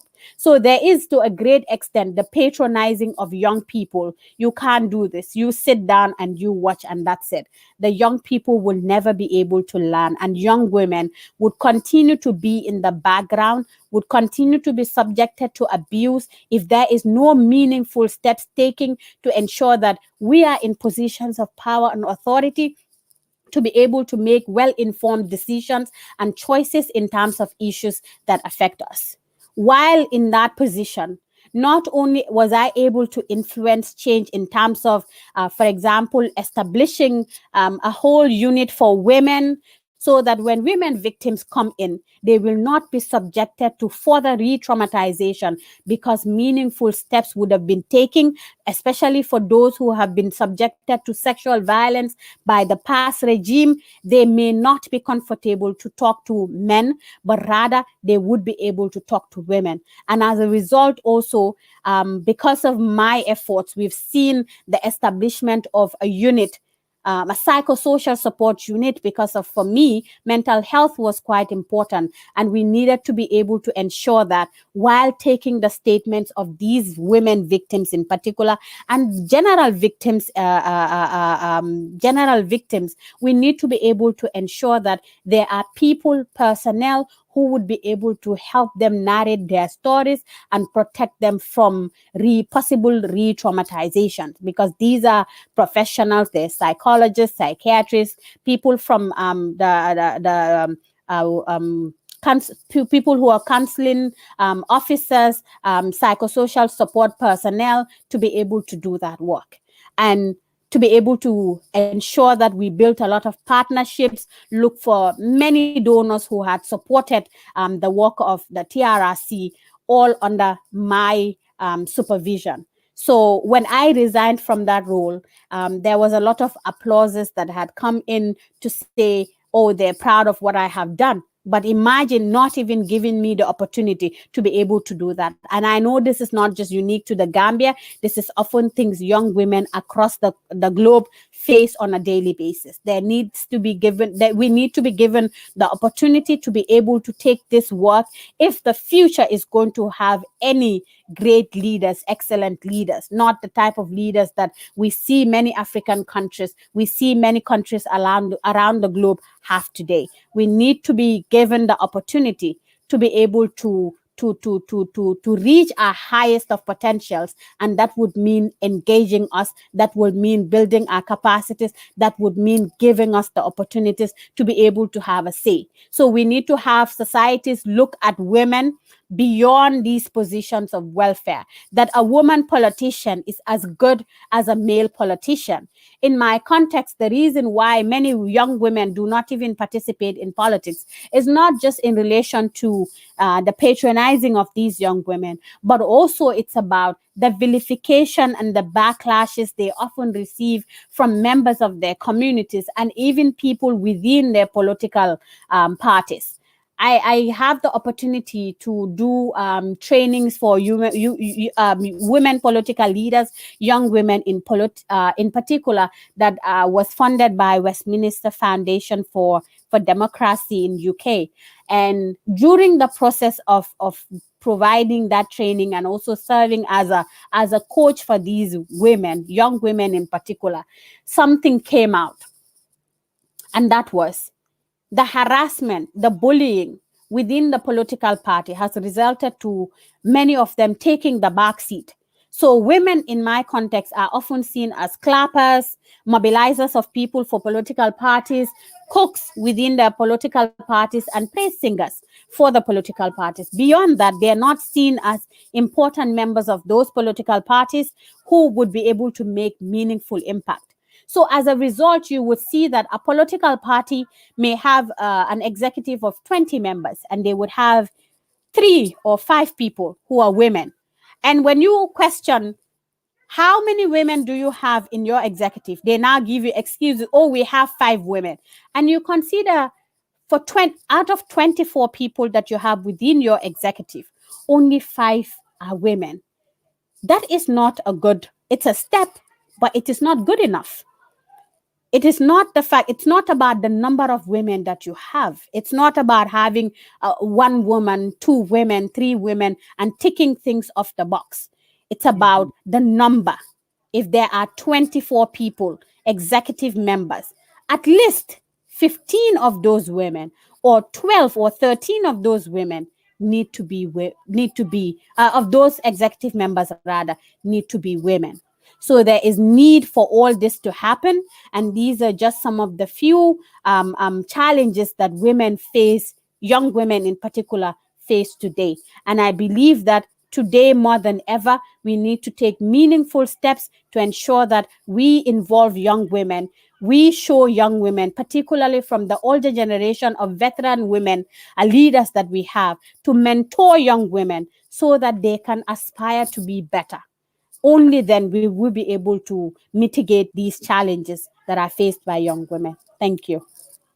Sister Musu, my daughter, I could listen to you for a very long time.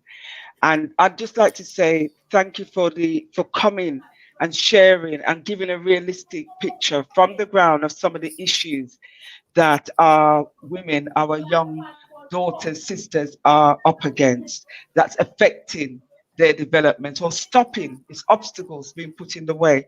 And I guess one of the things I'd just like you to really think about, Musa, how we're going to work together and exchange and have further dialogue to look at some of the strategies, some of the things in terms, one of the points you made in terms of the education, lack of education, because you're also educating the world through this platform about some of the real issues. So when we think about, when we see things or when we are in the environment, we understand certain things without putting on a judgment statement or making assumptions, because sometimes it's just based on what you see.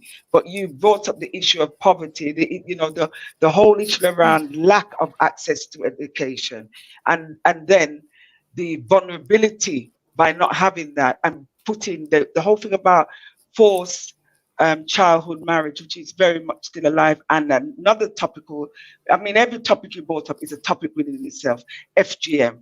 And I know that you have spoken out about this extensively, and you can continue to speak about this in terms of the impact on you push for girls' development. So that work has to continue.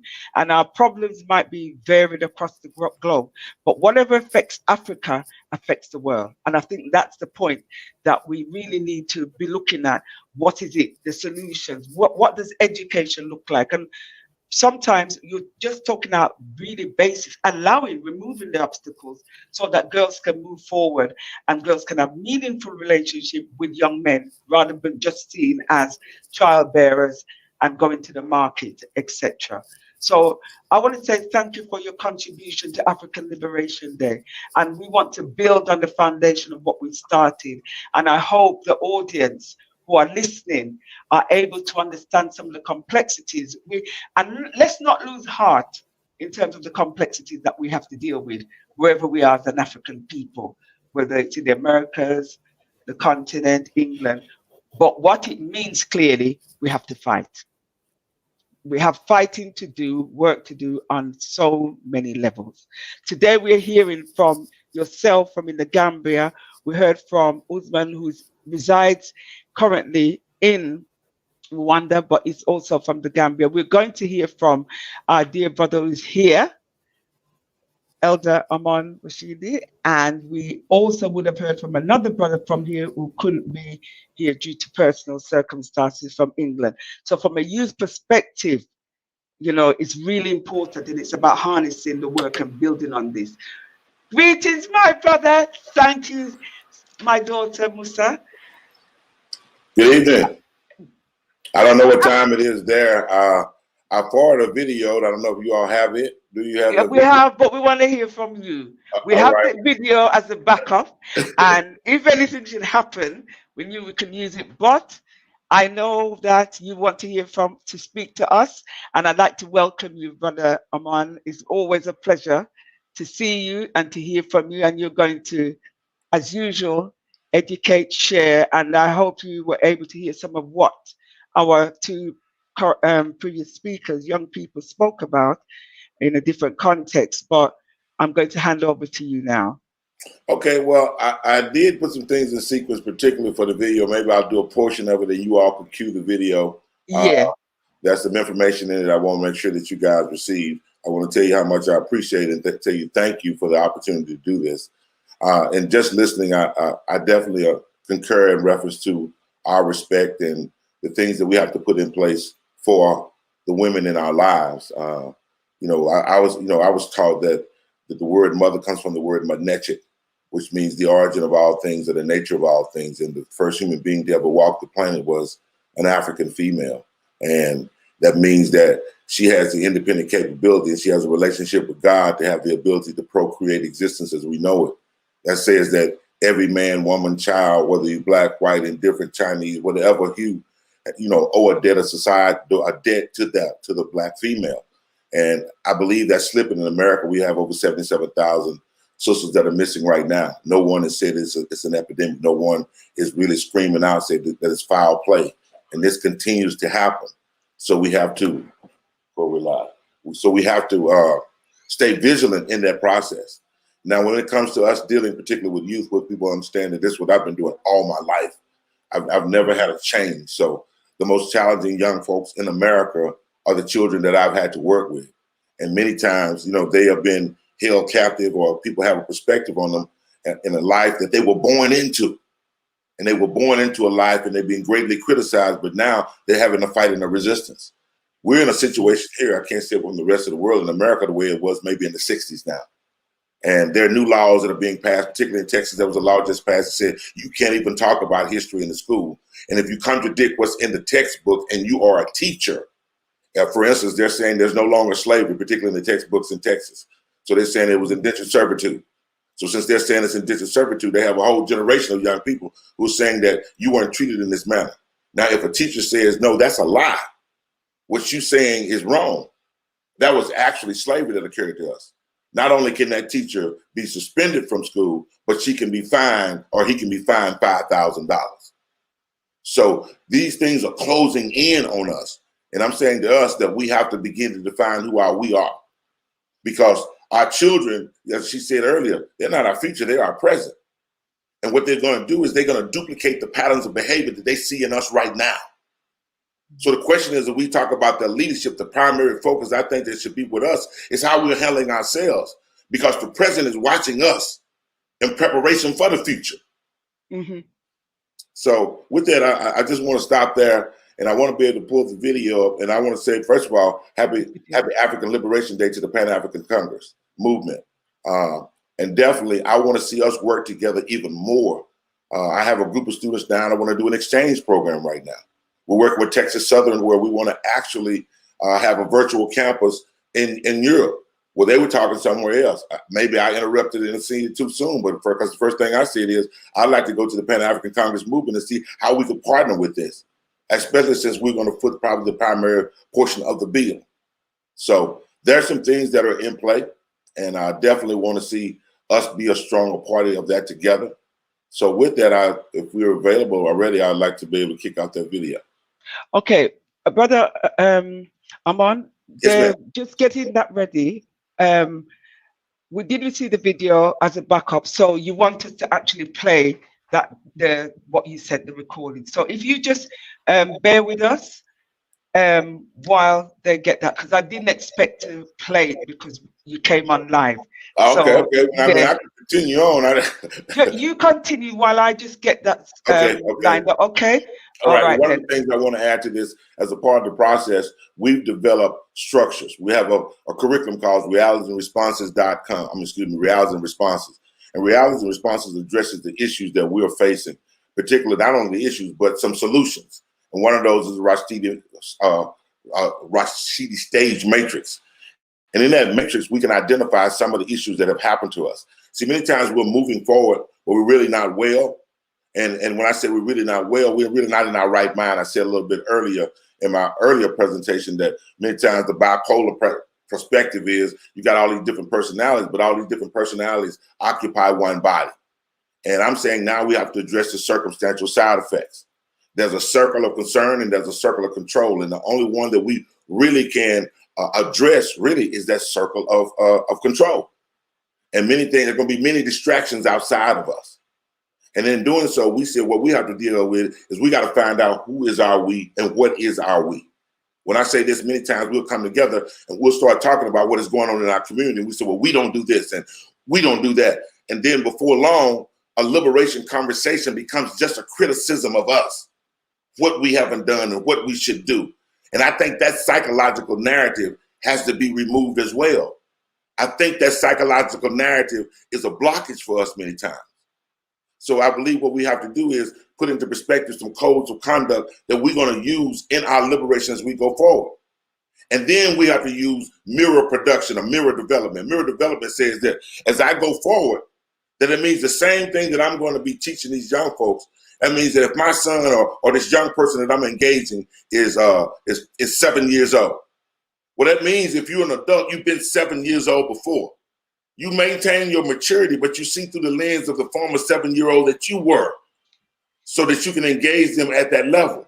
If they're 14, you don't have to come back to that 14-year-old maturity level, but see it from 14. That's called mirror development. So you can sometimes see out of their eyes. We act as if we were born into this world full grown. And many times we over criticize our children. And what that does is it creates a division. And people say it's a generation gap. No, sometimes it's an information gap. I'm sorry. I'm all. You see, Brother Oman, this is why I didn't want that term recorded. This is exactly the energy that we need from you. So we will continue with this, and then after we come to your end, we want to play some of the recordings from the young people, the Saturday school, etc. And we have 2 Saturday schools to play. So this is the energy we need. I love the recording, but I want it live and direct and raw. Well, y'all keep me posted on the time. I don't want to go beyond. I'll nudge you on. Don't worry. You go. All right. Well, and as we go forward, and many times, and what I'm talking about more than anything else is dealing with socialization. History is the recorded activities and instances and circumstances and events that occurred. So the question is, when I first became a part of the movement and I started working with Brother Azra Kwesi and the Shaka Musa Barashanga and Khalid Abdul Muhammad and there were so many others, but these were the primary brothers, Dr. Ben and Dr. Ivan Van Sertima, John Henry Clark. These were people I had a chance to engage in with Azra Kwesi, actually living in the city with me and working directly with me with the youth. So I took them through a rites of passage. So all my gangsters that I had in my program, I took them through the same system that they had already established for themselves. When my boys went into a conflict and someone got shot or someone got killed that was in their clique, they would take a 40 ounce and say, you know, they would put, this is for my nigga Kilo. But I remind them that pouring 40s on the concrete for your homies that died ain't nothing but libation that represent ancestral pride. A stud in your left ear and a hoop on the right once represented a Nubian warrior. Hell yeah, a mighty neophyte.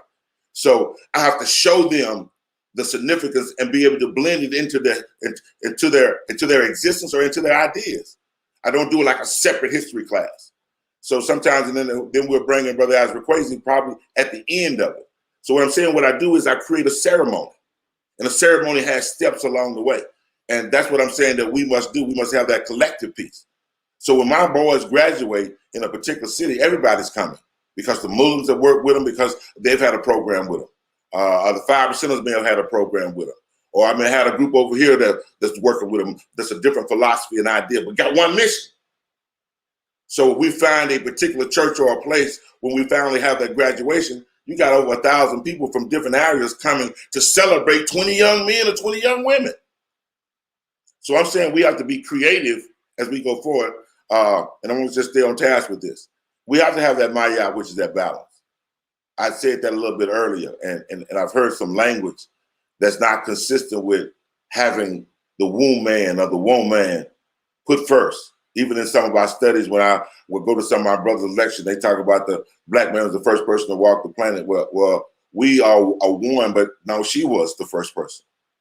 And I want to make sure that as we go forward, as we return the narrative, that we begin to put that credibility into her hands again. It won't do nothing but give us balance. And then the other part of that is too, is being able, now we're working with sisters to do a better job of working with the young ladies. I can't speak for the world, but I can speak for America. And I train about 20,000 people on a regular, it's ongoing, but particularly teachers. And many times in schools, I see, and not just in the schools, but in the community, I see a vision, not a vision, but as much as a competition sometimes between girls and women. And so that has to change as well. And sometimes when you're older, you may have to be a little more mature to hear some things maybe you don't want to hear, and to be able to turn around and give some information that could be beneficial to that young lady. So right now I'm working, see, I'm a father of 5 daughters and 1 son. So it, just like Malcolm had daughters, there's a different temperament and a different understanding when you're dealing with that. So I say that's a part of that process as we go forward and we look toward leadership. When we first started this program, it was called MBK, My Brother's Keeper. Now that particular portion of it was started in 2014 by Barack Obama to help young men of color transition from one life stage to another. And all those were all over the country, and I think in about 15 to 20 other countries. Because about 3 years ago, a couple of years right before this pandemic occurred, we met with students all over the country in different groups, but not only from this country, but I think Brazil, a couple of African countries, I'm not sure where else. But I was thinking that there may be some chapters in the UK. But prior to Barack Obama doing this, 9 years before that, we were doing a program called Am I My Brother's Keeper? And the idea was to create fraternal orders inside of our community and our schools for our boys, so they can be in opposition to the gangs, to the cliques, because our kids aren't just clicking on the ground now. Now they're cyber clicking. Now you can go on Instagram or any particular format and see the same devastation occurring. It begins there and then it migrates into our community. So now I'm working with parents, making sure that they understand that you got to make sure you monitor your screen time. Because the screen time when they have on these apparatuses that we have right now give our young folks access to the world, even though they may not be mature enough to receive the world that they're about to engage. See, the average parent still only spends 5 to 10 minutes of quality time a day with their child. So if you spend only 5 to 10 minutes of quality time a day with your child, that means if I take them to one of my day camps, I can get more information from them than you would get with them for staying with them up to 3 years. You understand that? So I'm saying to you all, as we deal with liberation, as we deal with the empowerment of our young adults, that begins at home. Even if we start looking at the issue of domestic violence, we put together components now to teach our young men to be responsible. Responsible means the ability to respond. That means you don't put your hand on some young lady because you're frustrated with her and she's your girlfriend. But if I go back into my stage matrix, maybe I go to 9 to 13, which is experimentation, well, I'm gonna bump it down to 0 to 8, where it's internalization. He had to see that and internalize that to act that out. And many times it starts with his little sister. And many times the determination of how that pattern of behavior goes is how you handle it, mom and dad. So sometimes we set patterns into play that we don't intend on doing so.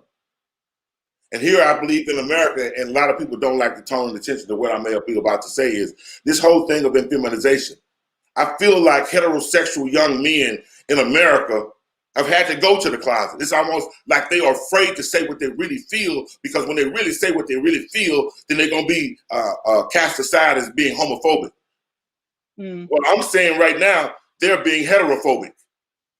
The choices that I may want to make for my young grandson as a heterosexual young man, I should be able to proclaim that without any challenge of any type of adjectives and descriptions for what it is that I want.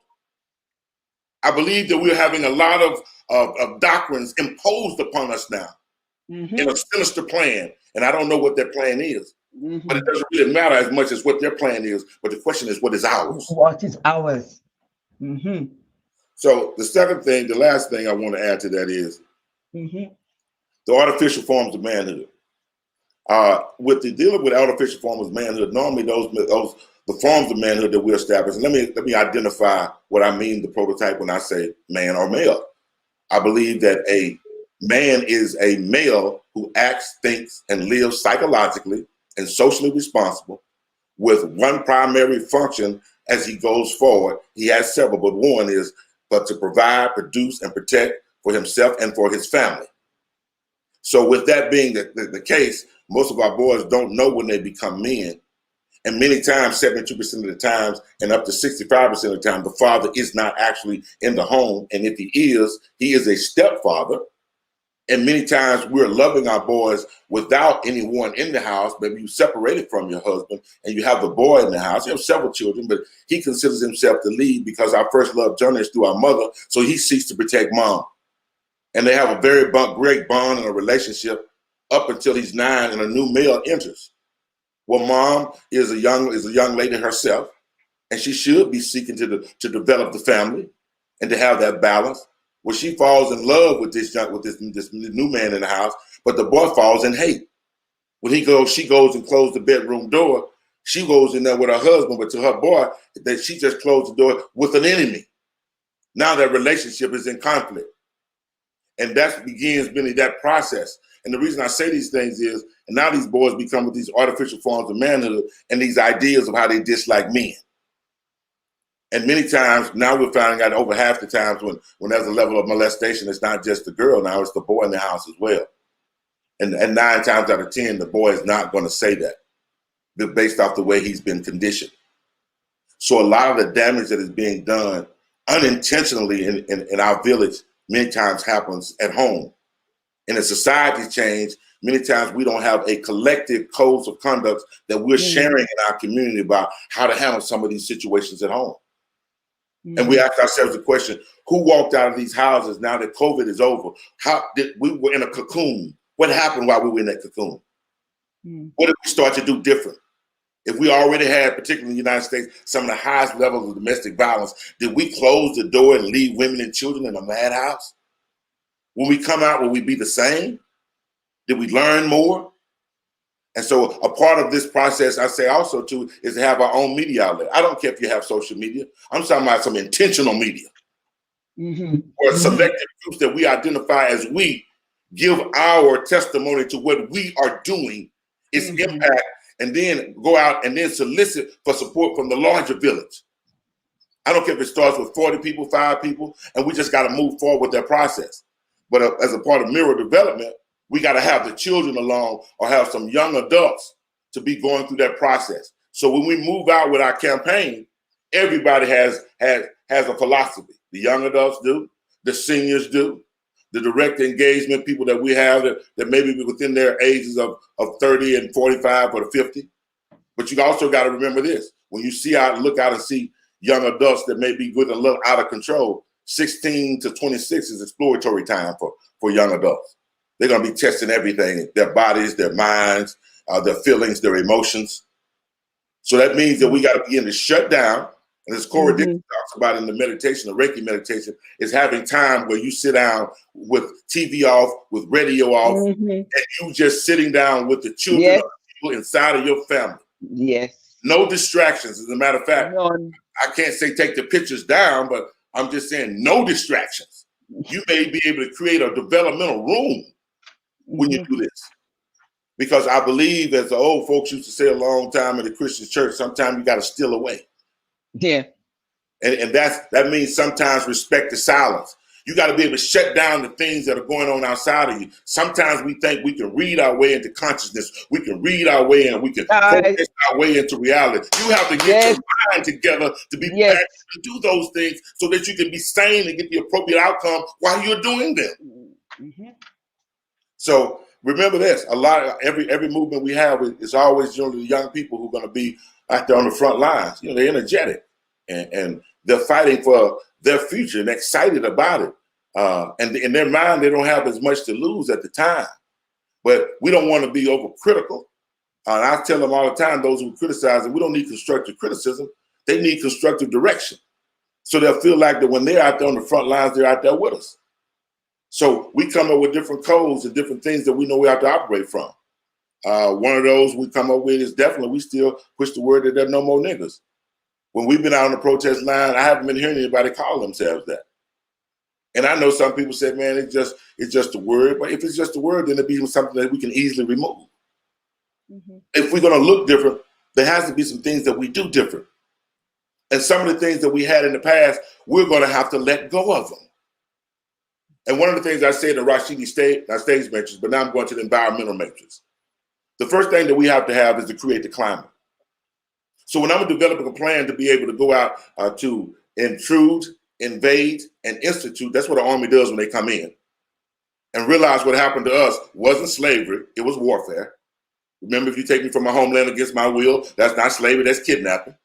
If you castrate me to instill fear, cut my foot off when I run, that's not slavery, we know that's terrorism. If you strip me of my name, my language, my culture, my religion, my values, and my norms, we know that's not slavery, that's genocide. We have to reclaim that narrative as we begin to go forward as a part of that process. And then as we do that, we're setting that climate. And inside that climate, we want to have slogans. We want to have multiple media outlets saying the same thing we have it on those banners. Because it's setting the climate now that we're about to intrude. And intrude means to engage directly or to engage rudely as you go forward. So you're setting the climate that I'm prepared to move out for an activity and set a time for that period.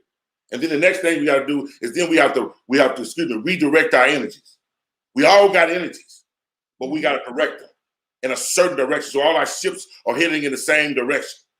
Sometimes the other ships may have to make another detour, but we're still heading at the same direction. And even though we may not get there at the same time, we still get to the same destination. And sometimes the redirecting our energies mean the things that we're doing that are counterproductive to who we are.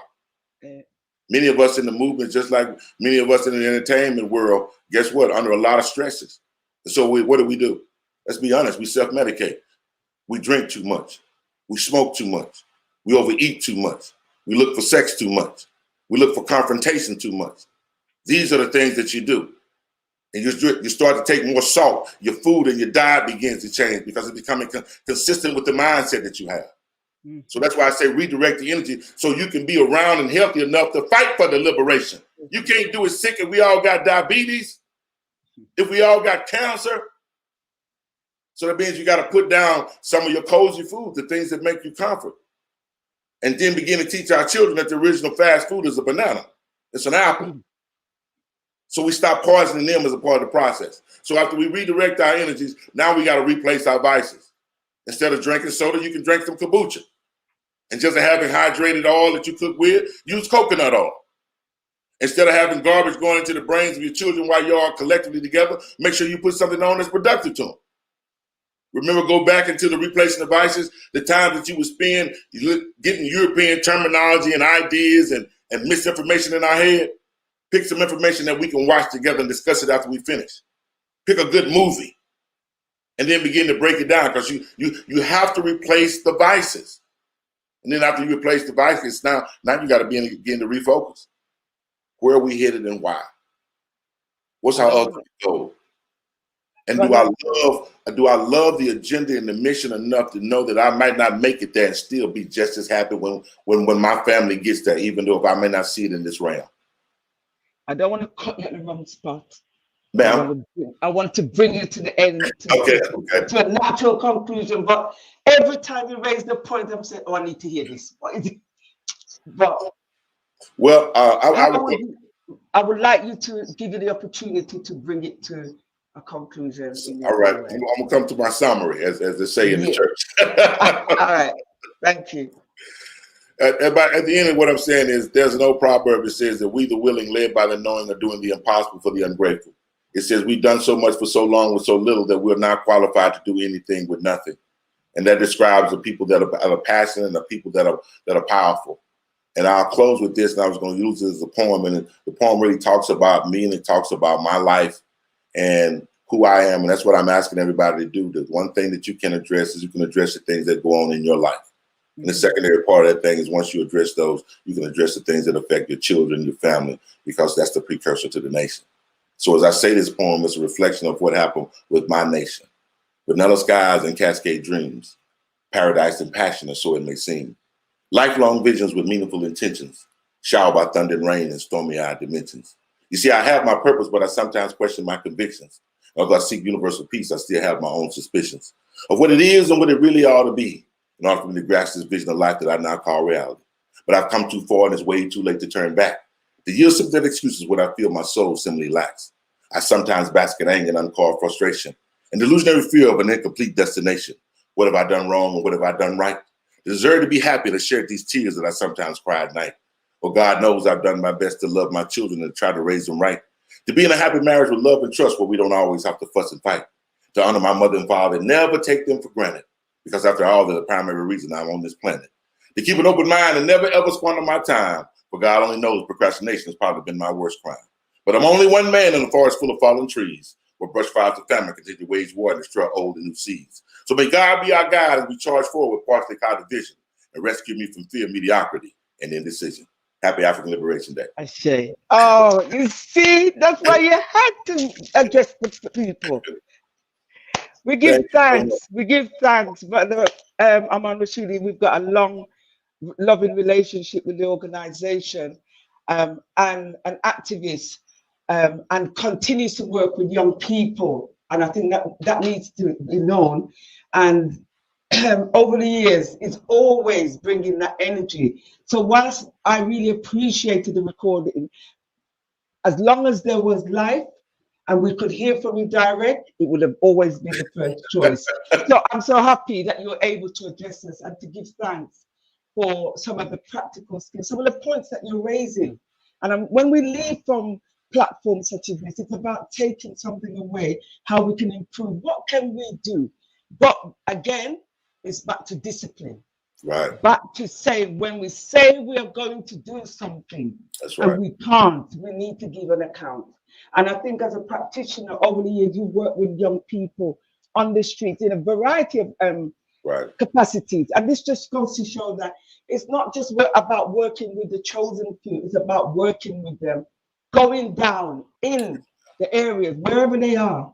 That's just be able to engage with a young person means they will stand a chance of saving another young person's mindset or opening their ideas. So I give thanks to your work.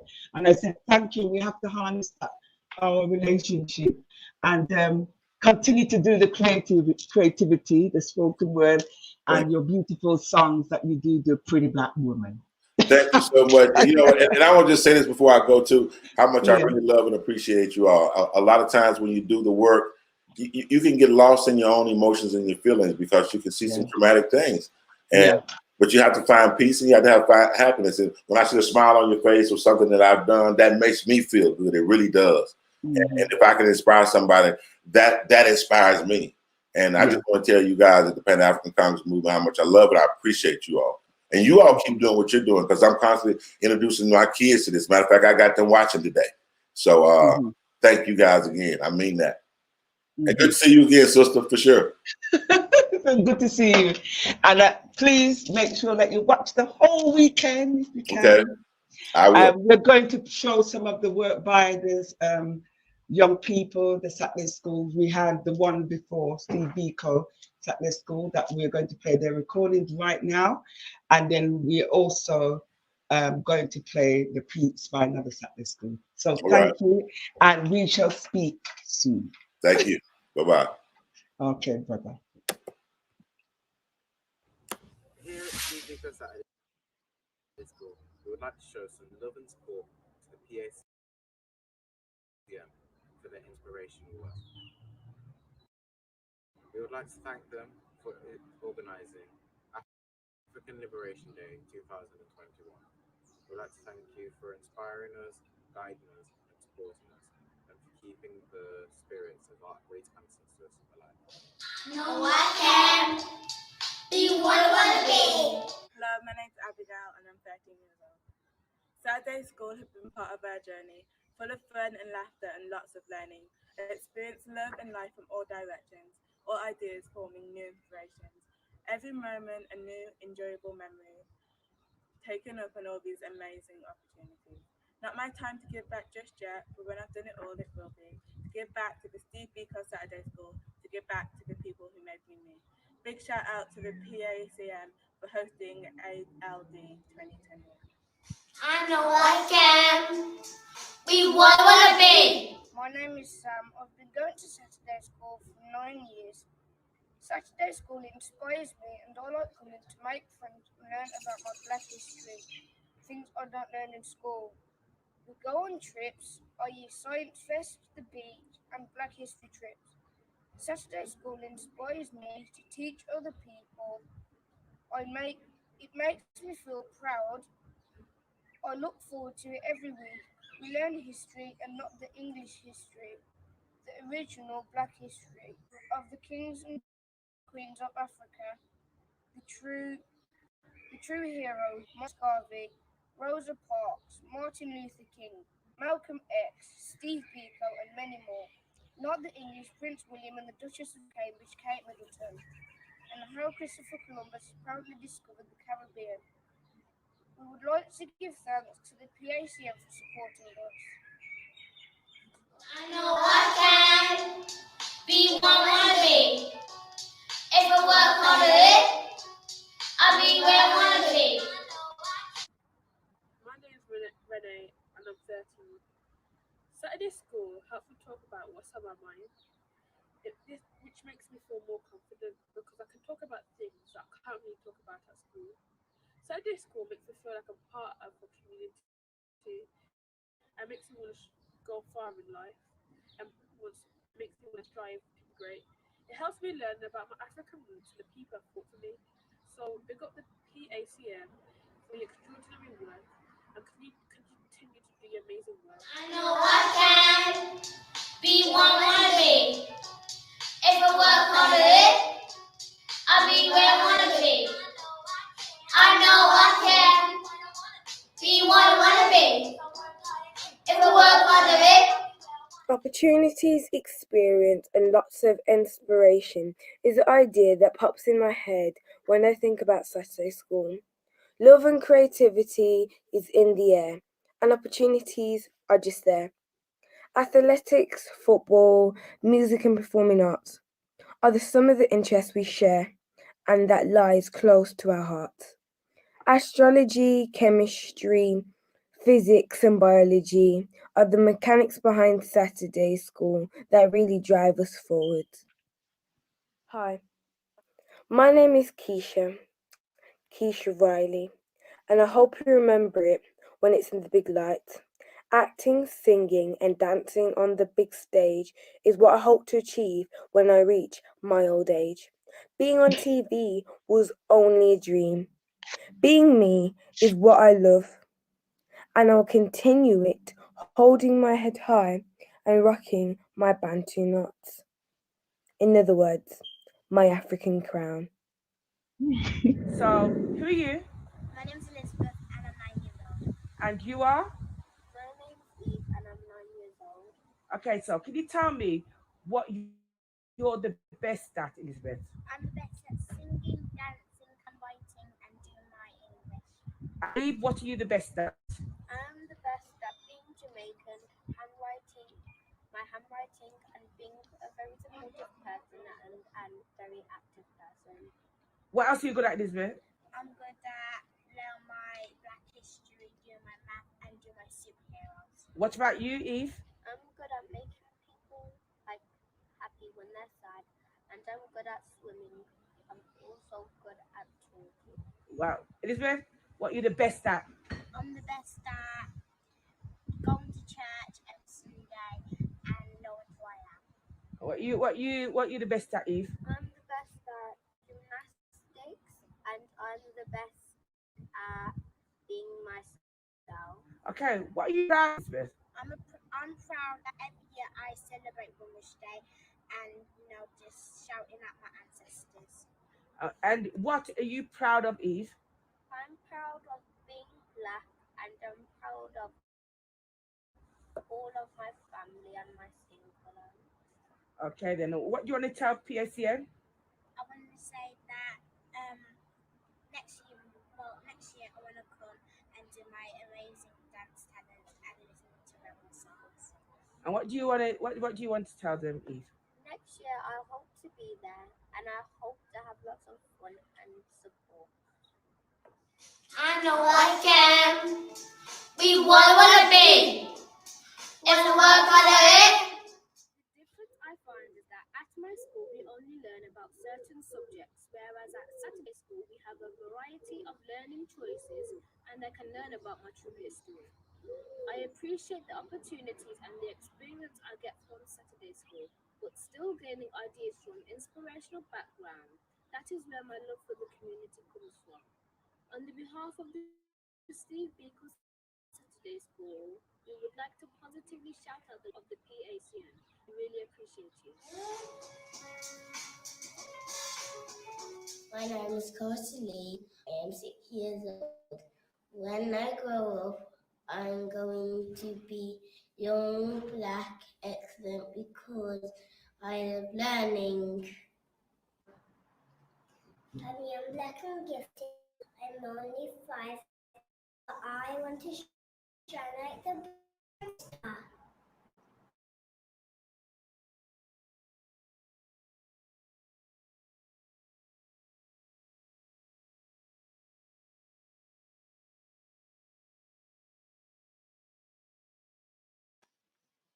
Okay, whilst I know that there were some volume issues, I'm really happy that we were able to show the work of the Saturday School.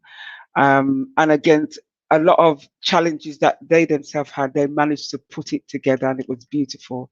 I'm just proud when I see African children embracing who they are, embracing self, and more importantly, working in a way that they understand what it is to be part of a collective. And that takes it further to about the bigger picture, which is about the we, not about the I. So thank you very much to Steve Biko Saturday School. We're going to go right over now to the beautiful Sun, Children of the Sun, who another Saturday School based in Birmingham. Steve Biko is in Wolverhampton, but here we go. Greetings, everyone. Happy African Liberation Day. My name is Ayana and I'm 13. I'm a student at Children of the Sun Saturday School and the editor of this video, which I hope you enjoyed. I'm going to share with you a short poem that I wrote in honor of Queen Nanny of the Maroons. I am a legend, standing proud and tall. I am a woman who led an army in war. They came, we conquered, they had to surrender. The British Army could not stand our splendor. When I blow my bang, the battle begins. We fight for our freedom, and we all must win. We used the land as our advantage. Our warriors fought bravely. Their knowledge was expansive. Nanny of the Maroons, that's what they call me. I am a woman who believes we must be free. I am a legend, standing proud and tall. I am a woman who led an army in war. Happy African Liberation Day from everyone at Children of the Sun. Hi everyone, my name is Azrael. I'm 7 years old and I'm going to speak to you about one of the greatest black artists of the 20th century, Jean-Michel Basquiat. Jean-Michel Basquiat was born on December the 22nd, 1960 in Brooklyn, New York. His father, Gerard, was born in Haiti and his mother, Mathilde, was born in Brooklyn of Caribbean heritage.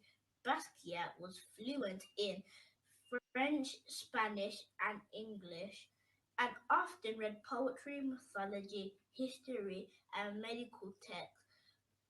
Early on, Basquiat displayed the interest in art, which was encouraged by his mother. Although his career spanned just one short decade, he is one of the most famous artists of his generation and one of the few black artists to have achieved international recognition. Popular Basquiat works include graffiti, which was a form of art that I personally find it really cool and love. The fact that he was the fact that he was a famous graffiti artist before anything else. I love doing graffiti art.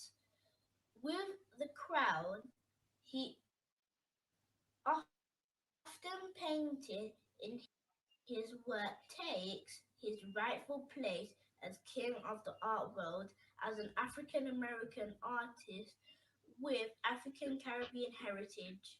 Basquiat defied the stereotypes of his time. Basquiat works in a part of Black history and certainly changed the way the art world viewed Black art. Basquiat challenged Western history by painting saints and European kings as Black. His heroes were not only Black, but they were also majestic, strong, poetic, and powerful. His art changed the game. He was honoring Black men and women from all around the world who had shaped the greater Black collective. His bright and colorful paintings read like blues songs or civil rights poetry, just as colorful, powerful, and equally as important to Black history. Jean-Michel Basquiat presented a vision of Black excellence that continues to influence young Black people just like me. Thank you very much and goodbye. Happy Liberation Day, everyone. And my name is Ava, and I'm 7 years old. And my black hero is Rosa Parks because she stood up for what she believed in. And I think that took a lot of bravery, which what she had. And today I'm going to read my book called Who Was Rosa Parks?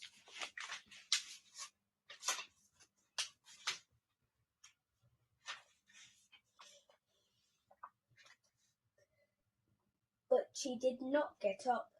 Instead, she slid over to the window. Later on, she said that she stayed seated because the more we gave in and complied, the worse they treated us. The driver marched over to Rosa. Are you going to stand up? He snarled. No.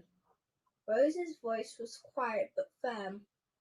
Well, I'm going to have you arrested, he said. You may do that, Rosa replied. Thank you, Rosa Parks. Bye! We are the children of the Sun Saturday School. In celebration of African Liberation Day, we would like to present to you our Black History presentations. In the words of Marcus Garvey, a people without knowledge of their past history origin And culture is like a tree without roots. My name is Freya May, and I'll be reading Still I Rise by Maya Angelou. You may write me down in history with your bitter, twisted lies. You may trod me in the very dirt, but still, like dust, I'll rise. Does my sassiness upset you? Why are you beset with gloom? 'Cause I walk like I've got oil wells pumping in my living room. Just like moons and like suns, with the certainty of tides. Just like hope springing high, still I'll rise. Did you want to see me broken, bowed head and lowered eyes, shoulders falling down like teardrops, weakened by my soulful cries? Does my hoarseness offend you? Don't you take it awful hard, 'cause I laugh like I've got gold mines digging in my own backyard. You may shoot me with your words, you may cut me with your eyes, you may kill me with your hatefulness, but still, like air, I'll rise. Does my sexiness upset you? Does it come as a surprise that I dance like I've got diamonds at the meeting of my thighs? Out of the huts of history's shame, I rise. Up from a past that's rooted in pain, I rise. I'm a black ocean leaping and wide, welling and swelling, I bear in the tide. Leaving behind nights of terror and fear, I rise. Into a daybreak that's wondrously clear, I rise. Bringing the gifts that my ancestors gave, I am the dream and the hope of the slave. I rise, I rise, I rise. Hi, my name is Amelia. Happy Liberation Day, and today I'll be doing a speech for children of the Sun Saturday School on Queen Hatshepsut. Hatshepsut of Kemet was one of the most powerful ancient Egyptian pharaohs. Hatshepsut was born over 3,500 years ago. This was a time of power and wealth for all of their rulers. Thutmose I was her father. He was well known for his military strength. Hatshepsut adored him. When Thutmose died, the Hatshepsut was only around 12 years old. Tradition stated that a son had to take over the throne. Hatshepsut was the oldest, however, the son of a lesser wife inherited the throne. Although her name meant first among all noble women, she was forced to take second place. Hatshepsut then married the new pharaoh. They did this to keep the royal bloodline pure. They had just one daughter, but when Thutmose II died, once again the throne went to the son of a lesser wife. However, he was way too young to rule, so instead she became regent, ruling the kingdom. After 7 years of ruling, she had done something that had never been done before. Not only did she name herself a pharaoh, she made sure in every single painting and statue she had a beard and muscles just like a man. She was a rightful pharaoh and made herself her father's co-ruler, which made her a demigoddess. She said, "My command stands firm like the mountains." She constructed some of the greatest buildings in ancient history. When she died, her long peaceful reign came to an end. Thutmose III destroyed all of her paintings and statues. Maybe he wanted to take the thought or even the possibility of another woman taking power. She was buried in the Valley of the Kings. Once disappearing from history, she then reappeared in 1829. In a land where very few women had ruled over the thousands of years, she made Kemet a better place and shown that a woman could rule better than any man. She's one of the greatest pharaohs in any history, ancient history. Now that's a hero. Happy African Liberation Day, everybody. Today, my name is Asaya, and I'm 11 years old. And today I will be talking about Marcus Rashford because he is my hero.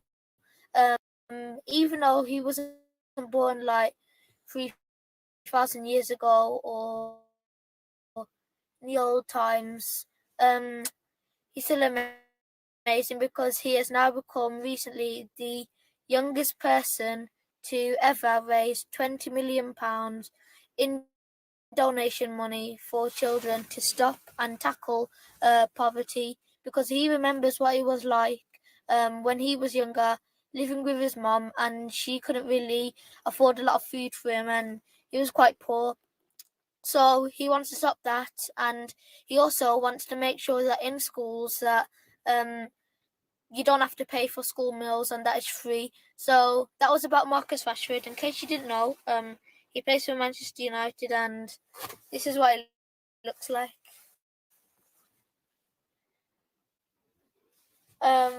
So that's it. Hope you like that. And that's everything that I know on Marcus Rashford. Bye. Happy African Liberation Day, everyone. My name is Amari and I'm 7 years old. And today I'm going to be reading about Huey Newton, who was the original Black African American political activist and a leading figure in the Black Power movement of the 1960s. 1942 established the Black Panther Party for self-defense, who worked for the rights of the party, made an impact to oppressed people all across the world. In January 1967, the Black Panther Party welcomed new members. Many people joined the party. They began to set up a number of different programs to help the people. So they set up the breakfast program, free food program, People's Free Medical Center, Youth Institute, the Black Panther newspaper, and People's Free Ambulance Service. Bye. An action. Hello everyone, happy African Liberation Day. I am Amara and I'm 7 years old. I'm going to do a poem about my hero, Tiffany Haddish. Tiffany Haddish is happy and funny. She cheers me up when I'm feeling blue with wonderful stories for girls in their glory. Black princesses like me and you. She's really, really interesting and nice with her reading. Bookmarks take you on a wonderful magical journey.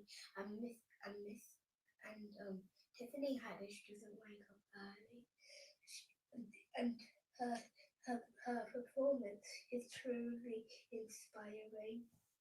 I really love my hair. That's what she read to me, showing that the little girl was confident. Hair combing and plaiting made her resistant, but in the end her styles were full of flair. Bye! Greetings. My name is Ramal Ufwa Adra. Ufwa means firstborn. I'm going to read you the first verse of Ghana's anthem. God bless our homeland Ghana and make our nation great and strong, bold to defend forever the cause of freedom and of right. Fill our hearts with true humility. Make us cherish fearless honesty and help us to resist oppressors' rule with all our will and might forevermore. Happy African Liberation Day. Hi everyone. Happy African Liberation Day. My name is Ava, I'm 9 years old, and today I will be talking about some of the continents of our beautiful Africa. Nigeria. Nigeria is a country located in West Africa. The official name of the country is the Federal Republic of Nigeria. The country has a population of 188,462,640 people, making it the 7th most populous country in the world.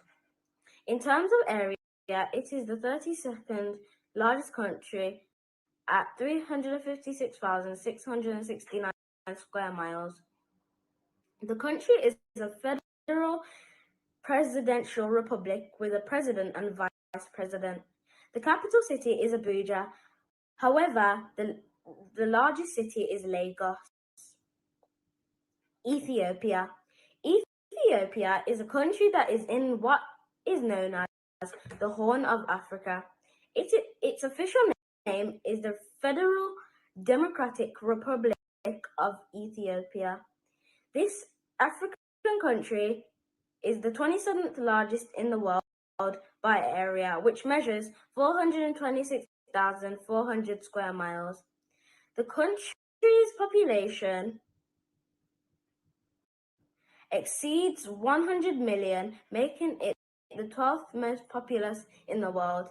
The country is a federal parliamentary republic. It does not have an official language, but Amharic is a working language. And the country has multiple regional languages. The main religion in the country is Christianity, while about 1/3 of residents practice Islam. Tanzania. Tanzania is a place where nature is at its wildest. It is surrounded by 3 great lakes, 2 being Lake Victoria and Lake Malawi. Vast swathes of savanna grasslands decorate Tanzania's hinterlands, and the real beauty of country shines through its amazing biodiversity and wildlife. Beyond eastern shores lies the splendid island city of Zanzibar, which has anchored itself in the passage of history as a city of many ideas and cultures.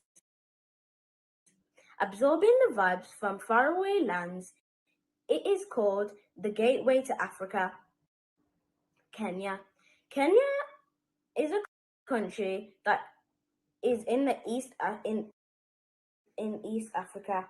The country is home to 43.5 million people, while its capital city of Nairobi is home to 3.1 million people. Nairobi is the largest city in the country. Kenya has a hot climate due to its location. It lies directly on the equator and it is surrounded by Uganda to the south, South Sudan, Ethiopia, and Somalia to the north. The country's official languages are Swahili and English. It does not have official religion, though Christianity is highly prevalent throughout the country. Kenya uses the Kenyan shillings for their currency. Thank you for listening, and I hope you have enjoyed my little fact file.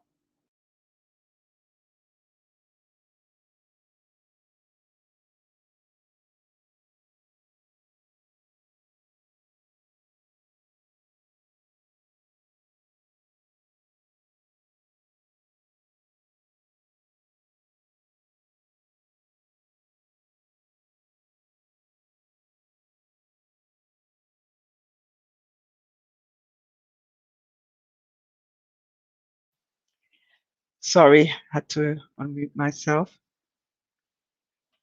Thank you very much, Children of the Sun Saturday School. Beautiful education for all. Thank you to the Steve Biko Saturday School. Thank you, more importantly, to all those who are working with our children, the collective work and responsibility, working with them every Saturday to teach them the importance of who they are, about our history, our culture, and giving your time and commitment to work with our future generation. So I want to acknowledge all the teachers who are working with the children in these various Saturday schools across the globe. But today, I give the sincere thanks to Steve Biko and Children of the Sun. And now I'd just like to inform you about what will be happening for the remainder of the day. So we're going to be taking a break shortly, and when we have the break, there'll be ads running during the break, and we also have solidarity messages that will be played. Those are pre-recorded, and then when we return, it will be a panel discussion with various participants, looking at how Africa and the diaspora gain economic independence. That will be facilitated by Brother Tahaka. So he will take that forward after the break. So please look at the information. And I'd like to say thank you to all of you who have put forward an advert, because that's another way of sponsoring the work of the organization of today's event. And so people have taken out an ad and paid, and it's whatever you've paid contribution is really appreciated, because it's quite timely that whatever, in order for us to continue the work, we have to look at our economical program. As a community, we have to do better and we have to be more supportive. So I'd like to say thank you to all of you watching, participating, engaging, and I'm hoping that you have taken something away from what you have learned so far. And it's just unfortunate that we are online and obviously it's less, we're much more detached. However, at least the work has been done. You're hearing and connecting. You're here today. And for that, we truly give thanks. So I'm going to come off now while we put on the adverts and we take a break. Your break is for 30 minutes. But you can just keep monitoring and you'll see when we come back on again. There's no long queues for having dinner as normal.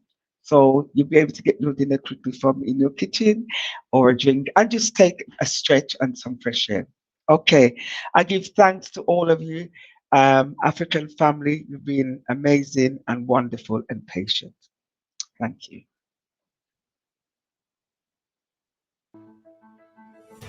The work and research by Professor Baina Bello in Fondation Félicité is dedicated to preserving the legacy of our ancestors' accomplishments.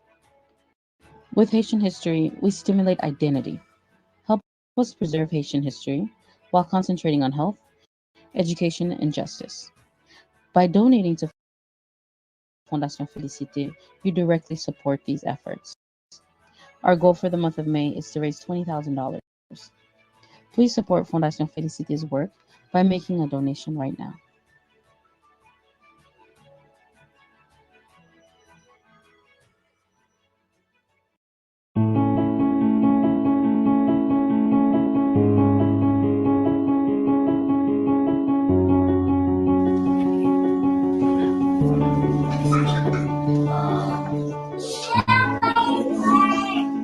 Appreciating or giving the gratitude, because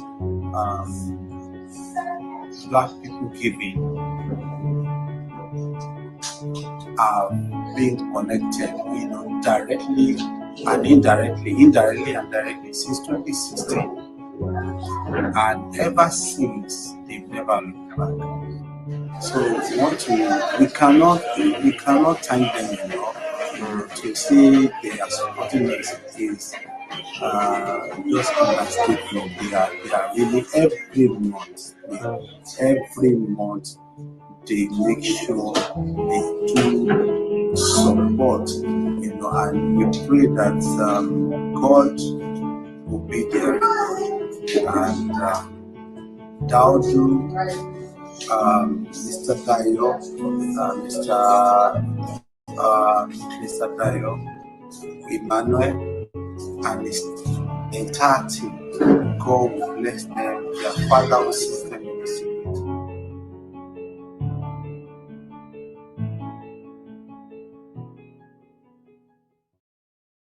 Greetings, everybody. Dio here from BPG. I'm here with Uncle Pepperkai at Pepperkai Bookstore based in the Maat Centre in Tottenham. Uncle P is going to tell us a little bit about some of the books that we've got here at this mighty, mighty centre. We first begin with The Destruction of Black Civilization by Charles Williams. And we should treat this as a Bible, because when it comes to history, this will first stop. A Bible for African consciousness. Again, the great works of the Honorable Marcus Messiah Garvey, Philosophy and Opinions, to hear from Garvey's own words. One of the greatest Africanists ever lived. We have the ISIS Papers by Dr. Chris Wilson, one of the greatest psychological understanding as to why race matters. When you see a scholar speak about your people, that's the book that you need. And when it comes to health, this is a doctor of our books. Yeah. African Holistic Health by our brother, Leila Africa. Amazing book. And one of the reasons I love this book from the Broader File, it is so easy to read. A person who hasn't read, who don't like to read, once you pick this up, you don't want to put it down because it's so concise and clear. And of course, we have Sacred Woman by Queen of Four.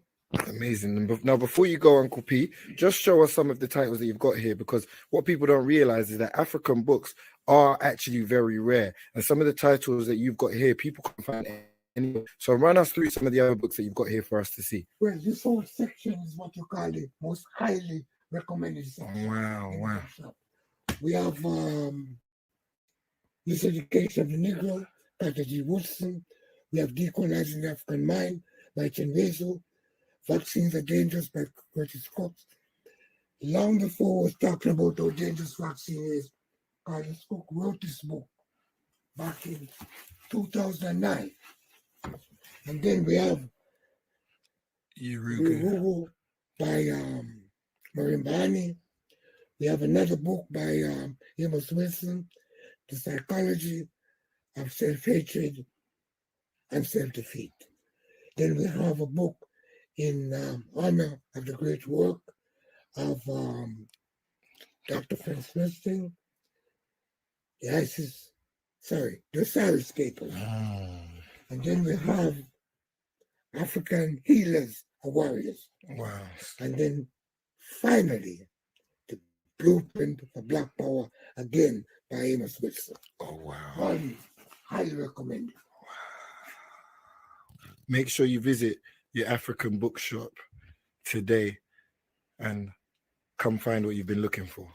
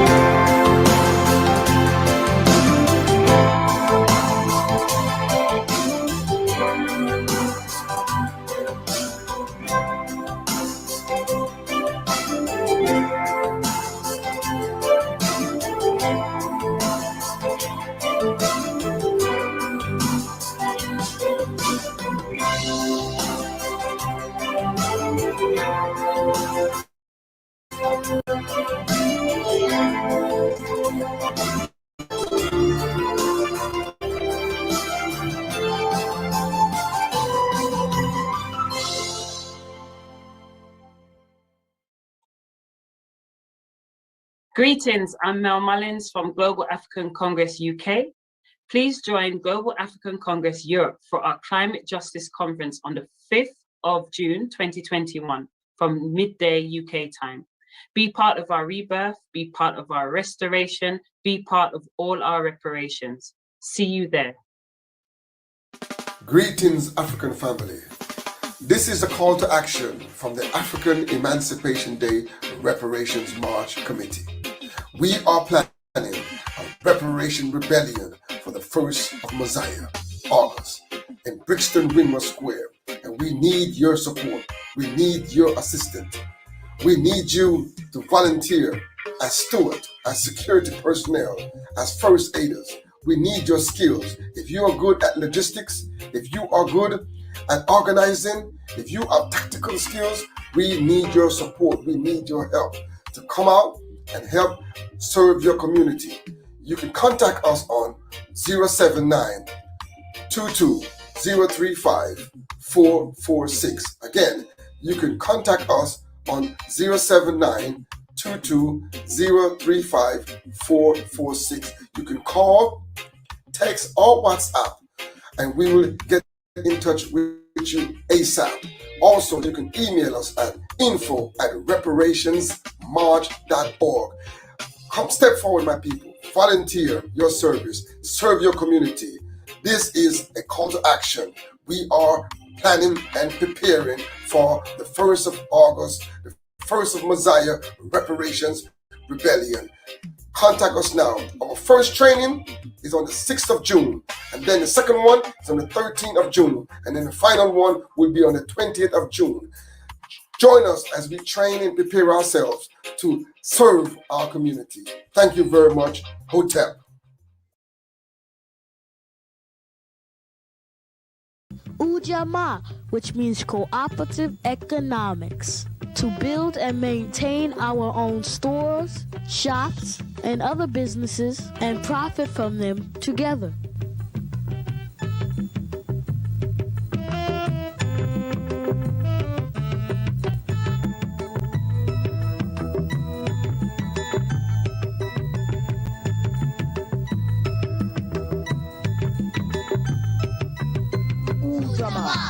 Cooperative economics. Ujamaa. Cooperative economics. Ujamaa. Cooperative economics. Ujamaa. Cooperative economics. Where did you spend your money today? Did you support one of our own businesses along the way? With Ujamaa, we build our business and profit from them together. If we all carry some weight, the load is as light as a feather. In a barrel, the jealous crabs are forever bound. So when one of us is rising, let's lift them up and not pull them down. We can get on track and pick up the slack, but we seem to lack a desire to buy black. Ujamaa, which means cooperative economics, to build and maintain our own stores, shops, and other businesses and profit from them together.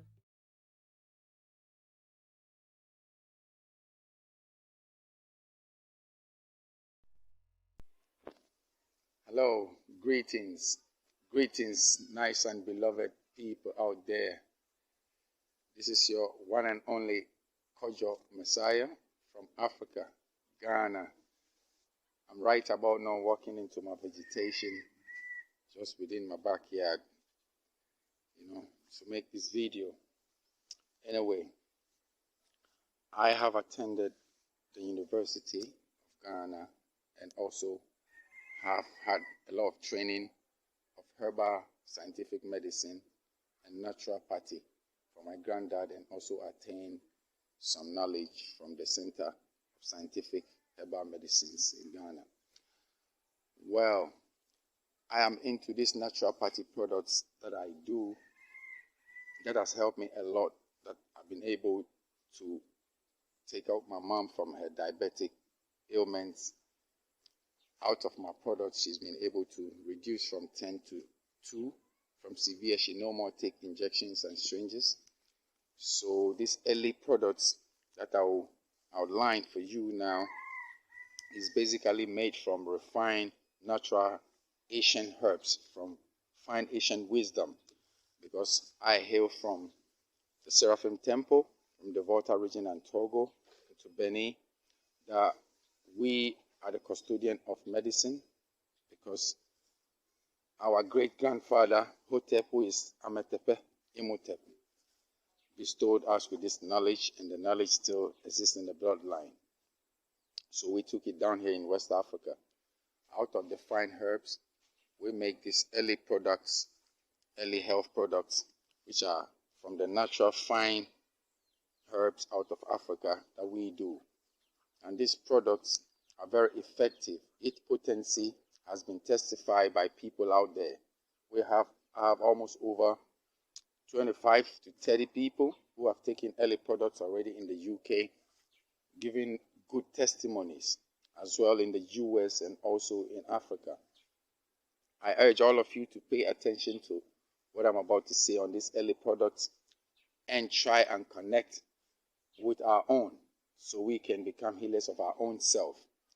Early products is made from our own fine refined herbs out of Africa, organic, that we use them and modify them and put them in the right scientific way so we can bring our people a better healing. I have from the ranges of early garlic capsules, I have early oils that I make, I have early creams, early soap, and also I have the early chronic pain relief capsule, which is very effective. That works tremendously. I ask all of you to link up with my sole distributor in the UK in the name of M Nature Vita, Sister Marisha, who is a radio presenter also on the New Star Radio in Birmingham. I ask all of you to support this because this product is already helping one of the members of the ALD pioneers, head and council members as leader, in the name of Uncle Beanie. I call him Uncle Beanie. And early products is helping him now to get out of his health. We all pray for the ancestors and our Creator to make sure that he get his healing. So I urge all of you out there, all over the UK, US, everywhere, to seek for early product by linking, getting in touch with Sister M Nature Vita, Sister Marisha, so you can get one of the products and also get acquainted with our product line of health products we have for you, so you can get your healing. As black people, we shouldn't become just consumers of others, but we have to make our own and support our own and become healers of our own people. So, not to take much time, I would say nice, peace, love, and harmony, one love to all of you. Peace. Greetings, brothers and sisters. My name is Abiola So. I live in France and I'm a member of Nation Kamit, a Pan-African organization with members in France and the Congo. I first want to thank the PACM for giving me the opportunity to speak to you. I'm sending you this short message in solidarity with our common struggle, the total liberation and unification of Africa at home and abroad. Beyond this solidarity message, I want to stress the fact that we have to increase the intensity of our actions, our practical, collective, organized actions following this day of commemoration will speak louder than our words. Let's read some words from Sorrow, Tears and Blood, a song by Fela Anikulapo Kuti, a revolutionary Pan-Africanist and musician from Nigeria. The song goes like this. My people fear too much. We fear for the thing we don't see. We fear for the air around us. We fear to fight for freedom. We fear to fight for liberty. We fear to fight for justice. We fear to fight for happiness. We always get reason to fear. We don't want to die. We don't want to get wounded. We don't get to be quenched. We don't want to go. I get one child. Mother is at the house. Father is at the house. I want to build a house. I want to build a house. I don't want to be quenched. I want to enjoy. I don't want to go. So the policeman will slap your face and you won't talk.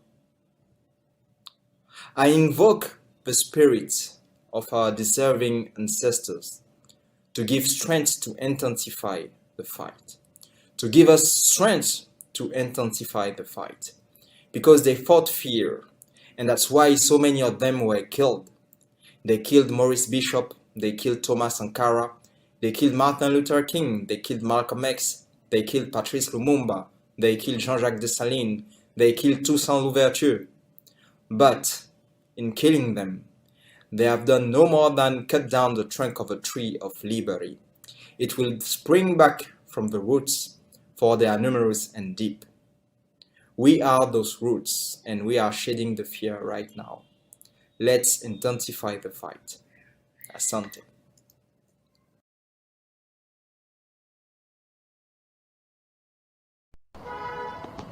Greetings, one and all, African family from all over the world. This is Heru Aishaka Musa Menelek from the Jamaica division of the UNIA and ACL. We are in solidarity with the works of all Pan-African groups in the world. This is a very trying time for us, very trying time, economically, spiritually, and physically. Physically meaning that we have been impacted by the coronavirus, which is wreaking havoc on our communities the world over. The time has come when we must understand that what the Honorable Marcus Garvey said in 1914 is just as relevant today. We must, through self-reliance, feed ourselves, clothe ourselves, and shelter ourselves. And I would want to add in this time, to secure ourselves. Mr. Garvey said, where is the black man's army? Where is the black man's high official? And he saw none. He said, I, the Honorable Marcus Garvey, shall create that for the black man's government, in which he created the UNIA and ACL. Presently, I'm the High Commissioner for the UNIA in Jamaica.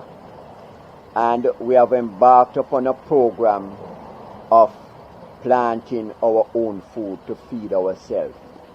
The motto we use is eat what we grow and grow what we eat. So it is so essential when we realize that food is going to be a very essential commodity going forward. Food, and we are talking about real food, not GMO. GMO is a food that can affect and even change your own DNA structure. So we have to understand that organic, alkaline, and electrical food is what we must eat. Food in its original form. We are, as I said before, we are living in trying times. And this is when we must come together as an African family. The Pan-African Congress has been doing the work, and we have to understand the UNIA has been doing the work, and other black organizations have been doing work. The Rastafari Unity Council have decided this year to work alongside the UNIA, and as such we have created what we call Liberty Farms in honor of the Honorable Marcus Garvey. Mr. Garvey had the Liberty Hall in 1914 that would bring the people together and educate them on the way forward. Now, Liberty Farms will provide food for us all over the world. As I speak, we have a Liberty Farm in Liberia, Monrovia, Liberia, headed by our President General, the Honorable Michael Duncan, a man of vision, a man of humility, a man that is there for the people, committed to carry out the mission of the Honorable Marcus Garvey. We have to understand that each generation must do the work that it was set out to do. Mr. Garvey laid the way and started the process. Now we, the children of His Imperial Majesty and of the Honorable Marcus Garvey, must continue the process. His Imperial Majesty said, we, the Africans, will fight when it is necessary. And we see that that period is coming fast upon us, that we must fight because it is necessary for our survival. There are words that people want to wipe off 1 or 2 billion black people off the face of the earth. Well, we have to ensure that this does not happen, should not happen, and will not happen, because we are not imbeciles. We are not serfs anymore. We are free man and woman, and we shall do all it is to preserve that great inalienable right, the right to life. So I want to claim the victory today for all our African people the world over and recite our little motto to claim the victory. I claim the victory through humility, discipline and perseverance. What the mind can achieve and believe, it can achieve. Through love, a wise mind, commitment, focused action and overstanding. I will achieve a spiritual renaissance, economic revitalization and mastery over substance. The Zionly Father and the Earthly Mother and I are one. Good health, wealth and prosperity are our natural birthright. Blessed be the union that brings us abundance and opulence in all things that's good and all things that is righteous. One love, one God, one aim, one destiny. Africa for the Africans, those at home and those abroad. Give thanks. My African brother and my African sister, the time is now when we must do the work to lift us to take our rightful place as Earth's rightful ruler. Genesis chapter 2 verse 13 tells you, the river that runs through the Garden of Eden runs also through the land of Ethiopia. We were there from creation. Honor and respect, love every time. I am Ishaka Musa Menelek. Heru Ishaka Musa Menelek. Straight Black Pride. This is the irritated genie of Southeast of the Straight Black Pride movement. We stand in full solidarity with African Liberation Day. You've been doing this for generations. All the strong brothers and sisters out of the UK who've been putting this together for so many years, that we really appreciate what you're doing. We believe in what it stands for. You're holding the culture strong. And we just a short little distance away from you, right across the water. And we support everything that you're doing and that you stand for. We really, really, really have tremendous respect for the work that you're doing there. So continue to do what you're doing. We look forward to getting a chance to get back there so we can see each other physically. But until such time, have a wonderful African Liberation Day and continue the great work that you all are doing. Straight Black Pride.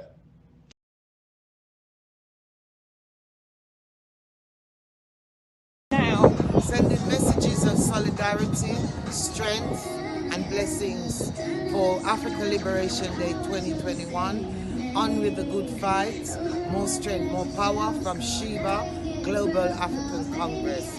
Blessed love.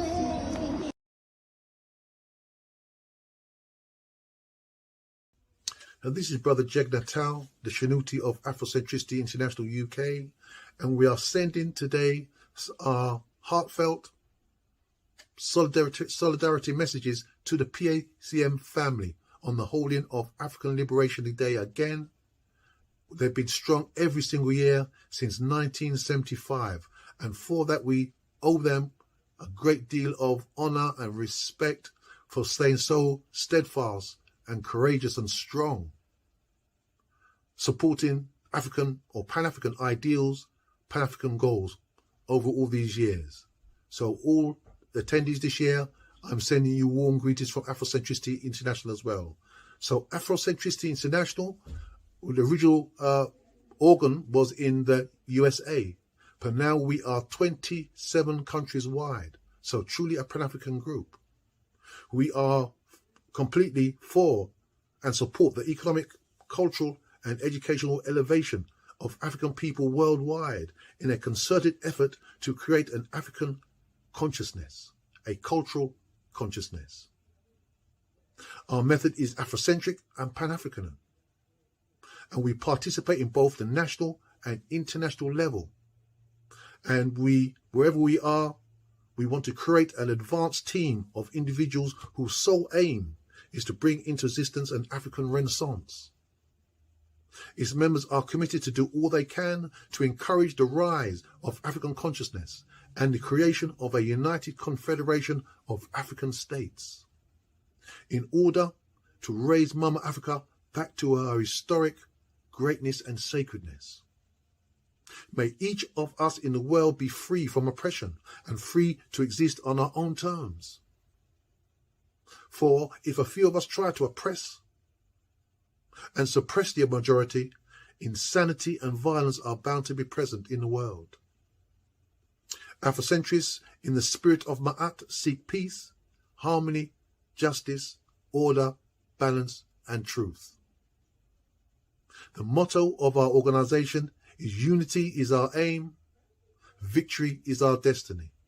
So from Afrocentricity International, we are sending a solidarity message to all those attendees of PACM's African Liberation Day this year, 6258 if you're in line with our cultural clock, 2021.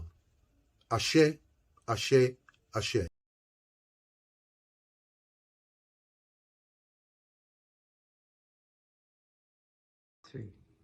Greetings in the name of His Imperial Majesty Emperor Haile Selassie and Her Imperial Majesty Empress Mene. It's another African Liberation Day, and you know, things kind of dodgy because we kind of gathered together but not gathered together. People that see one another and not see one another, and you know, it's all one kind of plot if you check it out, because we zooming in and zooming out, and the more zoom and make millions. So we have to really consider Africa now, and it's leading to the 22nd century. Well, as far as I know, the 22nd century is 80 years ahead, and right now things hot. Third World War is happening, the fighting over the resources of Africa. So I think the more initiation for African liberation should be on how we can defend I and myself in this battle, the bio warfare, the economic warfare, the spiritual domination of outside forces. How can we free Africa? Because right now we need to free Africa, because if you take 88 years and we don't make no decision between that time and this time, what will happen to Africa and its people? I know there's a heading forward. Yes, I'm not disputing that things are heading forward, but check really what's going on in Africa right now. We are the World Health Organization and the Suicide Squad want to annihilate the African race through these vaccinations. But carry a barcode. African people don't patent people. African people are free people. So we have to decide how we're going to free I and myself on this battlefield in these perilous times that we are living in. And we have to know how we can influence the decision making from the diaspora in Africa, Africa's people, not just one or two African who sit in a leadership. And what we have to ask is leadership. Is, you know, well, all I and I as African, we can take a bath and clean up and make a different way forward. Let I and I free and emancipate I and I minds from this colonial enslavement, what leads I and I to do things really, but in the African centers, they're not benefiting I and I people. So we start benefiting I and I people is we take Africa and place it in an African place, which is of freedom, which is of liberty, which is love. We break down all these artificial borders inside and outside Africa, you know. We have to free I and I self of these colonial mentalities. We have to start burn up a lot of these papers, these laws, what not set for we as African. You know, it starts from a rebuild. We have to start at the grassroots. We have to start with I and I people. The development and prosperity of the people is in I and I hands. There's enough land and resources in Africa for every African to have a high, good quality of life. You know? So we stop this. We expel those who are stealing from our land. We have the power, just have to be courageous. We have to just know that this decision is an African-centered decision. There was a poet in America, a woman, I can't remember her first name, her last name is Lord. She said that how can we break down the slave master's house by using the slave master's tools? African people, we only have a few minutes to talk, but to seal it, let's decide as African people what is best for Africa. We have all the resources. Let the diaspora, Africans inside and Africa, join together. Put one thought. There's no such thing as Zimbabwe and Ghana and Angola. This is false. So let me face the reality and let me defend ourselves against this bioterror that is on our doorstep right now. So 80 years time, we look and see prosperity, love, and African unity.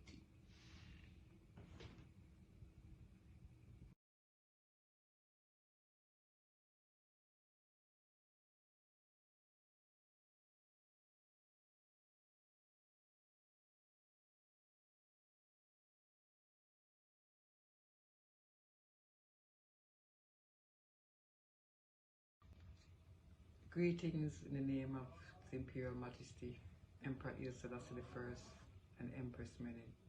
Greetings, African people. Greetings to my brothers, my sisters, kings, queens, emperors, empresses, prince and princesses, to all Africans at home and abroad. Give thanks for this African Liberation Day gathering, where we can come together to discuss our needs as African people. Africa for Africans at home and abroad. In 1963, His Imperial Majesty, Emperor Haile Selassie I, at his opening address at the first conference of the Organization of African Unity, gave us opening address, which I think is quite relevant. We have come together to assert our role in the direction of world affairs and to discharge our duty to the great continent whose 250 million people we lead. Africa is today at mid-course, in transition from the Africa of yesterday to the Africa of tomorrow. Even as we stand here, we move from the past into the future. The task on which we have embarked, the making of Africa, will not wait. We must act to shape and mold the future and leave our imprint on events as they slip past into history. We seek at this meeting to determine whether we are going and to chart the course of our destiny. It is no less important that we know whence we came, and awareness of our past is essential to the establishment of our personality and our identity as Africans.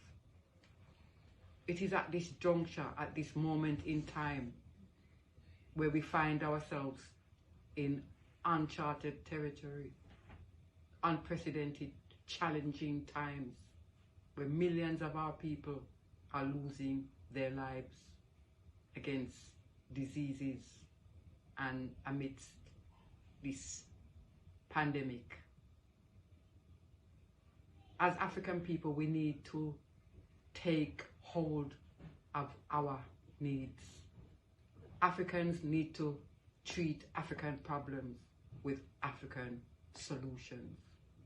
Our healthcare system is buckling in ordinary circumstances, let alone what is taking place today. We need to gather ourselves together and harness that strength and that motivation to generate and develop sustainable health care for our people so that we become less dependent upon others to sustain the needs of our people. We need to look at our dietary needs. We need to embrace some of our traditional heritage, our cultural practices, our ways, our customs. We need to look at our ancestral energies, our ancestral ways of life, and to bring those back to bear. As African people, we need to stand firm so that we, as African people, can protect our future generations, our generations that are here now, and we ourselves and I, so that we can live to enjoy the gifts that has been given from the Creator to sustain the life of His people. The resources that has been given unto us from the earth, from the sun, from the water, from the moon, from the elements, to provide for His people. We need to use those very resources for the betterment of our people and to stop others from coming in and removing those benefits for the best benefits of their people. Come on, Africans. Let us stand up for our rights in this time. The time is now.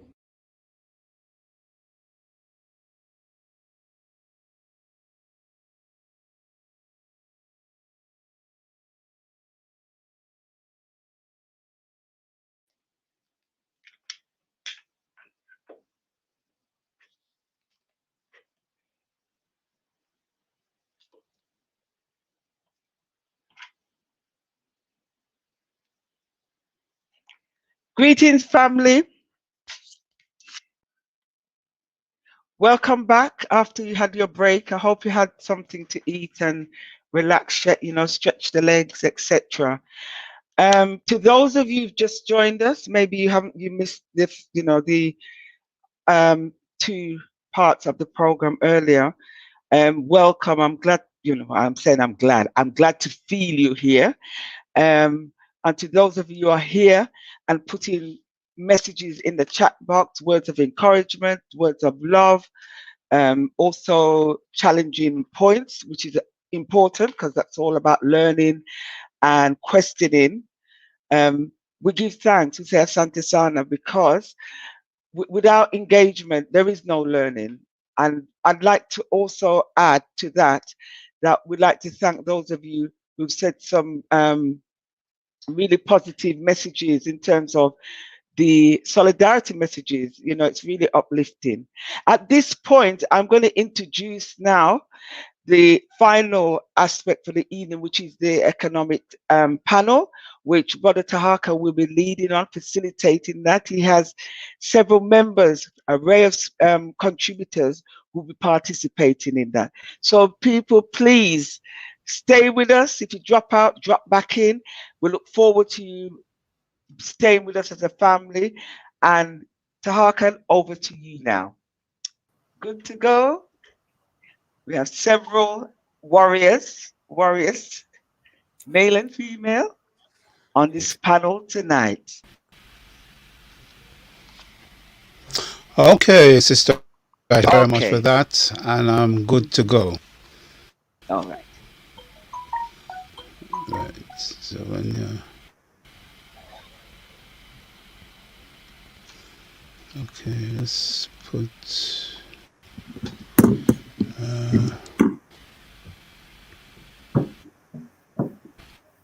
Yes, greetings, everybody. As you know, we're having a very good African Liberation Day this and again, but as we say in the PACM, nothing's deter us. Through all adversities, we will always find a way to bring this important event to you. So for the second year, we are online, and as you know, online has its difficulties, but it also has its blessings. One of the blessings is that we can have an esteemed panel today, stretching right around the Pan-African world. So I welcome all those to the panel. We'll do. We will have a bit of time that we will go around and a person can introduce themselves.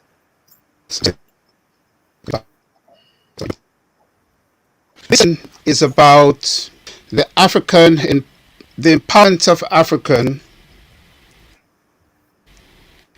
the empowerment of African diaspora. Now that's very, very important when we look at economics, because to me, economics is the crux of independence. Economic independence, you will be forever in servitude. We know that many African countries were given a so-called independence in the 1960s and early 1970s. And I'd like to qualify something. When I say Africa, remember at all time, I'm talking about the continent and also the diaspora, because we are a mirror image of ourselves. When our brothers and sisters are suffering, we are suffering. When we are suffering in a diaspora, in the continent, we are connected at the hip. We are the same people. So the economic affects Africa, also affects us. So we're here today to look at how we can go forward in Africa and with diaspora, be it in the Caribbean, Americas, or in Europe. So at this point, I'll open up then what I'll do now, ask the first question. Well, the first point I would like to at and ask is that, do you think that African continental free trade area will solve or will go a long way in solving Africa's economic problems? So when we go around, before you start your answer, just please introduce yourself briefly, say what you do, say something about yourself, and then we'll look at discussing the first point about the African Continental Free Trade Area. It started the 1st of January this year, so we're into the 5th month. Now we want to look, can we see changes in Africa since this free trade area is coming? Is it working? Is there resistance to it, both from Africans and outside of Africa? At the best, it can be rolled out in an effective way that will benefit Africa. Now I have with me an esteemed panel today, and at this point, the elder on the panel, that's Dr. Obati Shaka, who has been a long supporter of the Pan-African Congress movement. In fact, I was told it was in the visit to Dar es Salaam in 1974 for the 6th Pan-African Congress that members who were then formed the PACM first, and you can see they have connected ever since. It's a fruitful relationship. So Dr. Shaka, I'll come to you first. So in terms of the African Economic Free Trade Area, how effective do you think this could be in solving Africa's economic problems? I think it's too early to tell how effective it will be, but it's certainly a good idea that Africans have, due to neo-colonialism, been wired economically to have more relationships with the former colonial power than they have with neighbors next door. So their economies have been wired more to the outside so that their goods could be transferred, that is, their raw materials, to the West. And the terms of trade are pretty well set by the former colonial powers, particularly Britain and France, but now the United States and now other global powers. So the idea of Africa having free trade between different nations is very important. People like Julius Nyerere, they were calling for African economic cooperation based on regional zones, and that was also a part of his first steps towards unification on the African continent. But I think that you have to really go and look at what's the problems inside of African countries when it comes to their economy, and what's the problem in terms of how the African nations are organized. And I would say the biggest obstacle to Africa moving either for economic cooperation or for eventually achieving African unity is, and this is one that African leaders were blindsided by, didn't see at African independence, only Cabral came close to seeing it, is that with independence, Africa inherited the European nation state.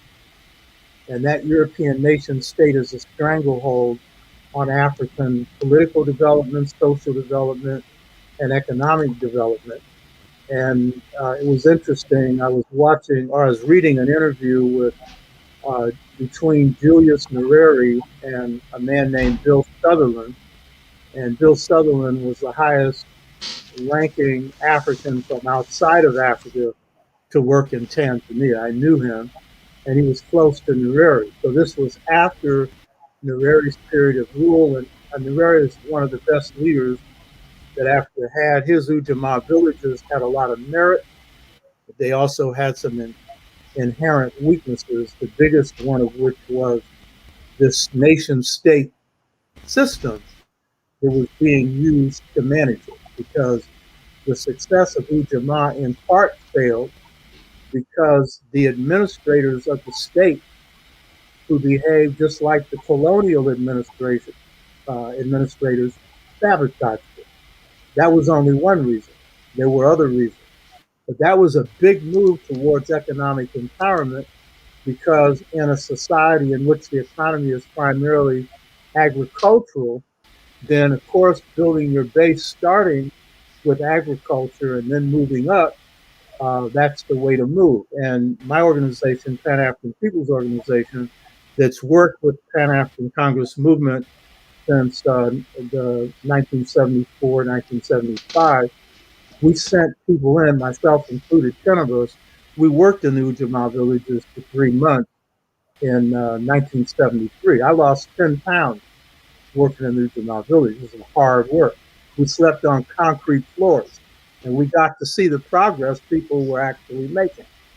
But because the way the European nation state is modeled, which Africa inherited in its colonial and then in its neo-colonial form, they inherited the worst part. And the essence of what's wrong with the European nation state, and it hinders African economic development, is it is set up to protect private property, particularly the property of multinational corporations.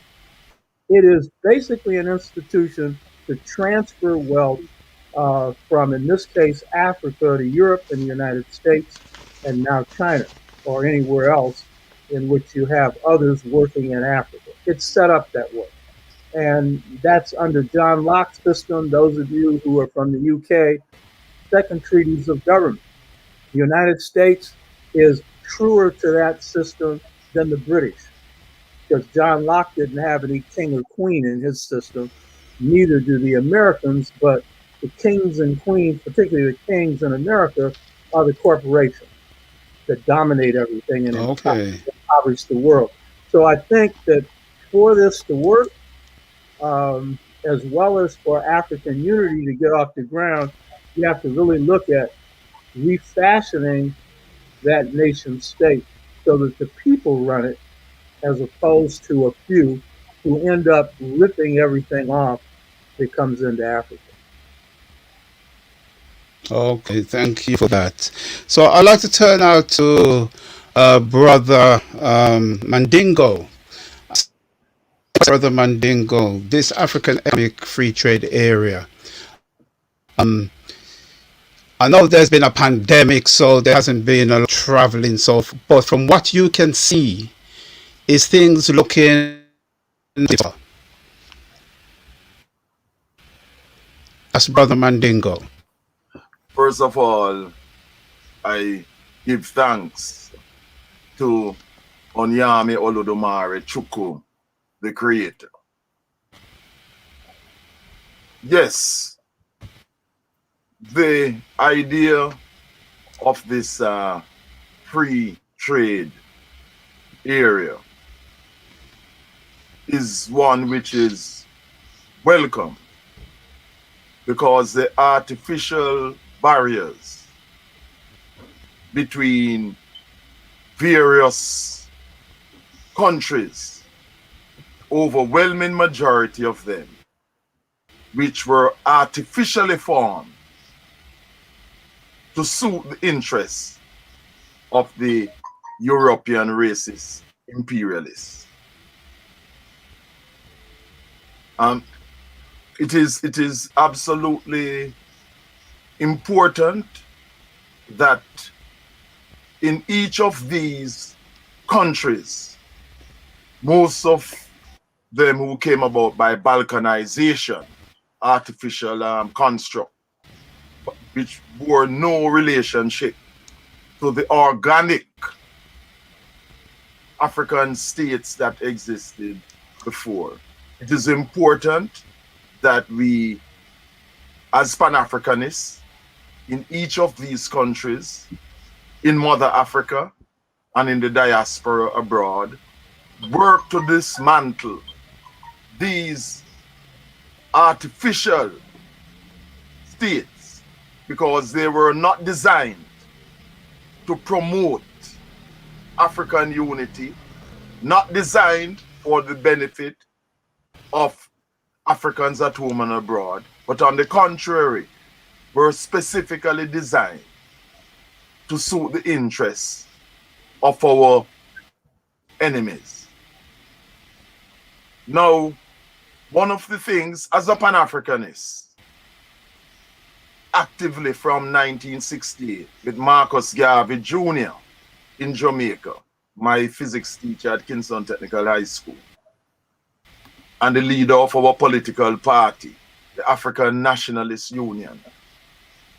We have always recognized that Africa, which is the richest continent, has the lowest standard of living for Africans because of the racist, imperialist carve-up and division of our motherland.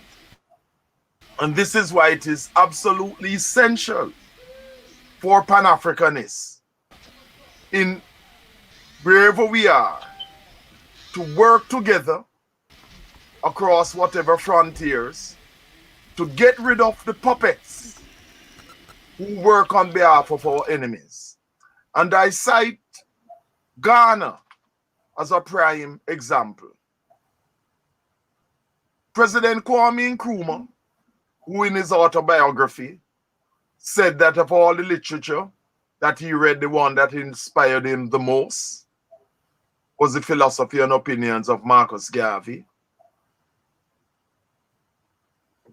worked towards the implementation of there be no economic barriers between the various areas in Mother Africa.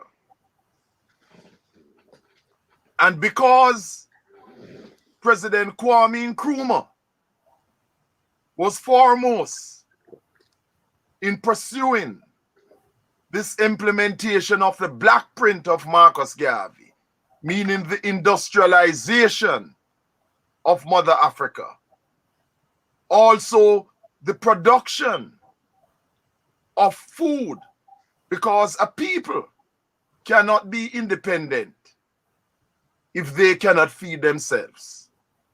Anyone who depends on others to feed them is under the total control of those who they depend on for the very sustenance of life. And Kwame Nkrumah was attacked by the European imperialists who came together because he posed the most significant danger to their interests in Africa. The motorway that President Kwame Nkrumah started about 12 miles, 19 kilometers from Tema, the harbor city, connecting Accra, was designed as part of that necessary infrastructure that is absolutely necessary to connect our people. It was opened in 1965, and by the 24th of February 1966, he was overthrown by traitors who were assisted by the British and the USA. Okay. I'm going to, yeah. So my final, where this is concerned, is that the industrialization program that he started to implement, in line with what Marcus Garvey said, that we as Africans must master science and technology, because the race that does not master science and technology will either be exterminated or enslaved by the races who master science and technology. That program, okay, man, you've got quite a bit to get through. Yes, that So keep our answers sharp and concise. Otherwise, I've not got quite a few people to get to. So, point. I'd like to welcome to Asha, who is, and also Brother Subelo. I'd like to welcome them to the discussion.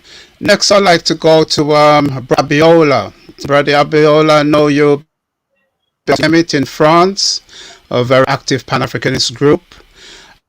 And, so what do you think in terms of the free trade area, and how effective do you think it can be? Greetings, brother. Thank you for giving me this opportunity.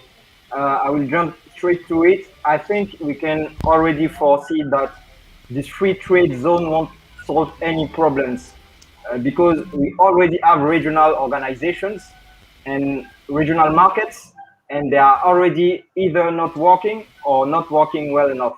We have SADC in South Africa and Zimbabwe, etc. We have ECOWAS in West Africa. We have also the East African community, and they are not even working well currently. There are a lot of problems. There are a lot of barriers to do trades between inside those regions. So I don't see how we can jump from this state to do business globally in a free trade zone on a continental level. I don't think it's realistic at all. We have already seen a lot of announces in the past with those kind of projects, and usually they don't go anywhere. So I don't think it will work. The current leaders also are not Garveyites. They are working actually to keep Africa separated. They are not working on a political union. So they are trying to copy the European Union, which is already not working because they are trying to separate the economic realm from the political realm. So the European Union is already not working, and we are trying to copy that. So it's another indication that these projects won't work. So I will finish by saying that Kwame Nkrumah already said that we have to get the political realm first, and the economic realm will come then. He explained that we need to unify Africa politically, and it was more than 60 years ago. And Sheikh Anta Diop also already gave us a blueprint in his book, Black Africa, Economic and Cultural Basis for a Federal State. So the federal state is the goal. The current leaders are not Garveyites, so we always have to, by default, set our expectations very low. What we need is not a free trade zone. What we need is one African state with one government, one passport, one currency, one army, and that's all. Okay, that's a very good point. Now, I'm turning to brother. How are you? Brothers, Cypher. Oh, how you doing, brother? You okay? Okay, yes. Yes. So, what's your take on the free trade area from Westland? I mean, do you think it's a good thing? Do you think, say, for instance, if it gets, do you think Africans in the diaspora benefit from such a coming together African states? I think that these processes of actually developing an African economy globally, these are not processes that are going to take place quickly. You're not going to get them perfect quickly. You know, the EU's taken 50 years to get to this stage, and when they originally started off with 6 countries, it was purely the EEC, and it was purely an economic union. And over the last 40, 50 years, those countries have further integrated, and you've seen the political bonds develop as the economic bonds also developed, because the reality of it is, for me and you to do trade, eventually we're going to have to sort out and refine the politics so that the economics can run smoothly. So I think these are building blocks that need to be refined.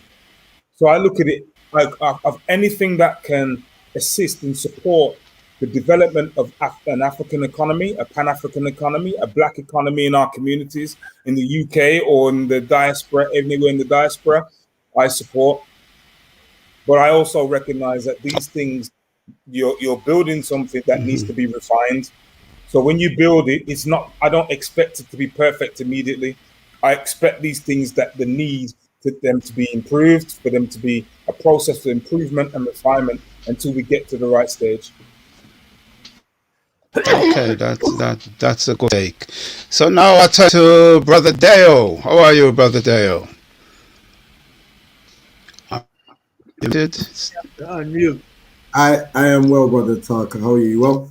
Okay, great. Yes.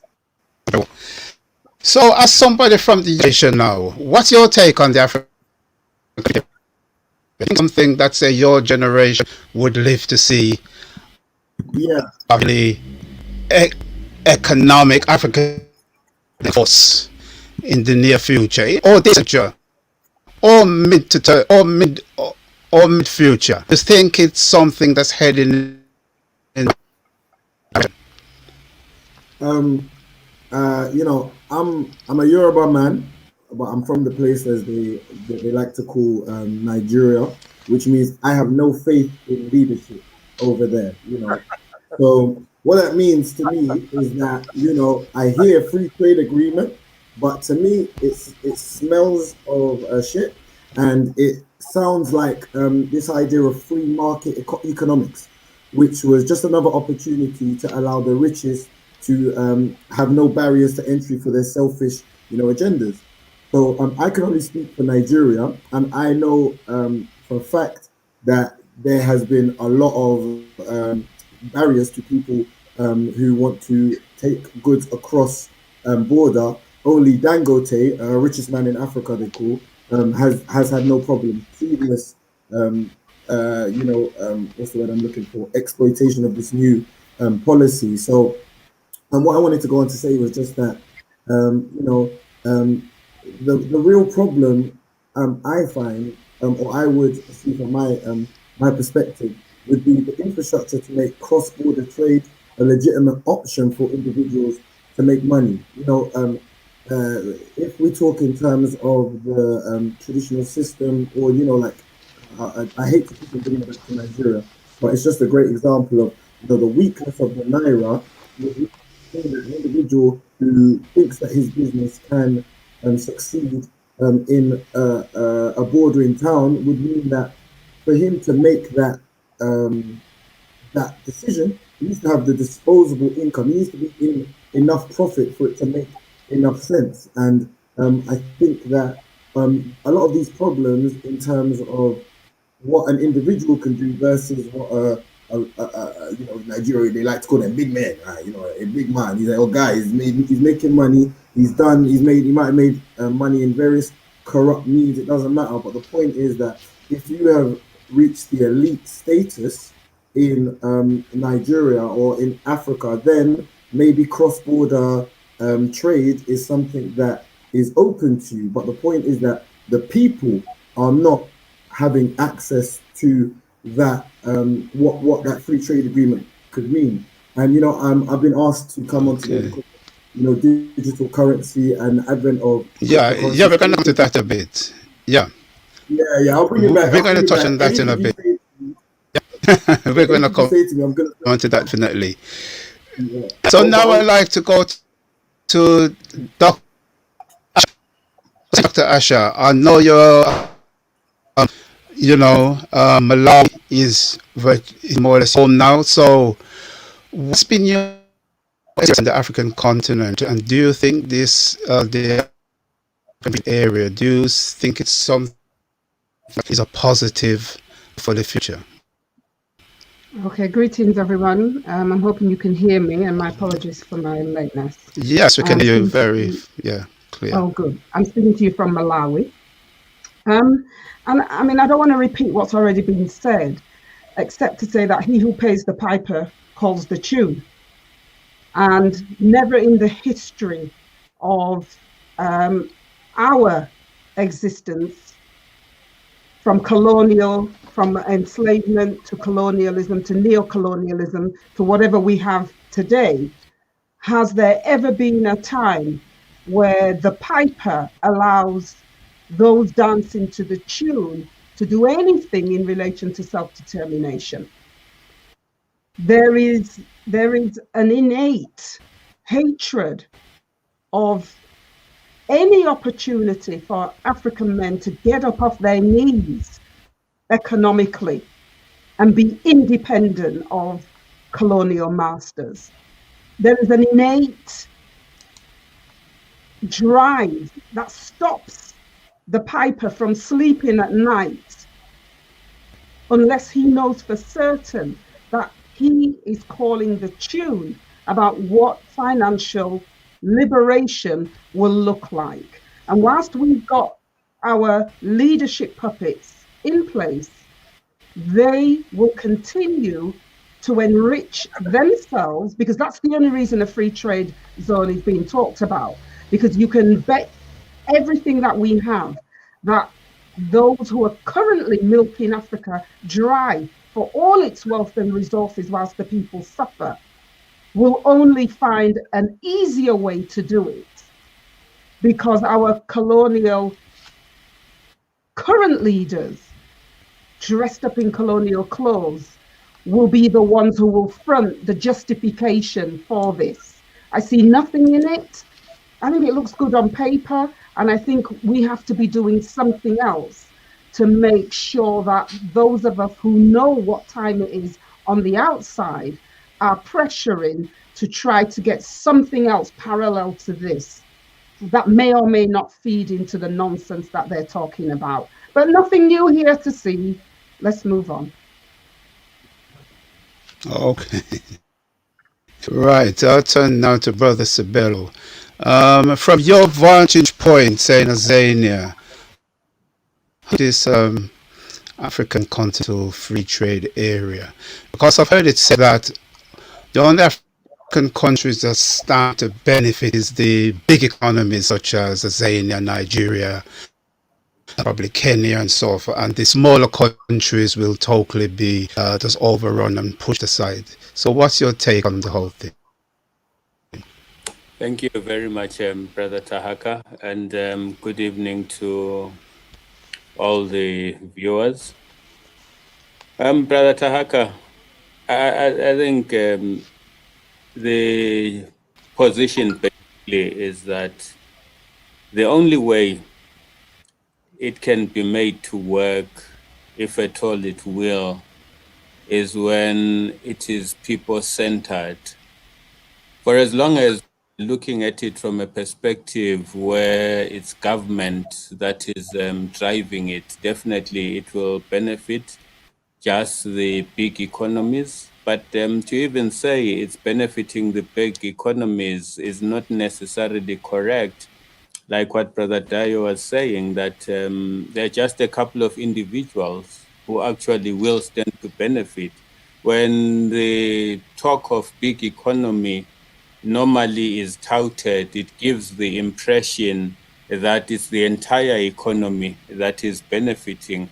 But in actual fact, it's only a select few within that particular economy that are really benefiting. So we need to find a way whereby we as ordinary people take advantage of trade at a localized level and test the system, see to what extent exactly it is working for us, where we can have an intra-African trade system which is informed by the so-called small medium-scale enterprises, and at the same time see how we can foster a direct relationship with the diasporans. Because what Dr. Asha was saying is absolutely correct, that the fact that the United Kingdom breaks away from the EU and the free trade is signed, basically coinciding, it's not a mistake. They prepared themselves for the opening of Africa so that they can take advantage of that particular space. And Europe is also looking at how they can further their interests on the continent. So we have to be very careful not to celebrate too much, and we also have to find ways and means by which the responsibility is not entrusted upon government, because government is not there for the people. Government is there to serve its masters. As long as the masters are satisfied, that's fine. The people will basically fall away. So my basic take in a nutshell is that it's a good thing for as long as we, the people on the ground, can find the ways and means of making it work for our interests without waiting for government to take the lead.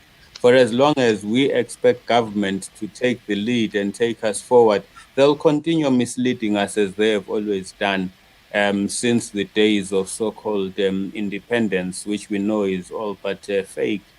So that is the basic position from the continental perspective, that the big economies, definitely they will benefit a lot, but it's only a couple of players who will benefit from within those so-called big economies. Okay. I'd like to move on to the other point now, because I know Brother Deo mentioned in terms of currencies how weak they are. Because let's face it, most African countries, if you live with their currency, remember I left one time, I think it was in Gambia, with some currencies and walked into a bank. When I got back to try and change, and they virtually laughed at me. So African currencies basically have no value. So do you think with the rise of digital currencies, cryptocurrencies, do you think that present Africa with an opportunity, especially the people on the ground, with an opportunity to, to log into something that could be much more effective than the currencies they're using at the moment, which outside borders of Africa, it's not recognized at all. So again, I'd like to go to Dr. Obati Shaka for his take on the digital and cryptocurrency situation.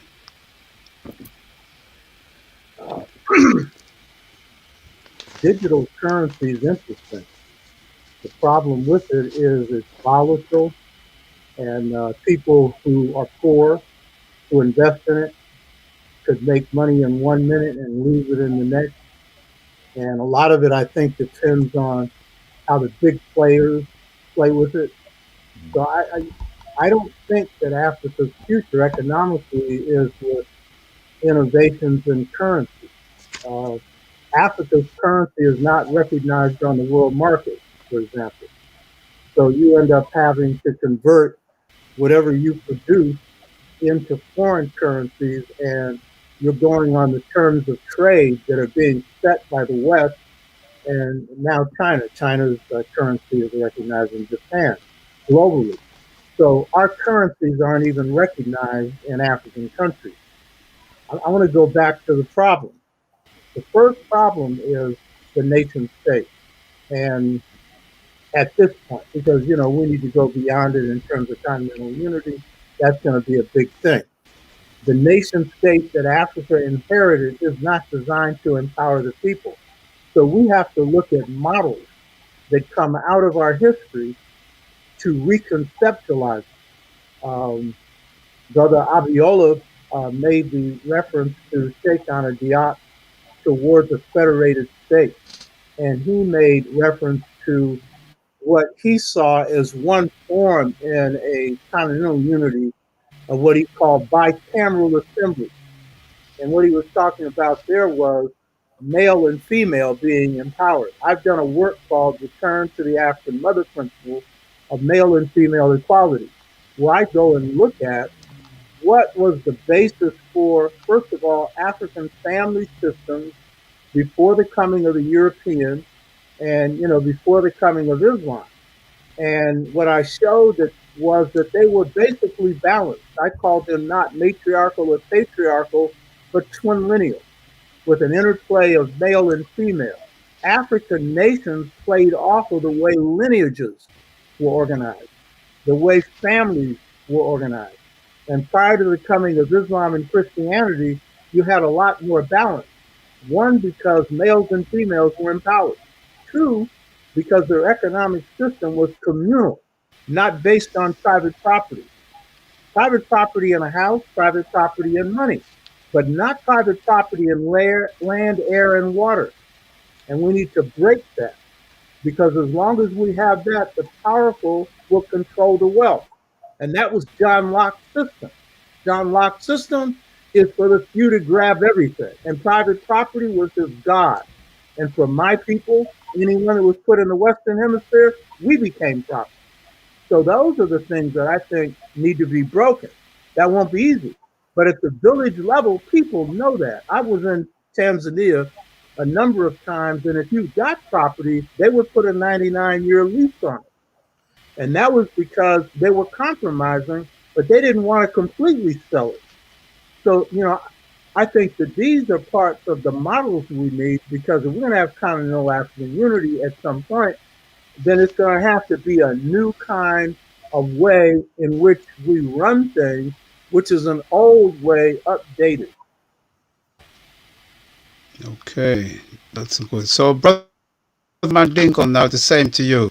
Term digital cryptocurrency, what do you think? Because, for instance, I think it's a currency called the Acon, which you're trying to promote. And I was hoping to have somebody there also to talk about the Lumi that you may know about. That's a currency, that a digital currency that's being promoted in the community. So what's your take on digital currency or cryptocurrency in terms of the African economy? What they call cryptocurrency is not the solution. The solution is that economic and political integration, unification, must go hand in hand. It must not be a situation of political unity first, then economic unity, or vice versa. As Africans, we have to implement both. It has to be a combination of political and economic integration. And what this means is that we have to remove virtually all the so-called heads of state in these African states. They are not leaders. I hear people talking about leaders.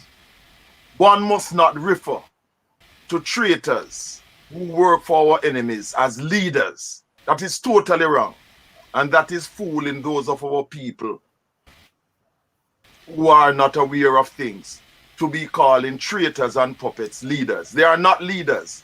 They are enemies, traitors, who must be removed by any means necessary, because they are the internal enemies who continue to hold back or a hindrance to African unity. So my position is that wherever we are in the mother continent and in the diaspora, working together as Pan-Africanists, economically and politically, and must involve the removal of these traitors, because these traitors, as history has shown, have always worked to help their racist masters in getting rid of our progressive, independent African leaders. And this was why when I started, I gave the example of President Kwame Nkrumah as a typical example. Recently, we have had President Magufuli of Tanzania. And it is no accident that he was attacked the way he was attacked. Blatant lies told on him because he was pushing the Pan-Africanist agenda, which is totally against the interests of our enemies. So we need to deal with that, because this situation of talking about having a so-called free trade and barriers free and so, it is designed to only benefit the very, very few at the expense of the vast majority. And anything for African liberation must automatically involve that which is best for the interests of the African race as a whole, and not for a tiny few. Asante, Okay, sir. thanks for that. Okay. So now to your brother Abi, same question to you about cryptocurrencies or digital currencies in terms of what's going on in Africa, because let's face it, but it's no good for Africa, but people in Africa has taken it up, are using it in an way to get around the weaknesses currencies they have. So as we talk, it's been actively used on the continent in terms of trade. So how do you see the situation going forward then for the Abiola? Thank you. I think it's a good opportunity for some businesses, some maybe entrepreneurs who can capitalize on that. But I see that as a very limited thing compared to the challenge that we have as a people, because it's a currency, and what kind of problems a cryptocurrency actually solves. If we see, for example, the most popular one, Bitcoin, it actually is a solution to do transaction anonymously, and that is why it has gotten popular. One of the biggest use of that in the beginnings was a project called Silk Road, and it was a place where criminals could go and buy things on the internet, like drugs and even worse things, using Bitcoin. And that is one of the most popular use initially of Bitcoin. So usually the real appeal here is anonymity. Yeah. And if we look at Africa, this is not the biggest problem. The problem is not doing transaction anonymously online. That is not the biggest problem. The biggest problem is that we have countries, for example, where all the banks, all the banking system is controlled by foreign powers. If you look at West Africa, Central Africa, France actually controls the currency. And even for the countries who have that have their own currencies, it's not used for the people. It's not used for actually increasing the industrial production of the countries. So I don't think that currently cryptocurrency can be good for entrepreneurship in some sectors. Maybe it can be good for local organization, for community organization, and do some projects at a local level, and that's good. But I don't expect them to have a really big impact regarding our economic problems, which are so much larger. Okay. All right. Thank you for that. Now, Brother Cypher, same to you. Digital currency. You're taking digital currency. We have been told that it's not a solution. And when I'm saying that, I'm talking about both in Africa and both in the diaspora. Do you see a way forward, especially with the younger generation who are more tech savvy and are looking at cryptocurrencies and are able to see trends and are be able to see things which you can say the older generation are missing? Do you think that's a currency of the future? I mean, one thing I would like to really kind of state firstly is how important economic development is for our communities. Because I'm living in a city whereby our young people see no other option, many of them, other than getting involved in activities where they could go to prison for 10, 15, 20, 25 years out of desperation to feed themselves and their families. So this is what's at stake here. We have to be very, very practical. Can't kind of be metaphoric about this thing. We have to be very practical because we've got to save our young people. We've got to save our communities. So I'm going to go on to your next point. Cryptocurrencies or crypto assets is just part of any kind of financial, it's just another type of financial investment. It's another type of financial asset. No individual financial asset, whether it be land or whether it be property or whether it be bonds or whether it be shares or whatever type of financial asset you name, none of them is the solution to all ills. So you're using cryptocurrencies or crypto assets is just another block in if you're going to build a portfolio of assets.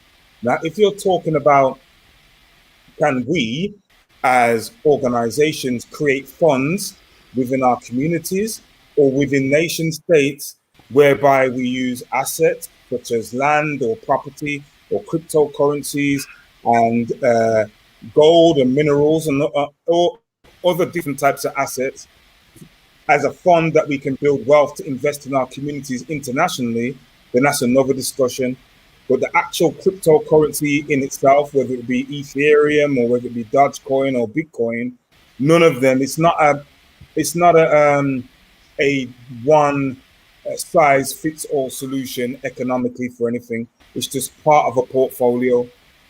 What I do think and what I do see is if you look at Middle East countries and what they're doing now, is they are trying to create these sovereign wealth funds where they invest in Bitcoin and cryptocurrency and land and property and buy football clubs in Europe so that they can create wealth to build and develop their countries.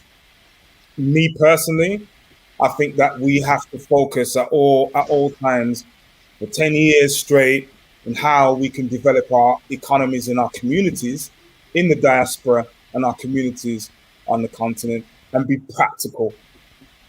Do things which actually make a difference, because we all know, whether it be in Chicago or New York, or whether it be in Kingston in Jamaica, or whether it be in on the continent itself, right? We can sit here and we can say, we can metamorphosize about these things, but practically our young people are going out there in the need to be able to find money and doing things that and putting themselves at risk. We gotta have solutions that actually work. Yeah. Okay, thank you very much for that. Now, Brother Dale, same to you. I know that's an area that you know quite a bit about. So you've heard what I've said so far. So what's your take on it? Do you think we can build on for the future?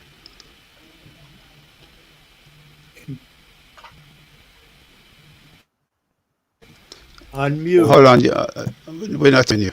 Oh, can you hear me now? Yep. Yes, yes. I think I'm the only one that's Team Bitcoin here.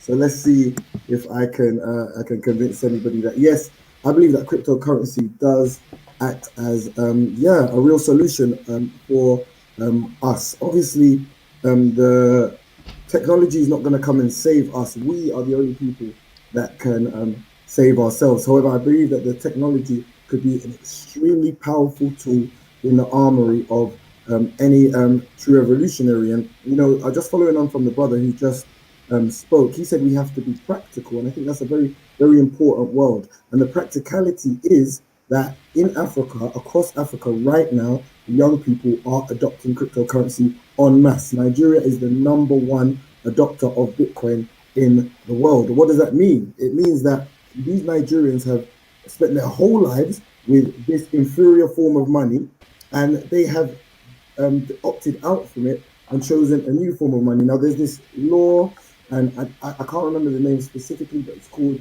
Jenkins Law, and it's a law of money that just basically means if there's a superior form of money in circulation, that will always be the choice of the society. And I think what we're finding right now is across Africa, many people are making that decision to opt out from the traditional finance and go into cryptocurrency. So I think it's not for us to decide whether or not it can. It already is acting at that solution. And we have too many leaders back home in Africa who don't offer real leadership to our people because they don't care about the issues that they care about. Now, all of us in this conversation, if we care about Africa, we have to care about digital. We don't have to necessarily care about it, but we have to start taking it seriously because it has been taken seriously en masse across Africa. Now, more than the weakness of the currency, right now, anytime we are transacting with one another, there's a white man in between. Whether that be in Nigeria, whether that be over here, if you're using the naira is pegged to the dollar.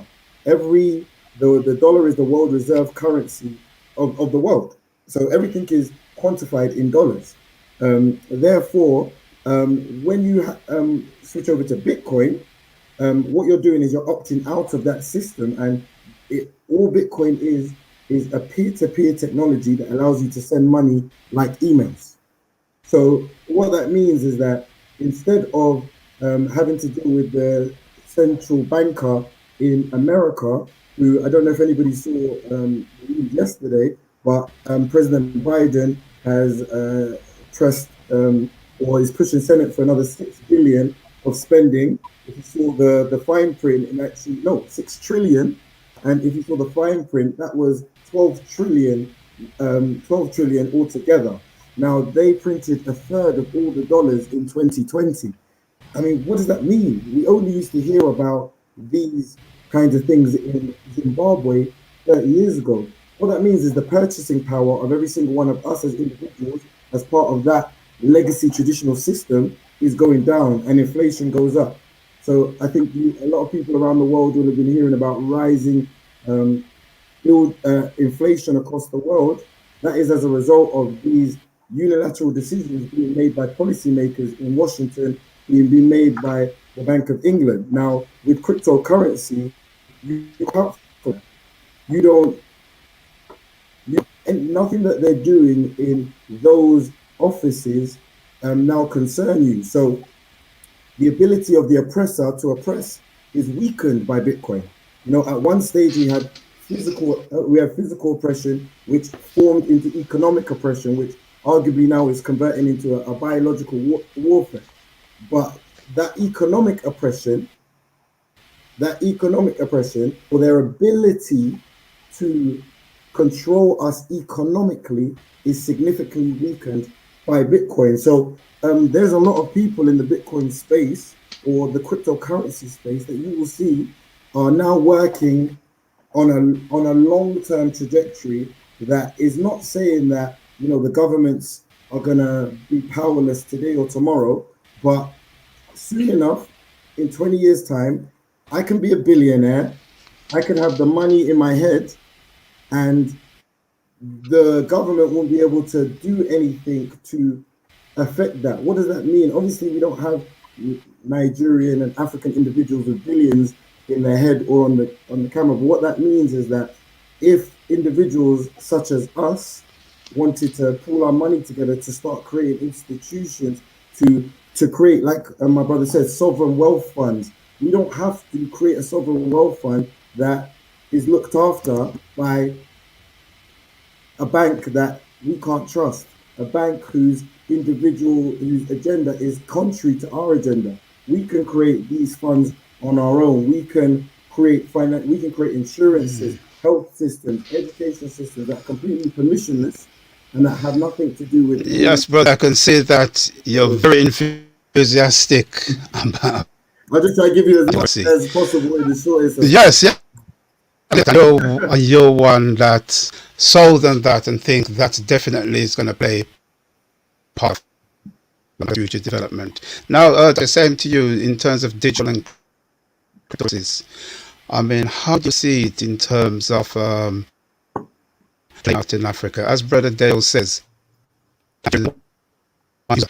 digital currency, people have just took to the state of the currency that they normally use. So what's your take on it? How do you, going forward, how do you see currency playing out in Africa? I'm assuming you're talking to me. Yes, yes, actually. Yeah. I've got mixed views about it. I think the biggest concern for me is I completely agree with Brother Deo about the rise of cryptocurrency and the fact that Africa is adopting, particularly young Africa is adopting cryptocurrency as a way to opt out of doing business, economic business, the way it's always been done. My concern is, I think it's fine when you're working peer to peer, but what happens when you need to ground that currency? You know, in a way that enables the ordinary person on the street to transact. That is where I have the problem with it, because whilst I still think that cryptocurrency and things about cryptocurrency is still in the league of those who have access to knowledge and information, largely on the internet. And that isn't the majority of our people. And so that's the other side that worries me, because the fact that cryptocurrency has suddenly just opened up for everybody, I don't take as accidental and I don't take as a coincidence. And my biggest concern is that everybody wants to be rich and to be comfortable and to not have to beg bread. And people are rushing blindly into this. So many of our people have already lost money because they've been hoodwinked into putting over some of their finances in order to purchase cryptocurrency, and only to find that the whole thing is a fake and fraud. And that in itself puts a dampener on the positives that cryptocurrency can bring. There is a lot of work to do in our community because we don't even understand money. We don't even understand how standard money works. And so there is work to do there. It can't be either or. It's got to be both and if we're going down the road of including cryptocurrency as a a potential financial solution. And right now, my biggest fear is that when these things just suddenly open up, then our people are being marched in lemming formation to a cliff edge with the little money that they have. So that cryptocurrency and all the other ones become the new economic pastors, because cryptocurrency becomes the new economic church for our people to give money to, in the hope that somebody there is going to look after it and make them rich. They're not even told that, you know what, you need to make sure you secure your identification for your wallet, or that's your money gone forever. They don't even know that. So I am worried. But I think if we go down this road, it's got to be both and, because our people do not even know how much it costs them per day to live in Babylon. They don't even know that. And that for me is a major problem. Okay, yeah, same for Sabelo in terms of what you call currency. I suppose Tanzania would be a place that cryptocurrency would have taken hold, or like it be Nigeria and say. Thank you very much, Brother Tahaka. Kenya. Yeah. So what's your take on the cryptocurrency? Sorry. Thanks, Brother Tahaka. Definitely, here in Tanzania, cryptocurrency has taken off on a very, very big scale. But then I must be quick to say I know very little about it. The points raised by Sister Asha, maybe it's primarily because we're both on the continent, and some of the things we are seeing are very similar. A lot of our people have bent their fingers big time. These crypto schemes. It's difficult to ascertain what to get into and what not to get into. There is no training that our people get into besides to be told of you put in $1 today, you'll have $100 tomorrow. You put it back in, you'll be sitting on 1,000, and people get so excited, and people pump in so much money. There are people I know personally who have lost lots of money on this thing. And for that reason, some of us, particularly our generation, we kind of look on from a distance and are very careful to get actively involved in something we do not understand. But then I have a question which maybe Dayo may be able to answer. Who really controls this thing? Where is it controlled from? Because there is something I read, I think it was sometime last year, where there were some crypto things and the guy died and he was the only one with the password, and people's monies got stuck in this, I don't know what it is, whatever it is, but people's money got stuck in that. And at the same time, if we put our resources into this and it is being controlled from the West, how sure are we that along the way someone is not going to tell us that the whole thing has crashed and they run away with all our money? All right. Thank you so much for giving me an opportunity. All right, quick. Answer that. I'll just go really quick and say I want everybody to understand Bitcoin and cryptocurrencies as two separate things. If you're going to look into this, go and research Bitcoin on its own. Bitcoin was the new technology. Go and find out about Bitcoin. Bitcoin, there's nobody in charge of Bitcoin. There's no CEO, there's no leader. It was made by somebody called Satoshi Nakamoto, and to this day, nobody knows who he is. And that might sound a bit crazy, but we're 12 years down the line, over 1 trillion in assets in this, and nobody knows who he is. So there's a few theories. Arguably, he's an alien who came back in time. Some people say it was a group of developers who came together and understood the power of what they were doing and didn't want to get taken down by the government, so released it and then went back into anonymity. There is various different theories about who the original founder was. However, the original founder's identity does not matter because the tech is the tech. And there is 23 million Bitcoin. There's no capacity to create more. 21. Yeah, 21 million. Sorry, yeah. There's no capacity to add any more. So it's a completely scarce asset, and it can be divisible into many smaller parts, which means you don't need one Bitcoin.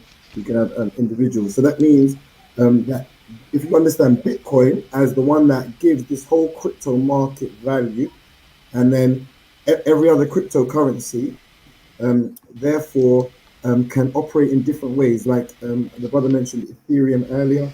This Ethereum is the kind of network that could create insurances on the blockchain.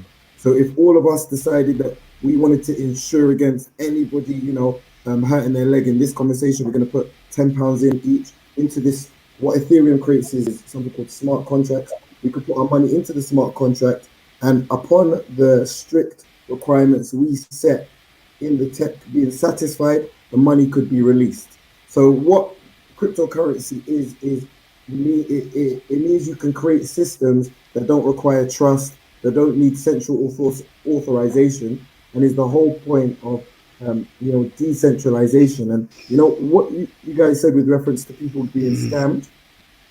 I've heard about these things before, but when I'm currently finishing off my course on Bitcoin because I'm really trying to teach my community about Bitcoin specifically. And what you'll find out is that Bitcoin is sovereignty of money. So there is nobody who should ever custody your cryptocurrency, specifically your Bitcoin. Nobody should ever custody it. Now you can allow it to be custodied by crypto exchanges, which will allow you to convert it into traditional forms of money, which will allow you to trade it into other cryptos, which will allow you to do all kinds of finance products. You can trade, you can do various things. And there's so many different crypto exchanges which operate kind of like banks, which offer various good products. But what I love about the crypto market versus the banking market is I have the power in the crypto market. So there is various exchanges that offer me different things. I probably have about 4 different exchanges. One gives me a card that gives me cash back when I shop in Tesco. One of them gives me interest on my savings. Another one just helps me trade into other coins. Another one is on a hardware wallet that stays in my house offline that nobody can ever access. And that is what I'm trying to say. That is the truest technology that enables you to keep your money in a way, and you're not going to plug it back in and discover someone's stolen it. No. The technology enables you to keep your money in a way that nobody can ever access it. But on the way there, yes. Okay, Brother Dale. That people Can I? No, I can see that you're very, very enthusiastic about that, and you're very persuasive. But just to say, the cryptocurrency. I mean, there's like I said, there's Bitcoin, and there's also what they call alternate coins, and it's like they were saying to me, it's just technology. The technology at work. For instance, one called Carddass, the Ethiopian government has recently doing the same smart contracts because it's 9.99999% fraud proof or scandal proof. So they're putting the education system through the Cardano platform. So a lot to learn. I mean, from the surface it may seem, but as you get into more, technology when it first comes from people to me, first because of the lack of understanding, people are going to say, well, I don't understand it, I don't really know. But as you get into it more, the technology that underpins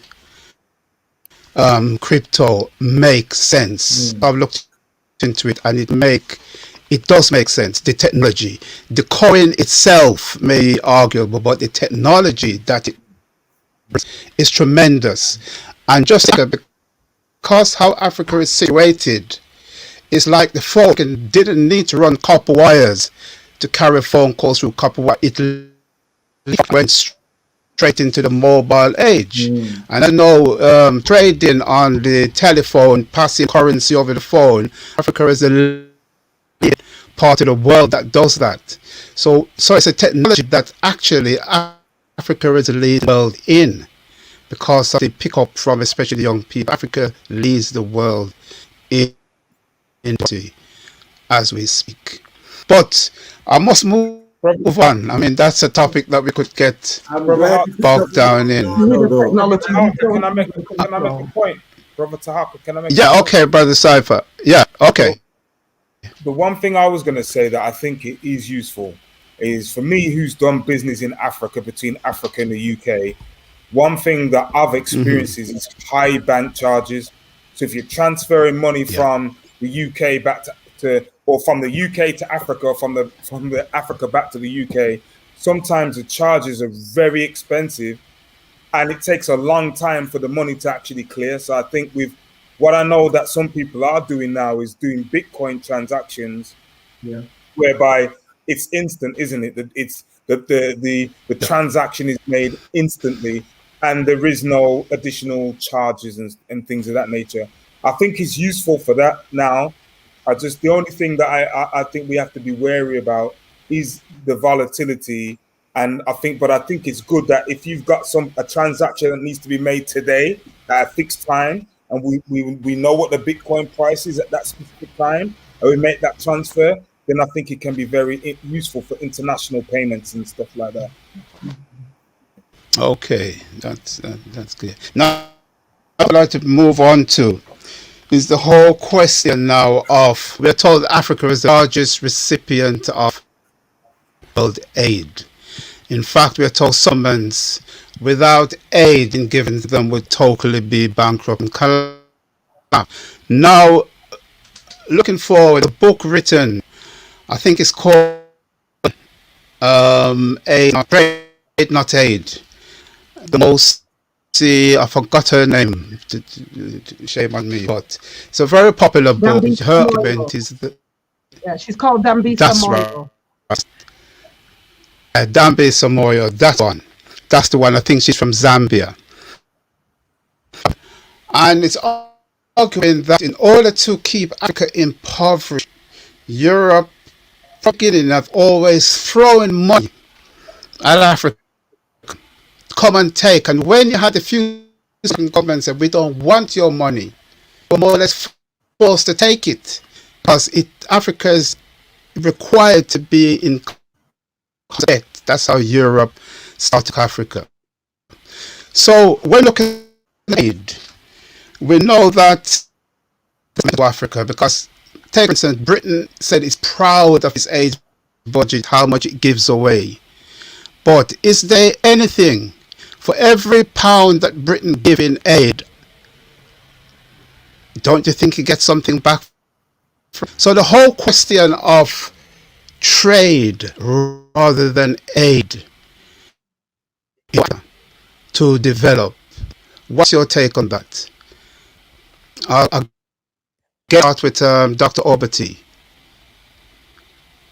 Yeah, definitely. If you're in a position to control your economy, trade based on what you produce is the basis for prosperity, assuming that the economy is one that equitably distributes wealth. And part of the problem is the West has often imposed conditions, for example, with trade, where they don't want a country like Jamaica or African countries to impose tariffs. America rose on tariffs. They rose on genocide, slavery, and stealing half of Mexico. But then they rose on tariffs. So, you got to protect whatever it is, that you produce. So aid, oftentimes, for example, structural adjustment that hit Africa in the 80s.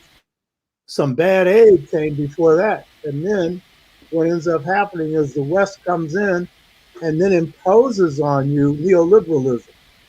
And that is structural lynching.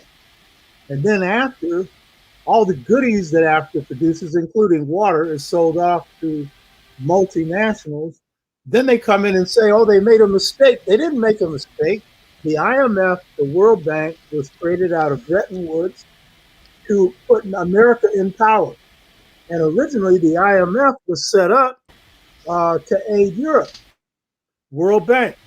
But what happens when the Marshall Plan comes in, then those institutions weren't needed for that. And so then they're used to establish economic control. So aid comes with dependence and control.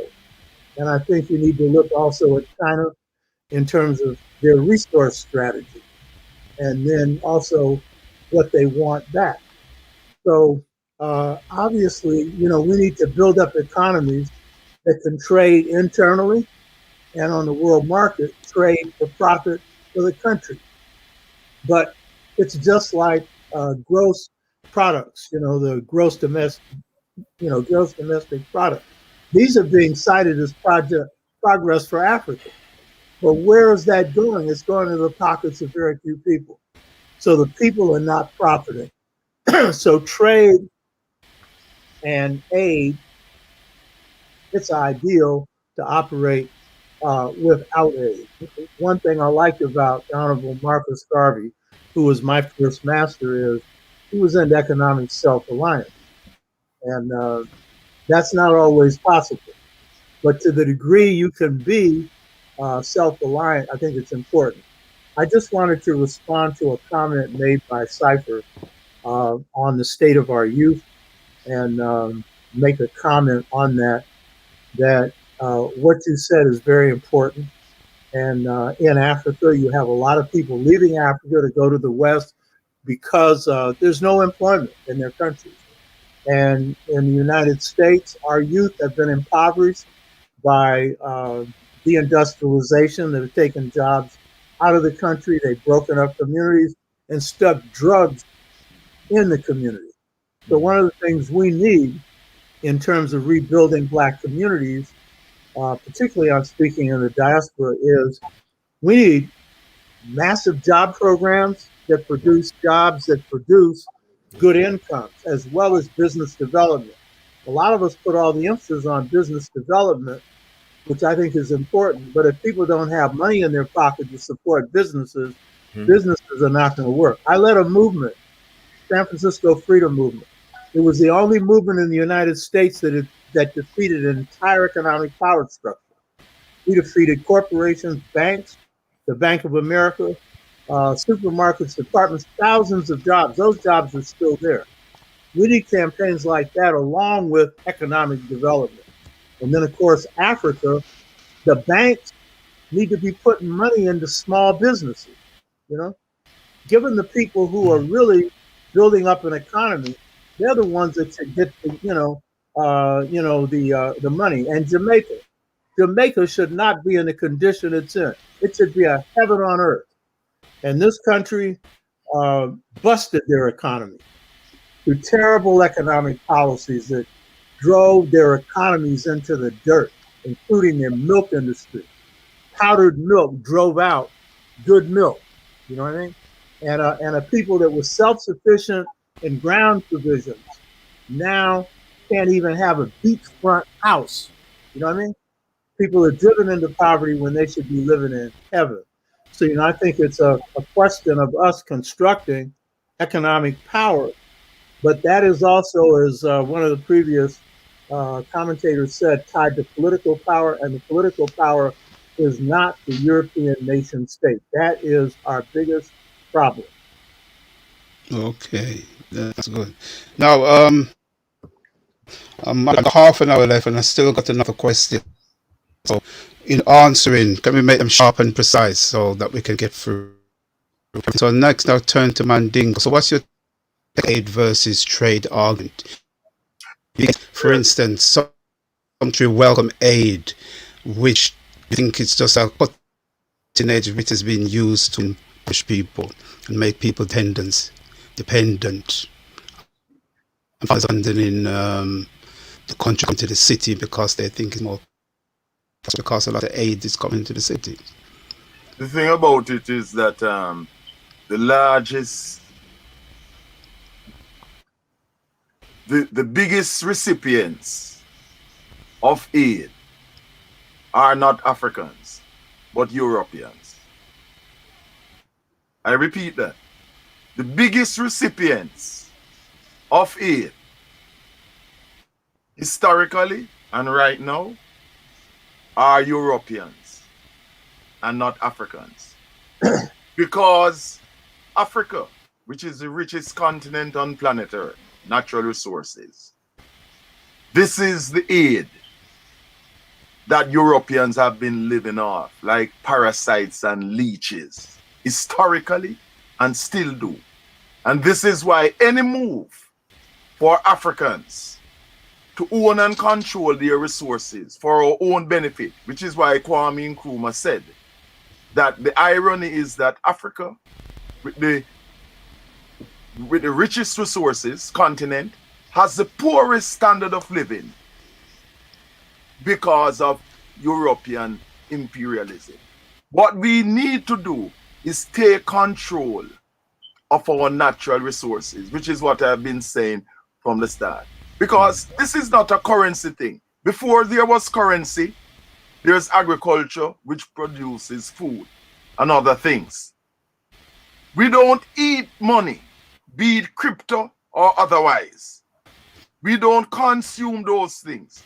We have real things that those are the resources that what Europeans have done is that they forced by military means to destroy our organic African economies and impose their financial Dracula system with their currencies under the guise that they give us their worthless paper or whatever thing and say, oh, we are giving you aid.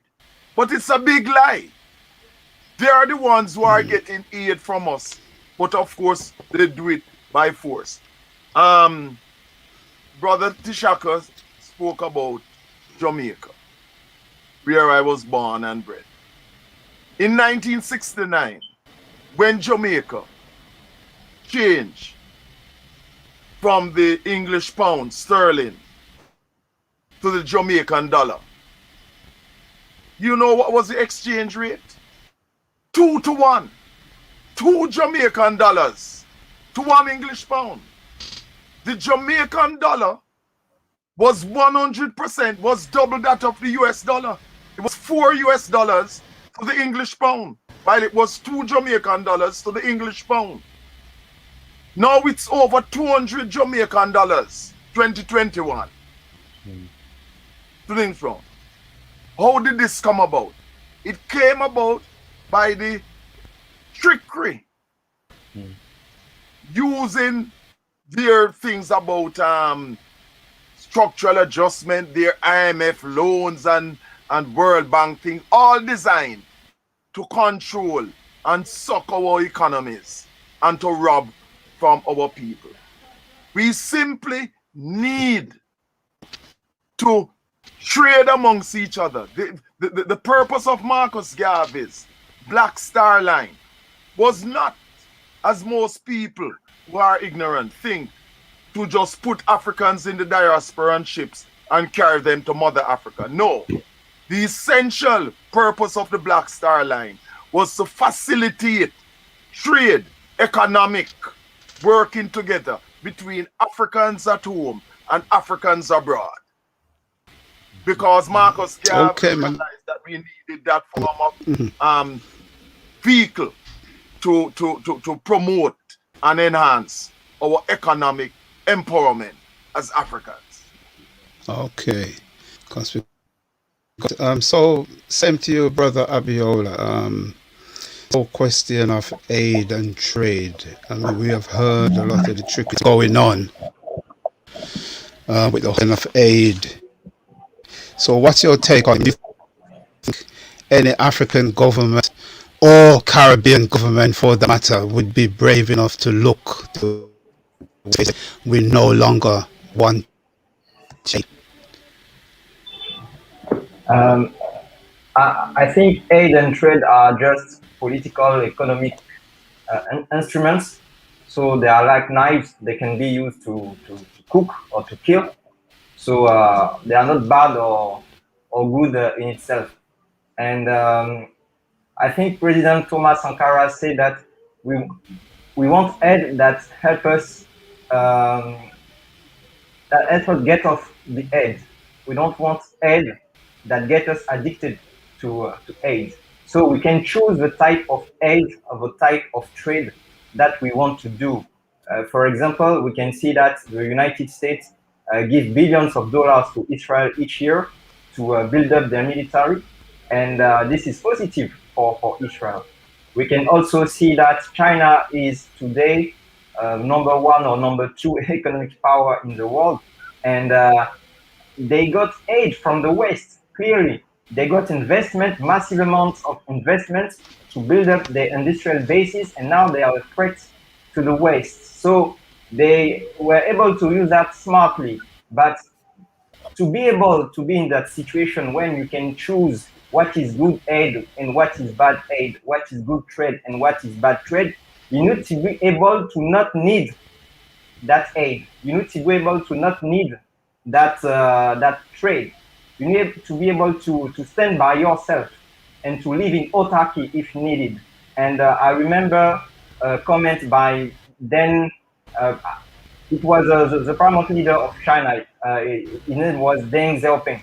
And when the Tiananmen events happened, the West threw a lot of sanctions against China. And Deng Xiaoping responded by saying, "That's okay. We will talk together in 1 year or 2 years because they will give us sanctions. But one thing we are good, we have gotten good along the years is living with sanctions, you see. So if we are able to live autonomously by ourselves, doing business with other Africans, we'll be able then, because we won't need it, to do good aid, good trade, and be able to choose. Currently, we are not able to choose.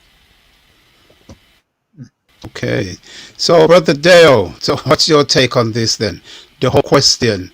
Do you think if you was a president in Africa and the West came along and a few billions, do you think something that you would be inclined to take, or will our country is rich in X, Y, and Z material trade instead?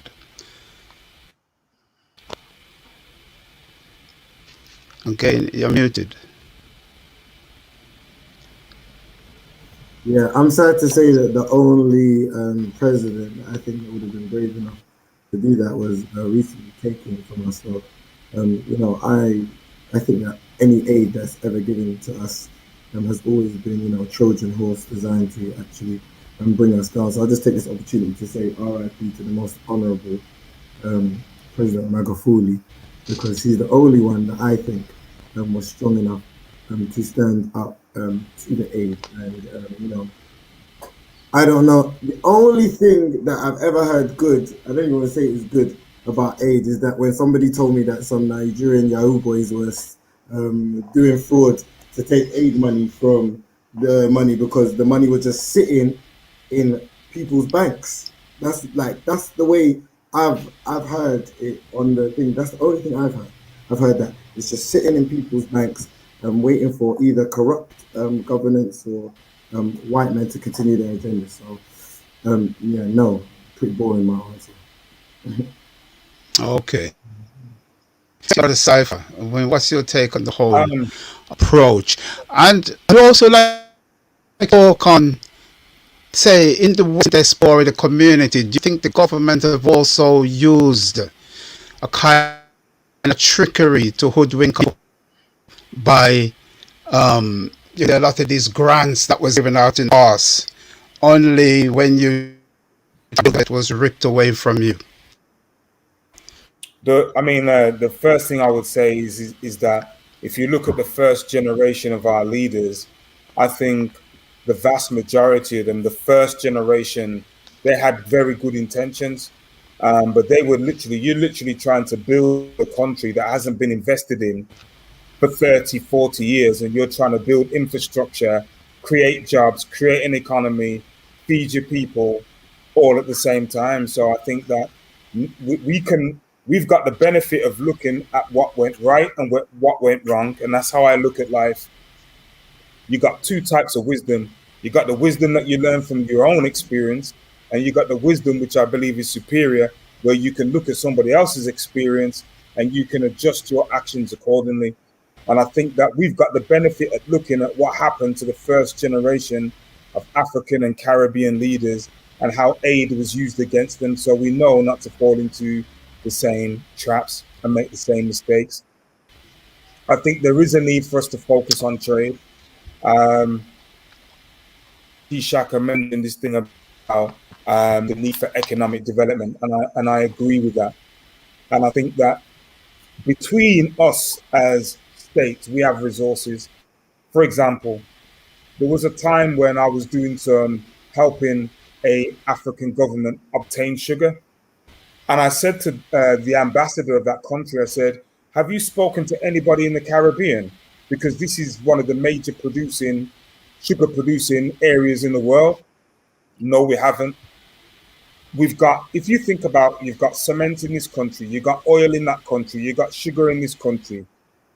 You've got resources in different countries. If we start to actually trade amongst each other, and further, even better, would be for governments to actually invest money in infrastructure so that the processing of raw materials is done in our own countries.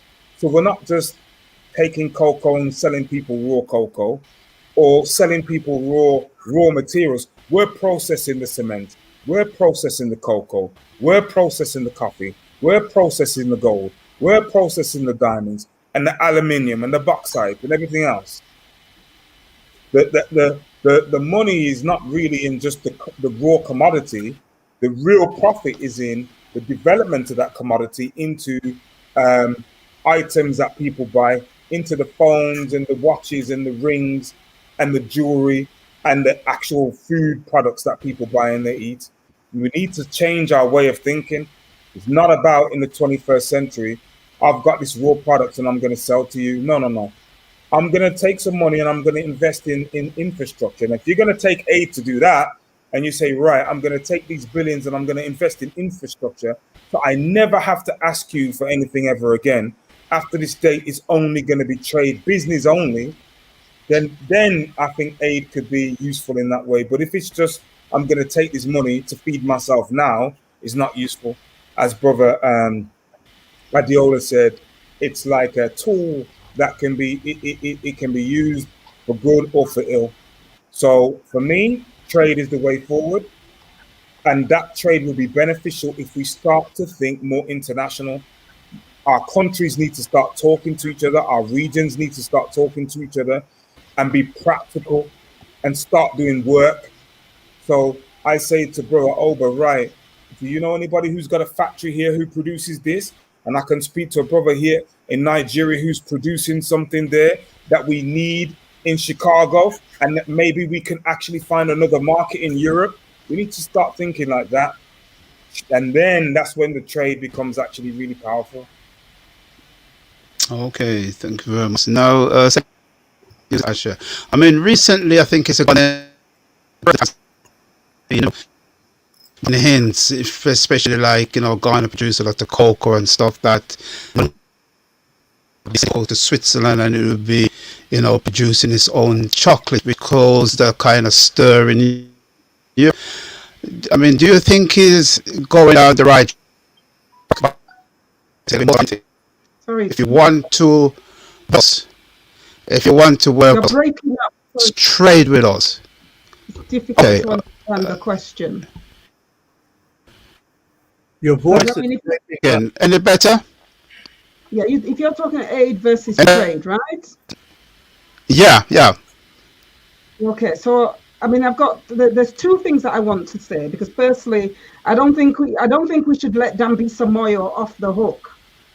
Okay, Dambisa Moyo is somebody who is the Candace Owens of America, where she uses common sense global white supremacy language to belittle and place Africa as if Africa is some child that, the devil needs to invest in her to come across and sort out. I'm not into her use of right-wing economic common sense language.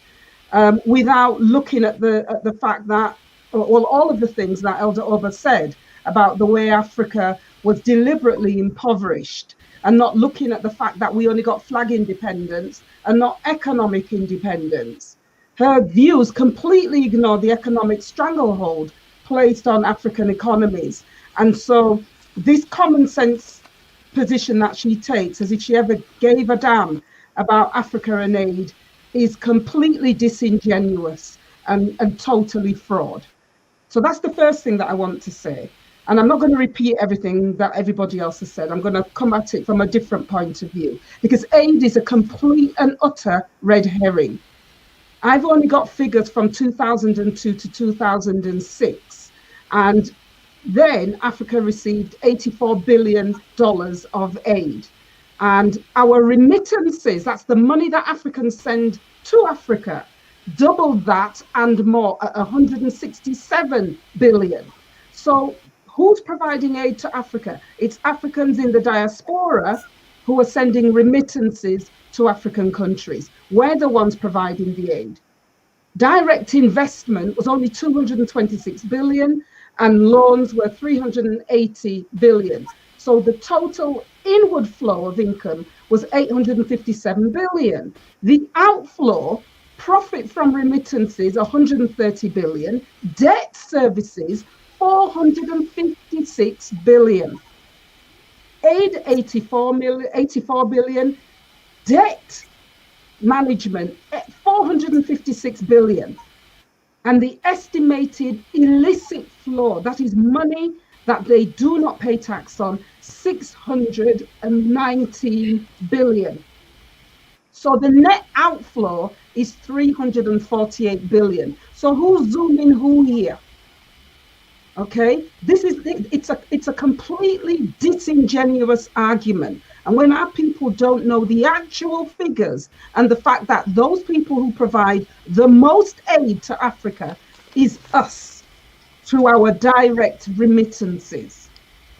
That's the reality of the situation. And Dambisa Moyo needs to be thrown under a bus, where she can go and join Candace Owens and dine with the devils that they like to mess around with and pretend that somehow what's coming out of their mouth sounds so common sense, when all it is good old common sense racism with a somebody, a minstrel who is prepared to do the dirty work for them. I'm not in it, and I'm just going to leave it at that. Yeah, but so same to you, aid versus trade. I mean, obviously, I've heard what others have said. So, what's your take on the whole topic?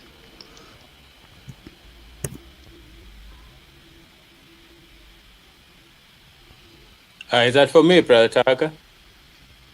Yeah. I'm not sure Okay. if it's Sorry, having some it problem. was breaking up a bit.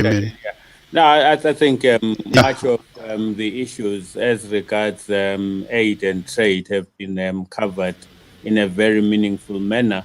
What I'll say, though, is that it is very important for us to always keep the contextual aspect as pertains to the relationship between aid and politics.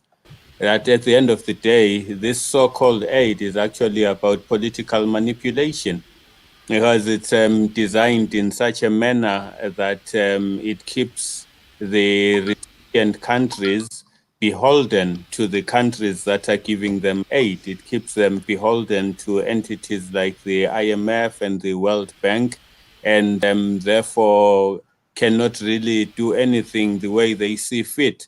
As long as a country opens up to receiving aid from the IMF, receiving aid from the World Bank, they are effectively giving them access to their economic policies. So now they have a say in what exactly should be done, because under the pretext that they are protecting whatever they are putting into that particular country. And you find that aid has been used a lot for purposes of regime change. So we cannot dismiss the relationship between aid, the manipulation of government, and the manipulation of the population as well. So from that perspective, the sooner we can do away with aid and realize, like Dr. Asha is saying, that the bulk of the aid to Africa is actually from the African diaspora. Let's see how we translate that relationship into trade as well. The African diaspora must not have to bear the brunt of giving aid to Africa, but there must be something that is actually elevated to a position where we are trading one with the other and we develop an African economy. Brother Taharka, could I make a point? Brother Okay. Taharka? Okay. Yeah. That's fine. Yeah. Yeah. There was a very important point made by Brother Mandingo, and it was about how Jamaica was done in and how they had a better exchange rate. Their currency was worth more than the dollar in relationship to the pound, and now it's worth nothing. I just wanted to give an example of where it's worked in our favor and a key reason. Barbados. I'm married to a Barbadian. I, in fact, met her in the UK. Barbados has undergone a couple of periods where they had to take aid from the IMF a couple of times. But they maintain their exchange rate, which is 2-to-1 to the dollar. And they've just had to come under IMF sanctions or aid because of the before COVID, they had some problems. But the key point that I want to stress is they maintain not only the integrity of their dollar, but their economy because of good leadership. Leadership was crucial. Now, unlike Jamaica, they did not have uranium and aluminum. They didn't have a raw material. What they had was the tourism and banking.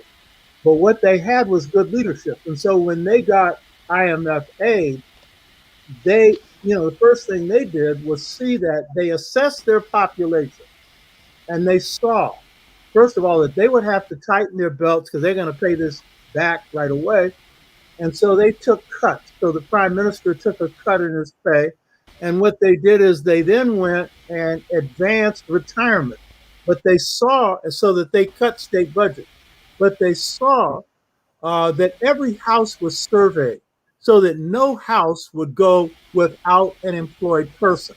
They had a government that cared. And they've only had one corrupt government in their history. That's the one before this one. The rest of them have been honest.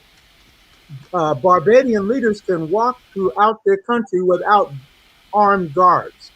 You understand? So I'm not saying that's the sole thing. And the example of China, Deng Xiaoping, you know what I mean?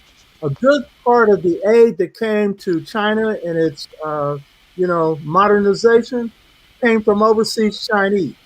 And, of course, they benefited from deindustrialization. And they ate crow with the Japanese, who were their enemies, so that they could use their, economic technology. And they played the game of humility. Now they're not playing that game anymore. But the key point is leadership is the key thing. Leadership. Honest leadership. Yeah. Not corrupt. Okay, so in the final 10 minutes or so, one last question. Is everybody here okay? Yeah, good. Yeah. Okay. Yes. Now, if you were an advisor to a government, a Caribbean government, you're now advising them. So how would you advise them? How can a Caribbean government break from the economic system set up in Bretton in 1944? And first, because I know he knows a lot about Bretton Woods. For those who know Bretton Woods, the whole Bretton together was. How would you advise government the best way free, or how can we as African people break free from those systems which have been incarcerated by since 1944. So I'll tell you what I'll do. I'll leave Brother Oti Shaka till last, because he knows a lot on this issue. So instead, I'll go first to Brother Abi, and the whole question is, how can African governments break free of that system, set up a system of their own? What would you advise them? Thank you for the question. I will use what Brother Obat Shaka said about leadership, because it's the most important thing. And honestly, I don't know enough the situation in the Caribbean to be specific about that. But for the countries that I know, most of them have a leadership that is not committed to bring power to the country, because Marcus Garvey was all about power, and we don't have any leaders currently, at least most of them, who really want to bring power to Africans in Africa. And in that situation, I can't really give them advice, because I know they won't follow any advice. And to me, the key takeaway is that as Pan-Africanists and as Garveyites, we have a set of programs that we want to implement. And since the 60s, since Kwame Nkrumah has been ousted, there have not been any major political progress on that front on the continent or in the Caribbean. We don't have any Garveyite political party on the continent today, which is advancing any concrete plans to change the situation. So we can't ask to people who are not in this mindset, to people who are neo-colonialists, to bring measures or programs that can change things. The only thing that we can do is to keep organized and maybe find ways to get better organized and be able to do bigger things, especially on the political level. Okay. Because we're really running out of time. So, Brother Mandy, same question to you. In Caribbean governments found, what would be your best way for us to break those chains? The best way is that we Pan-Africanists have to continue working towards getting rid of all of those in the misleadership positions in the Caribbean, because all of them are anti-Pan-Africanists. All of them. Any figment of any Pan-Africanism you hear, it's merely lip service. So only we as Pan-Africanists in the Caribbean can do this job. And that involves us working to get rid of these traitors. And by so doing, we would link up and work with the Pan-Africanists in Mother Africa, who also have to work to get rid of the traitors in the misleadership positions in Mother Africa. Because whether in the diaspora or in Mother Africa, our major problem internally are these traitors who we have to remove by any means necessary. And I really, really mean that. Without that, we will not make any more forward steps. Okay. So I'll go to Brother Dio. I don't know if you know him. The whole, when I mentioned Bretton Woods, we're talking about the Isle Bank and all these institutions. I know all about have a stronger hold. And yeah, great. So what Caribbean government? I mean, you cut out a little bit there, but I think I got the gist of what you're saying. I mean, you know what I'm going to say? The first thing I would do is get all of the treasury of that country and transfer it into Bitcoin, of course, Next thing I would do is next thing I'm that confident and I care about my people, so that means take Bitcoin seriously. The second thing I would I think they'll do start working on their own central on a digital currency, but work on the economics of the currency to allow the economics to allow the currency to be tied into the commodities of the country, so that when the people are transacting, they're actually getting real value as opposed to this baseless currency. So when I say a government-backed currency, it's not in the Bretton Woods baseless kind of way, in one that's actually backed on industry. And the third thing that I would say is the most important thing is I would say that they need to really invest their time into future industries. So there's a lot of really big industries across the world that are really saturated, that people fight with tooth and nail, and they will die trying to fight and defend. But a lot of these things are becoming outdated. We're not wearing as much gold. Gold is now more gold is used as a store of value as it is as people actually wearing it. So what are these industries of the future? I think we talk about IT. There's a lot of Africans that pay for their family right now through offering IT services to people around the world. I think we should be investing more time there. I think there's other industries. Some people might say this is controversial, but marijuana. Why aren't we growing marijuana and selling it to Canada and America? There's a lot of industries that are untapped. That if you have a national look at it and start putting time and effort into it, I feel that you could start changing lives in Africa quite quickly. But Okay, because time is gone. So, Brother Cypher, same to you in terms of all these things that came out of Bretton Woods, put a stranglehold over the world, especially African Caribbean countries.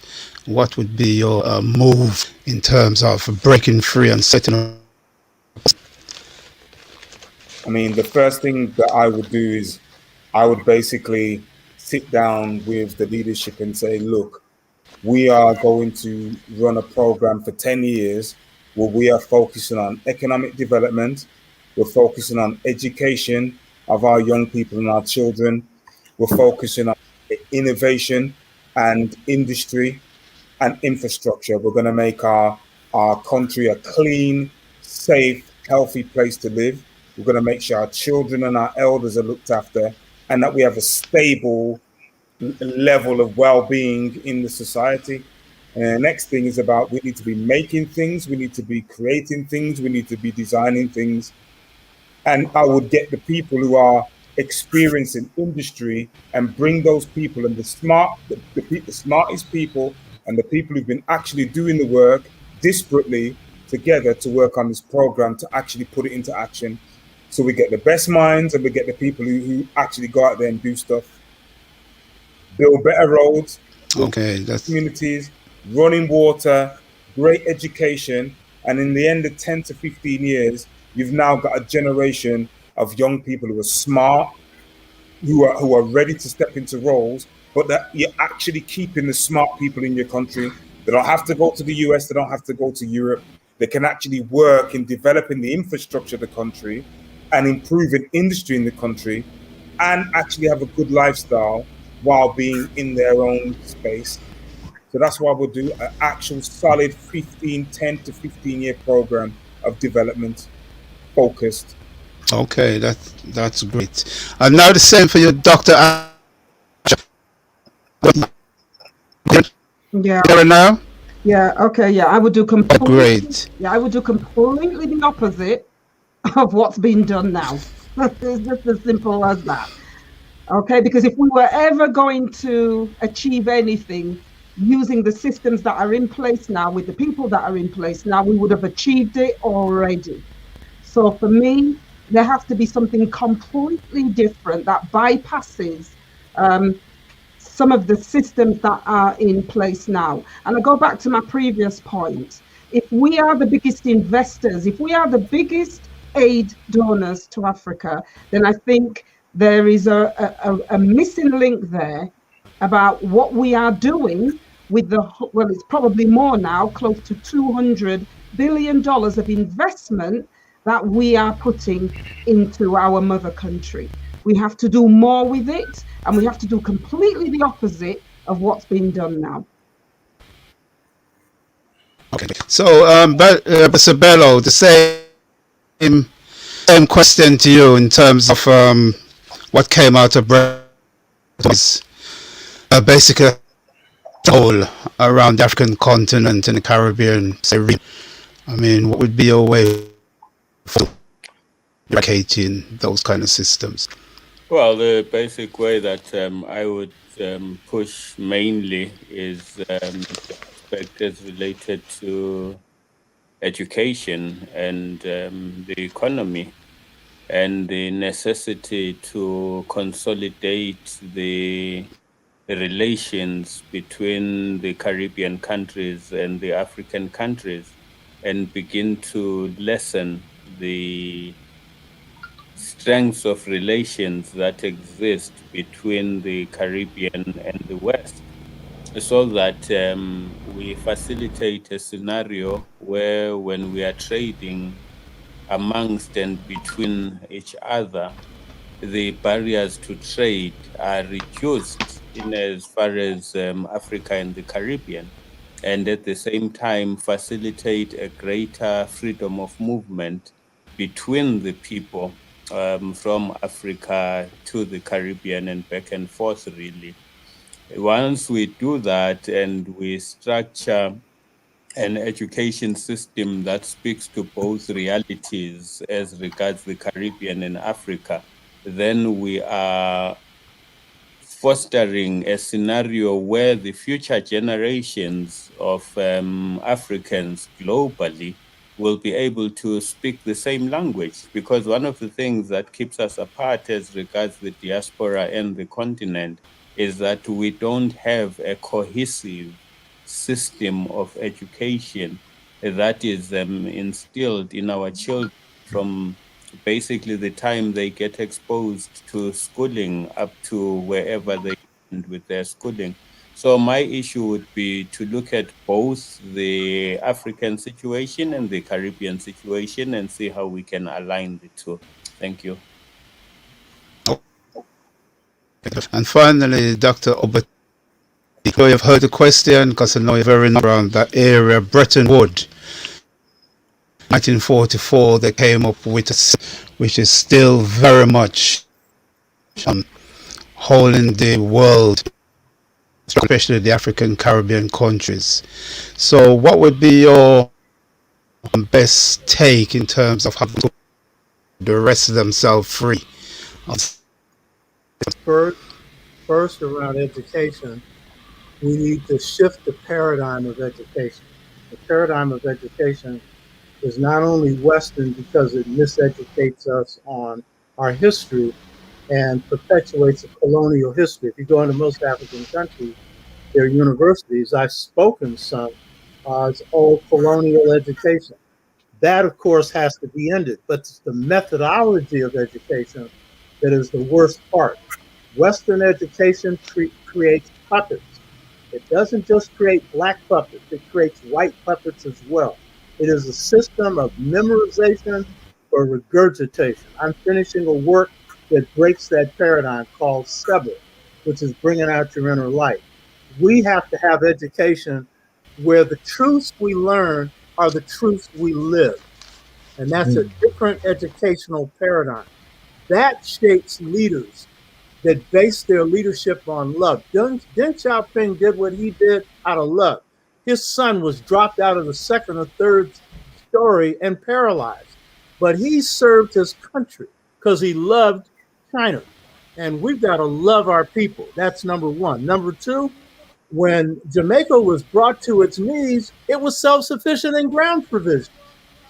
Milk, meat, everything. And it was the Jamaican farmers that produced it.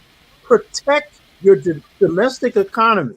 And the key thing is protect the ground provisions first and protect them with tariffs. Do not allow any aid to stop that. The third thing is, as was said before, do your best, whatever the materials that you have, raw materials, control the process. Pull it out of the ground, manufacture it, and get you some ships where you ship it to the world. Final thing. We have colonial or enslaved taste in the Caribbean, in Africa. We like the things coming from the West. Mm-hmm. And that partially dictates bad trade agreements because part of it is that's being used to bring in trinkets from the West. Condition your taste. That was one of the things Kwame Nkrumah recommended. He said, tighten your belt. And not Nkrumah, W.B. Du Bois. That was the advice that he gave Kwame Nkrumah. He said, instead of Rolls Royces and refrigerators and all the rest of this, tighten your belts and work on developing the country. In this case, tighten our taste. We don't need all the goodies that come from the West, sweets that are imported from the West, all these other things, and a lot of us, the ground provisions keep you alive. You live a long time, and now you're eating sugar, McDonald's, and all the stuff that causes diabetes and everything else. So a lot of it is decolonizing our taste, de-enslaving our taste, because a lot of them are Western. It isn't just white women that some of us want. Anything white people produce, we want. You know what I mean? So this is a part of it. It's a big job. And the final point, everybody's made this point. In the Caribbean, a lot of Caribbean leaders wanted a collaboration of all the Caribbean nations, but you had some key leaders. The labor union leader in Jamaica didn't want it, Bustamante. There were others that didn't want it. Without unity, you have nothing. And again, if you have leaders that care about their people, their egos don't come first. And final thing I'd say is this: ask the people. The people got answers. They're the ones that build an economy. Let them have the major say so in what's produced or anything else that happens. That's for Africa. That's the Caribbean. That's here. That's global. And if that happens, people prosper. Okay, thank you very much for this session. Completely ran out of time. So I'd just like to say thank you, Dr. Shaka. Thank you to Dr. Asha. Thank you to Brother Abiola. Thank you to and Brother Sabello and Deo. Thank you very much for taking part in the discussion. It was, I hope those in, found it educational. Because economically, as I said, if you can flag, fine. But if you do hold economies of your country, we're still enslaved. And we know what Europe did in 1944. Europe and America got together and said, let's further put a stronger hold on these countries. And it's the system which we are still under today. So when we're talking about free Africa, a freeing of black people, nothing we can free ourselves within their system. We have to opt out of their system in order to find true liberation. So again, I'd like to thank everybody. I know Sister is ready. So bring her in and we'll take it, move on with the program. So add Sister Asha to the stream. Sister Asha? Thank you. Yes, I'm here, brother. All right. So, thank you. So today, take everything to the next step now. So I'd like to just thank all the guests again on this, for coming. And now Thank you. I hand over to Sister Asha. Thank you, Brother Tahaka. Okay, no problem. Thank you. A very enlightening and very interesting topic that we're looking at today. Obviously, it's an economic challenges and looking at our real challenge is about looking forward in terms of what it is that is what really is achieving the lives. choosing the right approach for us as a people in an informed way. So as we draw together and you can see that from today, we are looking at where we have looked at various issues and we continue to do so tomorrow. I'm in particularly grateful for the opportunity that we can still connect. And as we come towards the close of the meeting for today, we will be closing with the closing ceremony, which Sister Elder Win will take us out. Miami will also do closing words for tonight. And after we have the closing ritual, Russ McCoy will be having some entertainment pre-recorded musical piece just to help us relax regardless of our situation.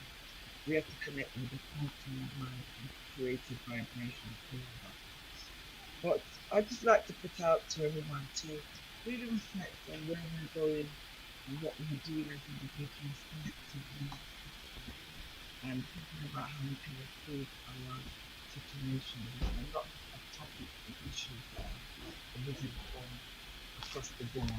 And it's, with the last session, the economic session, we can clearly see we know our situation is there and therefore there's more to be done. We're not discussing these things as a topic, we're discussing them because we need to plan and we need to discuss. Is Maya now? Yeah, she's not. She's in the studio, but hold on. Shall I? Yeah, I'll bring her. Yeah. Okay. Yeah. Bring her in. I've been told I wasn't speaking loud enough. I'm trying. Okay. So we're just going to bring the evening to a close. As I said, Miami.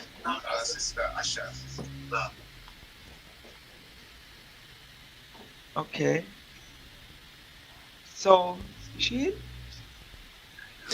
Well, she's just moved away from where she was. I mean, she's in. That's her. Oh, I can't see. Oh, okay.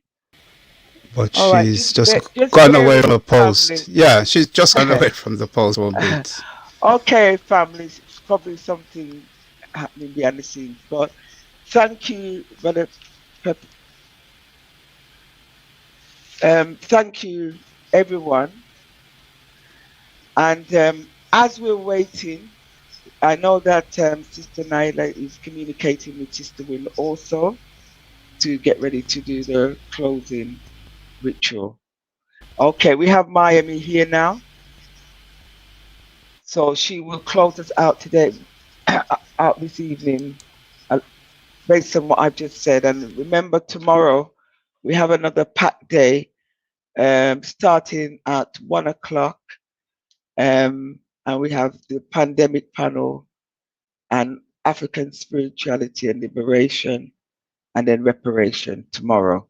So Miami, over to you now to bring us to a close before Sister Win, and then we'll have the entertainment recorded piece. Put your mic on. Thank you. Okay. Greetings, Africans, and once again, just to thank you all for sharing this day with us.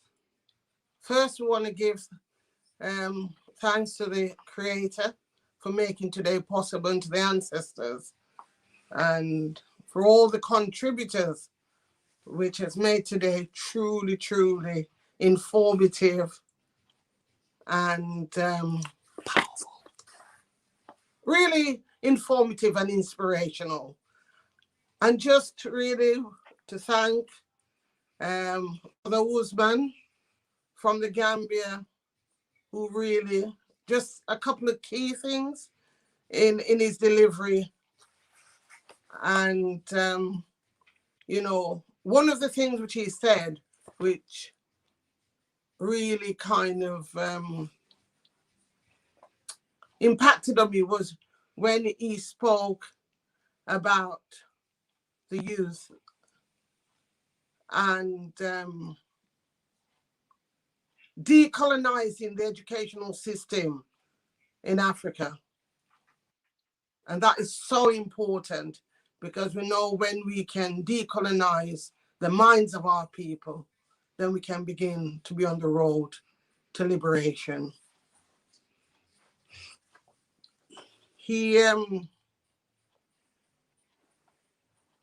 also spoke about poverty and the impact of poverty on us, and the need to reconnect between the continent and the diaspora. I'm just hoping we can continue to build that relationship with Brother Usman and the youths of the continent, because without that, we see this tragic situation where our young people are crossing the continent. You know, we were taken on the ships, they are now paying to be taken across, to be buried in the Mediterranean. Young, strong-abled African men and women. But we know with the mindset of Brother Usman, hopefully we're going to see that energy being shifted into investing in the continent. Also, Sister Mussel, key message was when she said, young people are the present, not the future.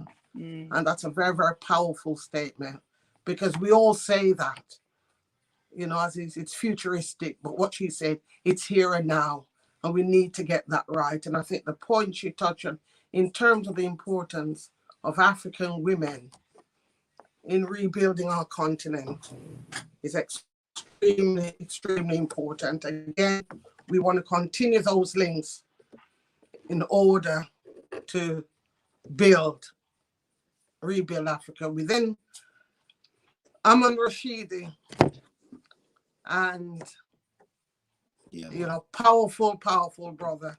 As always, he delivered, and we know he's one of those brothers who's committed to working with young people. And very, very powerful presentation from him.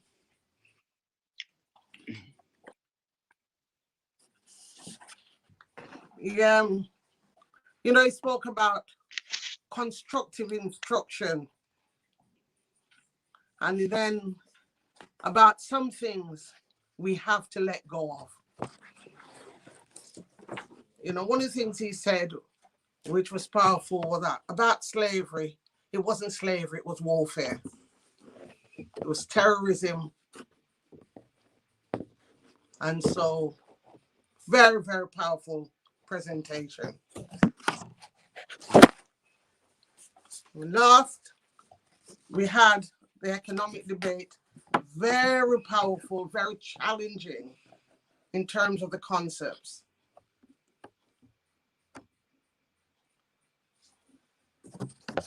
And the points about we need to ensure about the barriers between the continent and the Caribbean, about the education system. And I think what was clear in that discussion is that the economics program is a very, very powerful, very decisive in terms of the liberation, of Africa and African people. We have to get the economic program right. And there isn't just one method, there isn't just one system. It's very complex, but unless we get an economic program right, we'll not be able to see the liberation of African people. The free trade, we know that again, as we said, it's challenging. But as African people, we know no one ever has or will operate in our interest. We know in Africa, many of our leaders operate just in their own interest, in terms of them and their lackeys, and to satisfy their greed and not to provide for the most basic needs of African people. We also, the children, for me, one of the most powerful performance of the day was the children from both Saturday schools. Unfortunately, with Steve Beaker, there was a lot of interruption. It wasn't as, we had some technical problems. However, the children are our future. The children of the Sun Saturday School, powerful performance, and that gives us hope. Also, we just want to thank all the edutainers, the brothers and sisters, those powerful solidarity messages. Seeing Brother Beanie, who, for many of us who know him, it was emotional at times for us, but it was good to see that warrior still fighting in spite of the physical health challenges that he faced. And once again,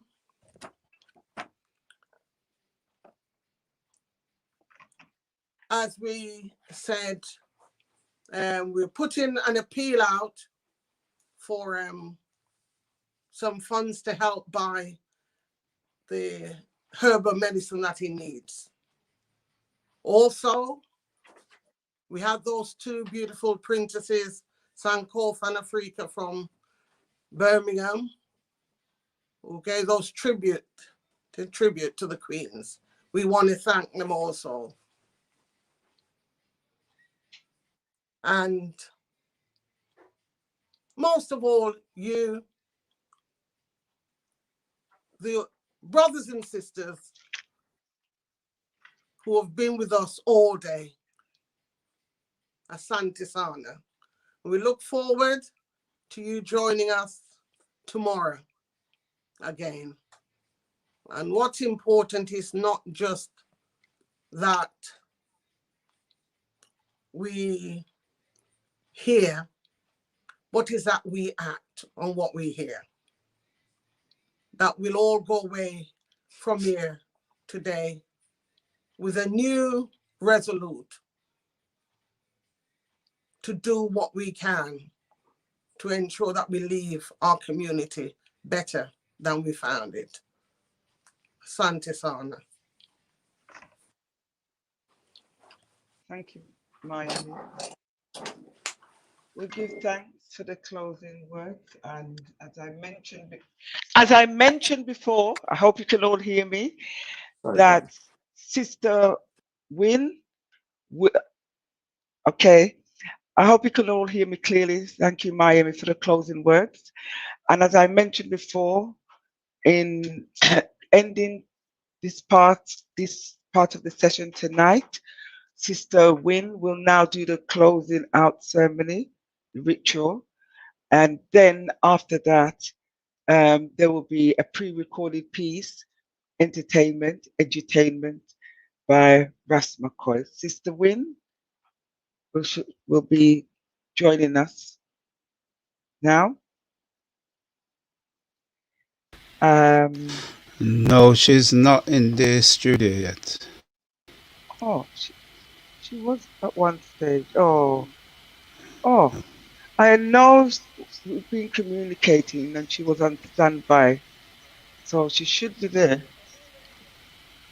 No, but she hasn't entered the studio, so probably she's Hold trying on to there. enter.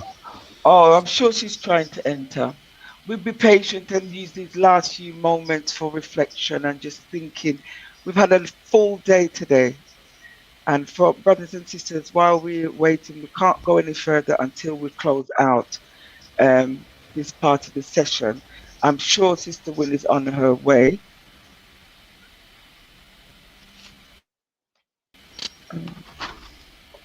Okay, they're just making contact with her. And then, okay, so in my mind, I'd like to say it's good to see everyone. I know there's just looking on the chat room, there's a lot of people here who normally attend ALD who've been on this journey for a very long time, and they've managed to be here. They've been speaking in the chat box, sending messages. It's just been a truly wonderful occasion, very different, of course.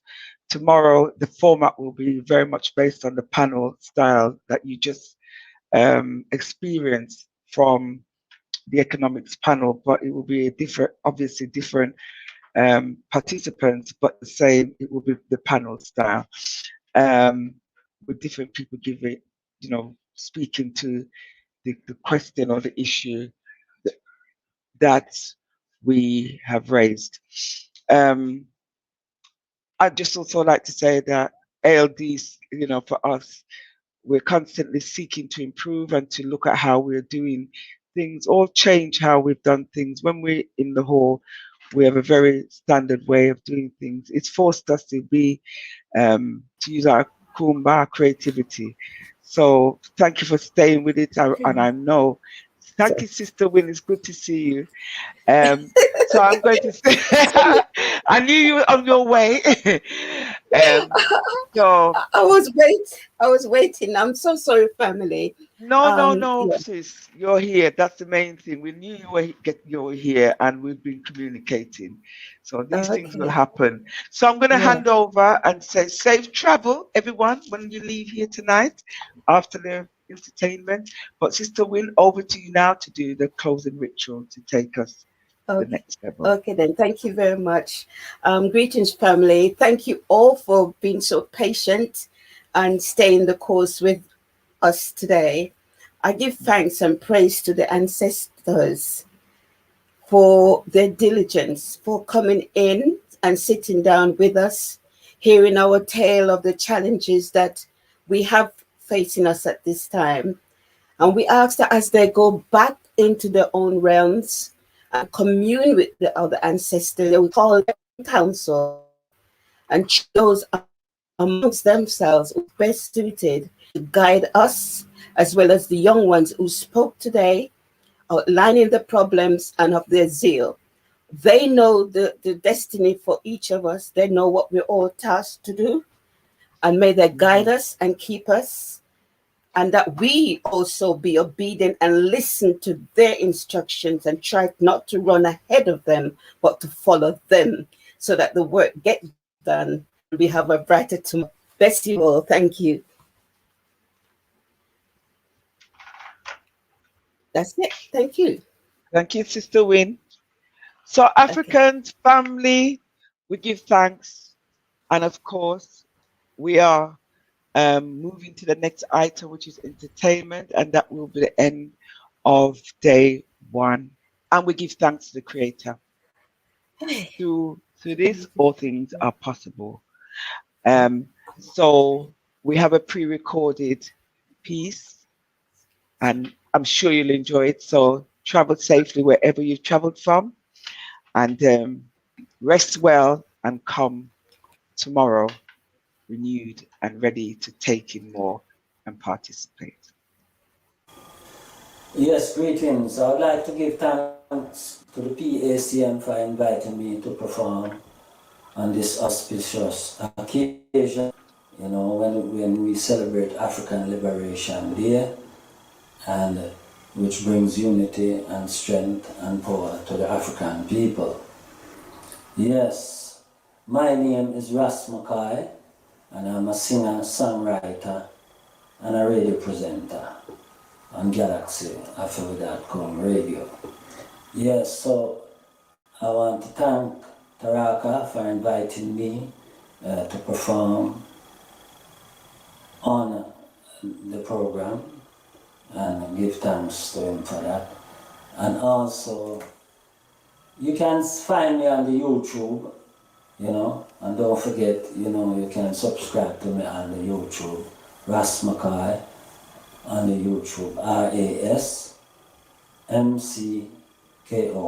So RAS, a space, MCKOY. Give thanks, I'm going to perform 2 songs for you, and I hope you enjoy them. Rastafari love, African unity and strength.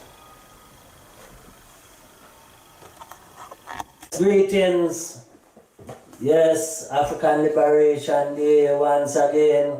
You don't know, we love to celebrate African Liberation Day because African Liberation Day means unity. And unity means strength, and strength is power. Yes, some star selector without any further ado, I could go ahead.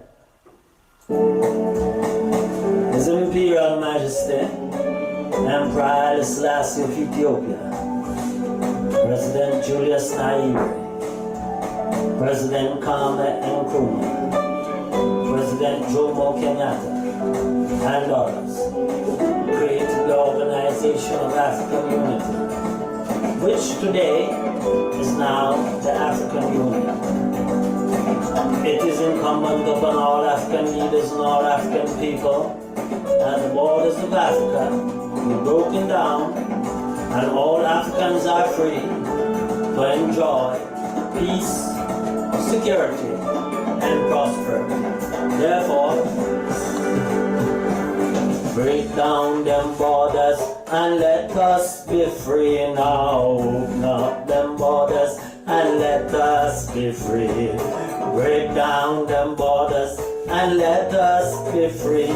Politically and economically. Break down them borders and let us be free now. Open up them borders and let us be free. Break down them borders and let us be free. Politically and economically. Work, work, let us work together. Trade, trade, come we trade together. Work, work, let us work together for health and for prosperity. Come on. Broke down them borders and let us be free now. Open up them borders and let us be free. Break down them borders and let us be free. Politically and economically. Down them borders and let us be free now. Open up them borders and let us be free. Borders and let us be free, politically and economically.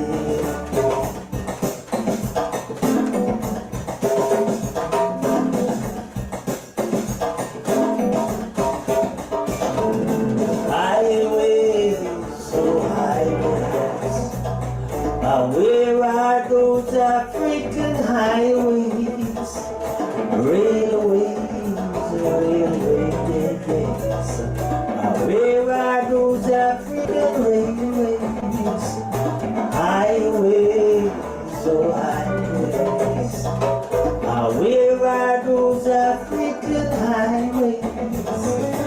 Railways, railways. Where are those African railways? Break down them borders and let us be free now. Open up them borders and let us be free. Break down them borders and let us be free. Politically and economically. Break down them borders and let us be free now. Open up down them borders, come and let us be free. Politically and economically, politically and economically, politically and economically. Rastafari. Yes, perfect love, joy and happiness. You don't know. Yes, Mr. Selector. Run the next one that way. Yeah, man. Yeah, yeah.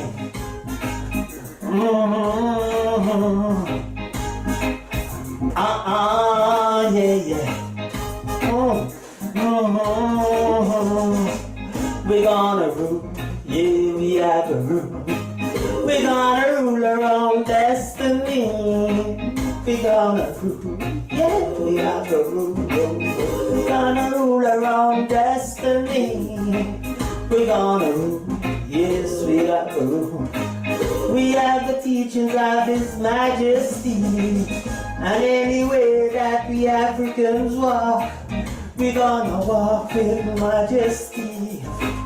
And any time that we Africans talk, is with the power of authority.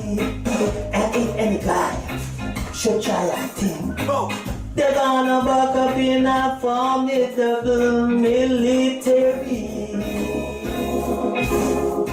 We're gonna rule, yeah, we are gonna rule. We're gonna rule our own destiny. We are gonna rule, yeah, we are gonna rule. We are the teachings of His Majesty. We are gonna rule, we gonna rule. Africa gonna rule its own destiny.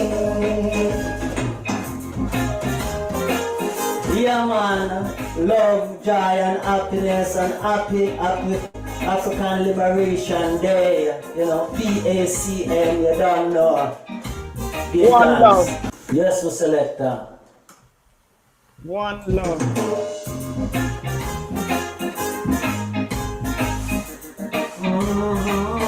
Touch it again.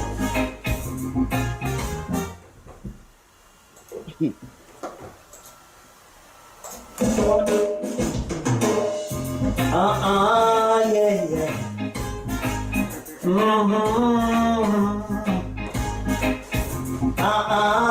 Yeah, yeah. We're gonna rule, yeah, we are gonna rule. We're gonna rule our own destiny. We're gonna rule, yeah, we are gonna rule. We have the teachings of His Majesty. We're gonna rule, yeah, we are gonna rule. Africa gonna rule its own destiny. And any time that we Africans walk, we're gonna walk with Majesty. And any time that we Africans talk, it's with the power of authority. And if any guy should try a thing, they're gonna buck up in a formidable military. We're gonna rule, we're gonna rule. We're gonna rule our own destiny. We're gonna rule, yes, we are gonna rule. We're gonna rule our own destiny. We're gonna rule, yeah, we are gonna rule. We have the teachings of His Majesty. One God, yes, one aim. African Liberation Day celebration, PACM. Yeah. We're gonna rule, yeah, we are gonna rule. We're gonna rule our own destiny. We're gonna rule, yeah, we are gonna rule. We're gonna rule our own destiny. We're gonna rule, yes, we are gonna rule. We have the teachings of His Majesty. Then we Africans will fight to find it necessary. And we know we shall win, y'all, 'cause we sure of the victory. And no matter what obstacle they put, We're gonna overcome them very easily, very easily. We're gonna rule, we're gonna rule. We're gonna rule our own destiny. We're gonna rule, yeah, we are gonna rule. The teachings of His Majesty. Yeah, we're gonna rule. We're gonna rule our own destiny. We're gonna rule, yeah, we are gonna rule. We have the teachings of His Majesty. We're gonna rule. We're gonna rule our own destiny. We're gonna rule, yeah, we are gonna rule. The teachings of His Majesty. Rastafari lover and guidance, yes. One God, happy one aim, African Liberation one Day. destiny. Pan-Africanism forever. Jah Rastafari. One God, One eye. one aim, one destiny. We give thanks.